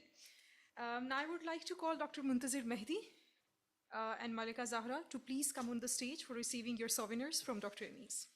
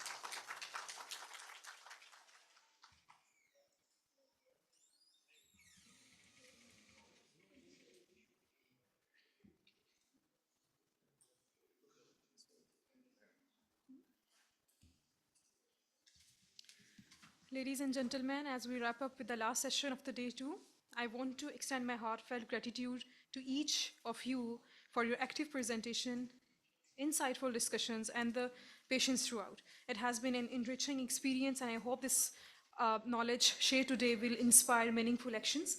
And I would like to call Ms. Maria Noreen to host the conclusion session. Thank you so much once again, and wishing you best of luck.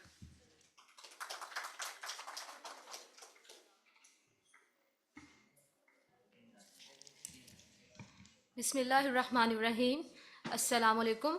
Dear esteemed participants, I, Maria Noreen, warmly welcome you all to the final session of the 4th International Conference on Applied Linguistics 2025. As we approach the conclusion of this insightful conference, I invite Dr. Asra Irshad, Assistant Professor at Department of English, Linguistics and Literature, Riphah International University, Gulberg Green Campus. Dr. Asra Irshad, please. Everyone, thank you so much for inviting me to represent my campus, Gulberg Greens campus, the women-only campus. First and foremost, I would like to appreciate the efforts of our worthy head of the department, Dr. Muhammad Abdullah Beg, the organizing members, the moderators, national and international presenters, and the participants for making this event a successful event. After that, I would also like to add up that today, in the modern world, we are focusing on inculcating digital education in our curriculum. And besides that, we are focusing on research. Our students of PS are now learning and they are doing their research. And what I would say, fortunately, so I would humbly say that now, Alhamdulillah, our students are publishing their research. So inshallah, in the next conference and onwards, our students of PS would be here to present their presentations and share their research with you. With this, I again want to congratulate all of you for your wonderful efforts. Thank you so much. I welcome Dr. Saklan Hassan, Assistant Professor and Vardi, Head of the Department of English, Linguistics and Literature, Riphah International University, Malakan campus, to share his valuable insights. Thank you so much, guys. I know everyone is tired and drained. I'm not going to take a lot of time. First of all, I would like to say thanks to all the participants from the international arena and from the national research spectrum, and especially Professor Kennedy for coming here and for enlightening us for all those valuable insights into during the Think Shop. I call it is a platform originally initiated by Dr. Shaban, and then the tradition is carried by Dr. Abdullah and his team. So thank you so much, sir.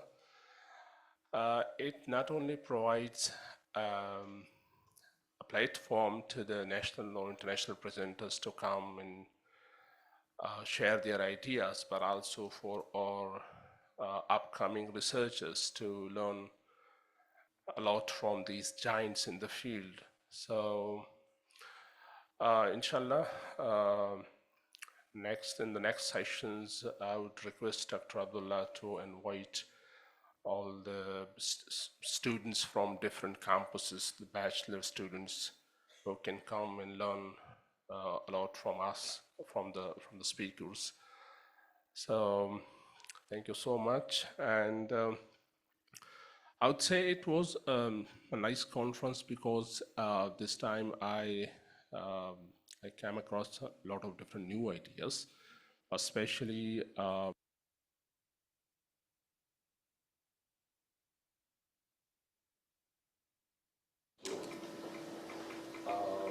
right? Yeah. Okay. Am I audible? Yes. So Dr. Khurshid, he spoke about the morphological stemming of voice. So it was a new insight to students. Inshallah, we would love to work on this in the future. I can offer my services to, inshallah, with my MPhil students here at the IPOP campus and our students in different campuses, inshallah. I would love to share with them the knowledge of building dictionaries, inshallah. So we can have dictionaries for the regional languages, and then we can train them how to stem words out of there.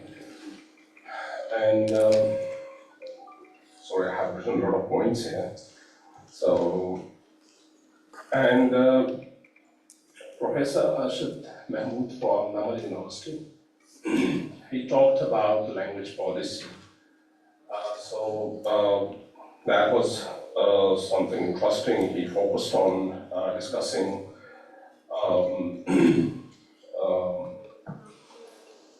working on the regional language. Then today, Professor Muntazam Mahdi talked about the classroom discourse. I had a question, inshallah, I'll ask you later. I was going to ask you the question. I'm sorry, everyone, I asked a lot of questions from the back. Really sorry for that. But yeah, I always ask questions. So thank you so much, guys, and thank you, sir. Honorable Vice Chancellor is here. So thank you so much, sir. You always motivate us. You always provide us opportunities. So thank you so much. Thank you, everyone.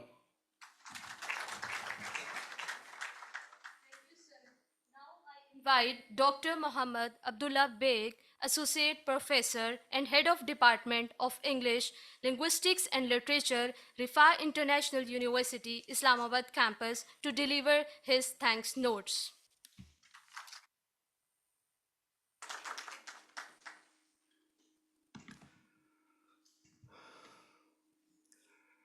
Bismillahir Rahmanir Rahim.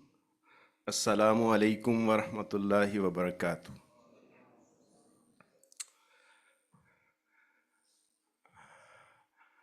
It's my esteemed pleasure.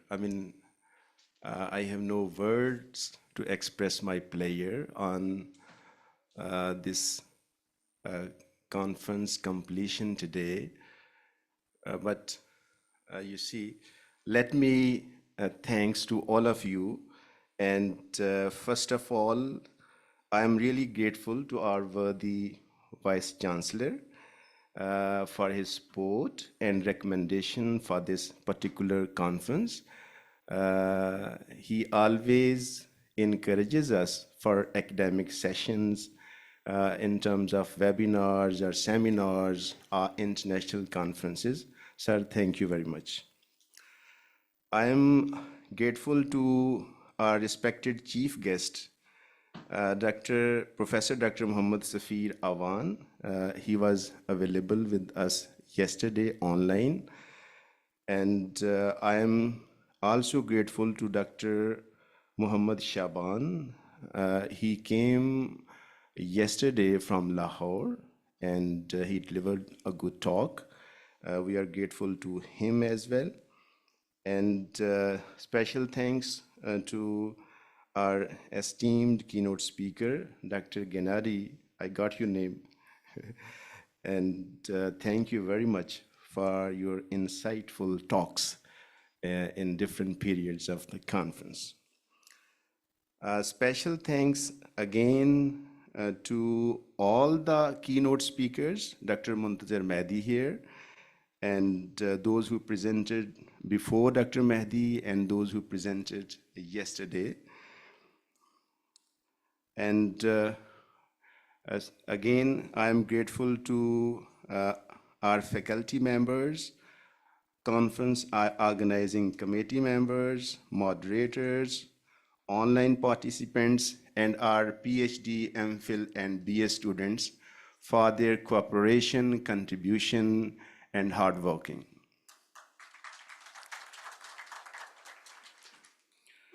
Before I pay my thanks to the administration and IT department, let me, I have written a number of things, but I'll say only one thing. This conference has taught us interdisciplinarity. The concept of interdisciplinarity, multidisciplinarity is highly important. Earlier it was said, Jack of all trades is master of none. But now it should be Jack of all trades, master of one. So yes, you can have your specialization, but at the same time, you have to understand other disciplines as well. You have to penetrate. Linguistics is a rich field. Today we talk about computational linguistics, forensic linguistics, neurolinguistics, and translation study, and so on. Sociolinguistics, psycholinguistics. So these are interdisciplinary areas of research. We need to develop interdisciplinary approach in research, then we can serve the world better. I mean, if we want to really contribute, so let's encourage this interdisciplinary approach in research. Now at the end, not me, but the Department of English Linguistics and Literature would like to express its appreciation for the logistic and financial support provided by the Riphah International University, especially the management offices, operation department, finance department, procurement department, media and IT departments. And the department also wants to extend its special thanks to all the participants, scholars, researchers, and students, as I have already done. So thank you very much. And at the end, I would also pay my thanks to the editors of the research journals. There are 6 different research journals. We contacted their editors, and they accepted our request. Our presenters, they can publish in these research journals. The names of the research journals are mentioned in our abstract book, and they are mentioned on the website of ICAL 2025 as well. We'll also contact with you, and we are planning to have an edited book by the name of Conference Correspondence. I mean, we will publish a book as well, and we'll request you to cooperate with us and send your complete papers so that we can publish a book as well. Thank you very much, and God bless you.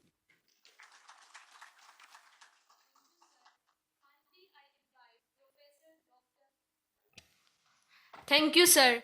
Finally, I invite Professor Dr. Anis Ahmed, who is a social scientist of international repute and founding Vice Chancellor of Riphah International University, to conclude the session with his reflection.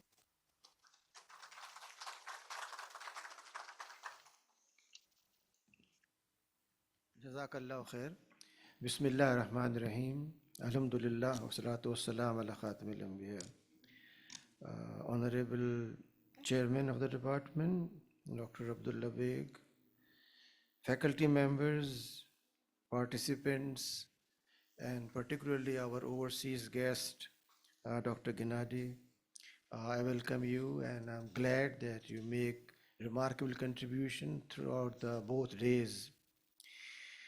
I have learned from last 2 presentations, 2 sessions, a lot about what you have been doing in last 2 days. No doubt we are living in a interdisciplinary environment, and knowledge is never confined to one single area.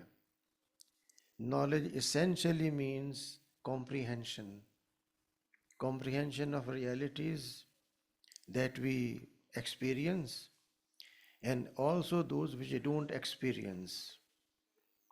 Unless we go for the other aspect of life, where empirical reality fails to reach, we cannot even make empirical reality meaningful.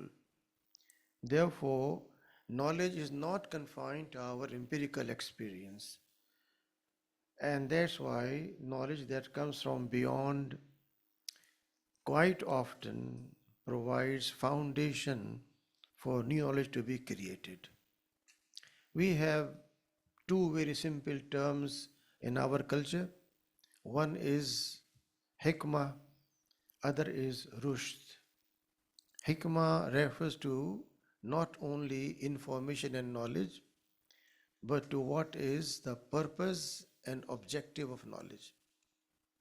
And similarly, rushd refers to not only full comprehension, but its digestion and its application. Each language has its own vastness and scope, but Arabic language of the Quran, has provided terminologies which are difficult to be translated in one single word. And these 2 terms provide us with a holistic understanding of how knowledge should be approached. Knowledge can be approached even without a formal language, but cannot be communicated without a formal language. And therefore, language is essential. However, our main problem has been for over 2 centuries, we have been dealing with imported ideas, imported languages, imported culture.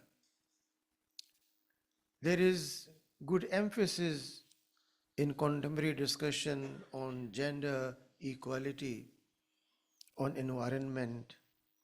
But what about indigenous culture, which is the basis of people who are living there? How far language is reflective, how far it has noticed those indigenous aspects which have. Anthropologists and sociologists partially have done some work on what they call indigenous culture. But that is done with a vision which is Eurocentric, and therefore, for them, whatever they study is already filtered through their assumptions. Therefore, there is need to think about syllabi that should also reflect indigenous concepts and values. For us, it's not a matter of soil, it's a matter of indigenous culture. Islamic culture is not Arabian culture, it's not Persian culture, it's not Pakistani culture, it's a divine culture. Therefore, it provides values which are not just local. They may have indigenous roots, but they're not local values. There is no Arabic urge in the Quran to Arabize people, but to Islamize Arabs.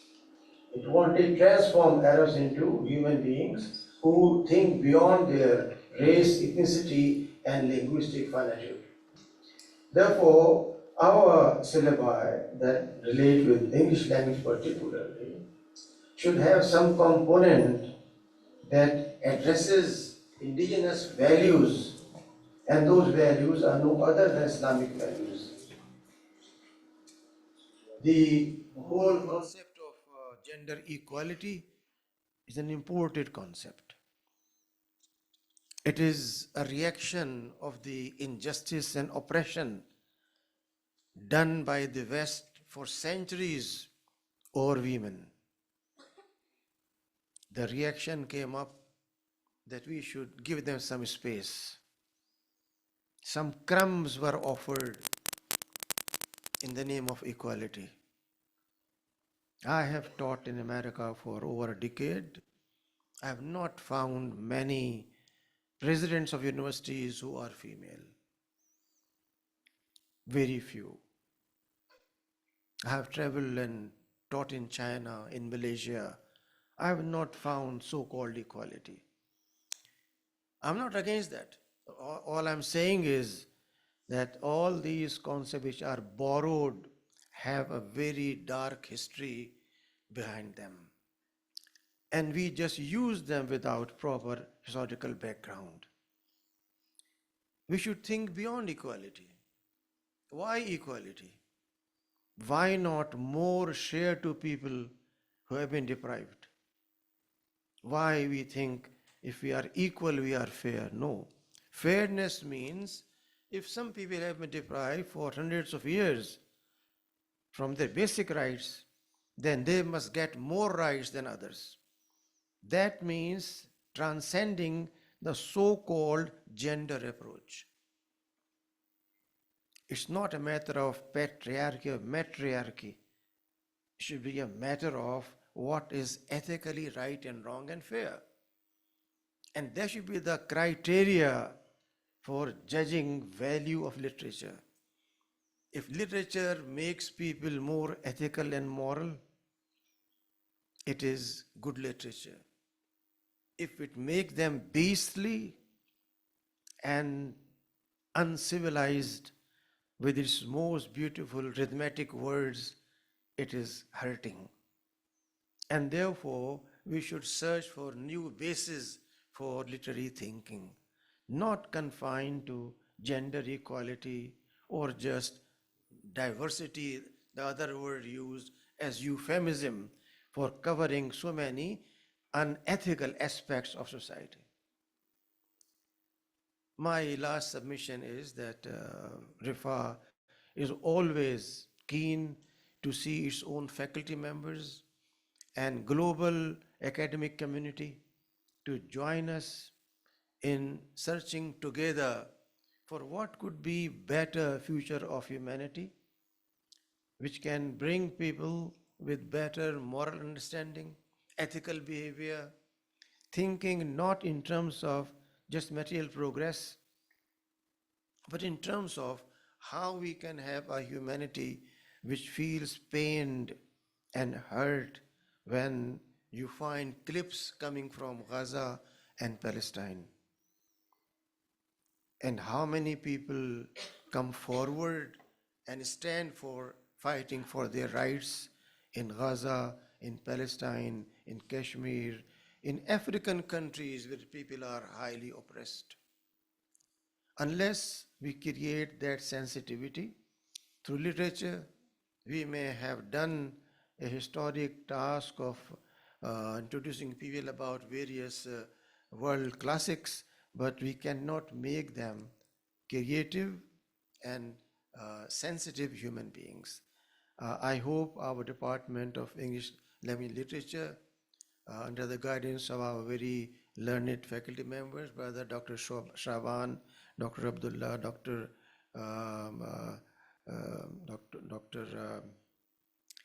I'm forgetting your name. Saklan.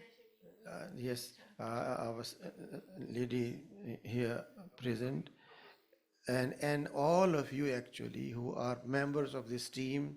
I appreciate your joint efforts and hope throughout the future you will be having same kind of collaboration, joining together in your achievements and enjoying the concept of brotherhood and sisterhood which we have tried to create in Riphah University. I again appreciate participation of a distinguished speaker from Belarus and hope inshallah we'll have many more persons physically coming and giving us the honor to host them and be with them and learn from them in future. Thank you very much. Thank you, sir. Now I will request Dr. Muhammad Abdullah Beg to come forward and present souvenir to our worthy Vice Chancellor.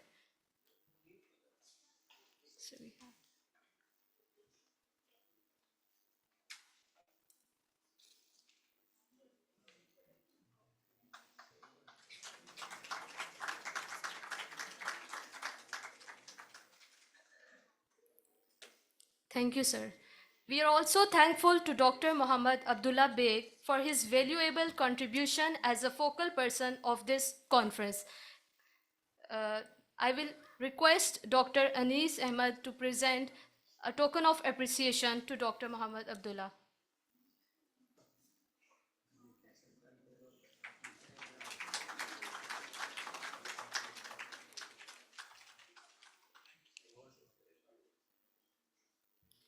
Thank you, sir. We extend our heartfelt gratitude to all our speakers, organizers, and participants for making this conference a success. Thank you for being part of this journey. Contribution as a moderator of this conference.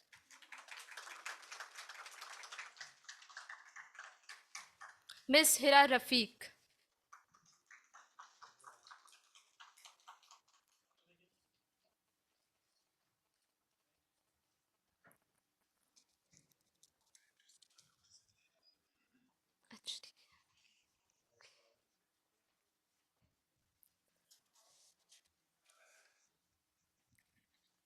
Ms. Sabah Aziz.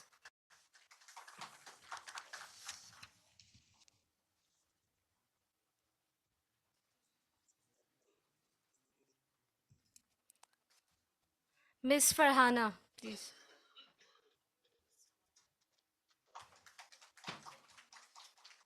Yes.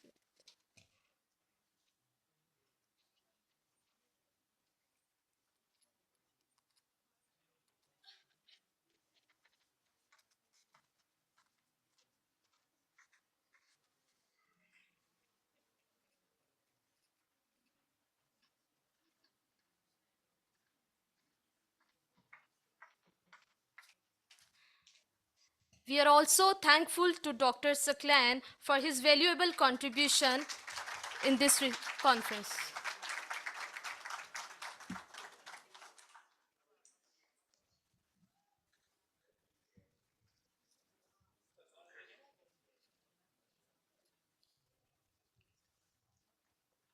A big thanks to all the organizers for contributing in this conference and working hard to make it a successful conference.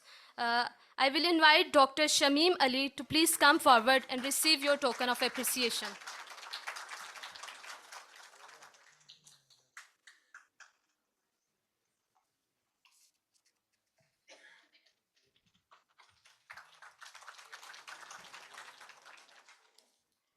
Now I will request Dr. Samina Nadeem to come forward and receive your souvenir.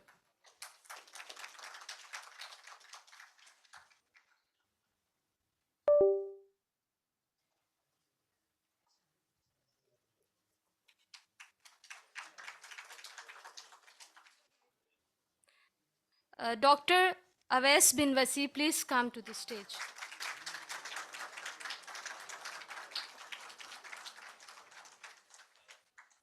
Dr. Sidra Mahmood, please.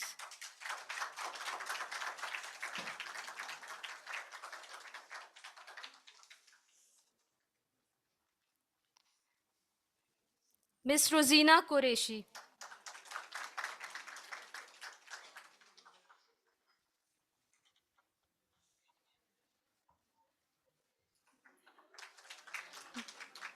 Mr. Javed Iqbal, please.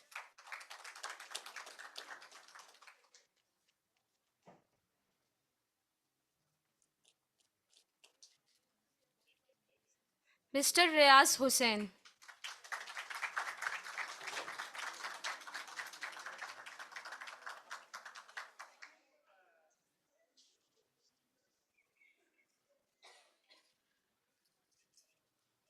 Mr. Sheroz.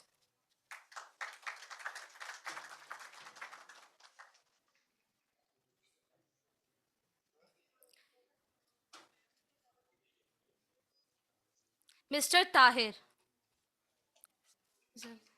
Mr. Adil Ahmed.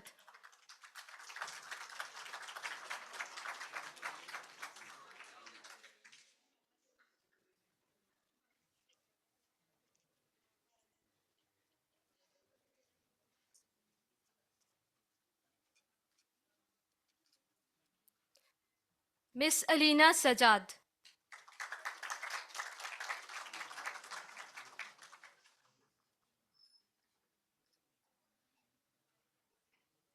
Mr. Hanif.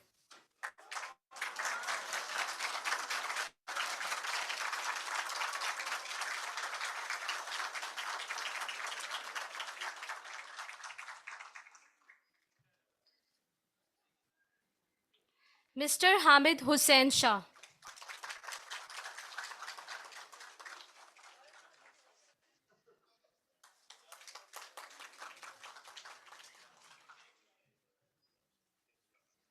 Thank you everyone for being part of this journey.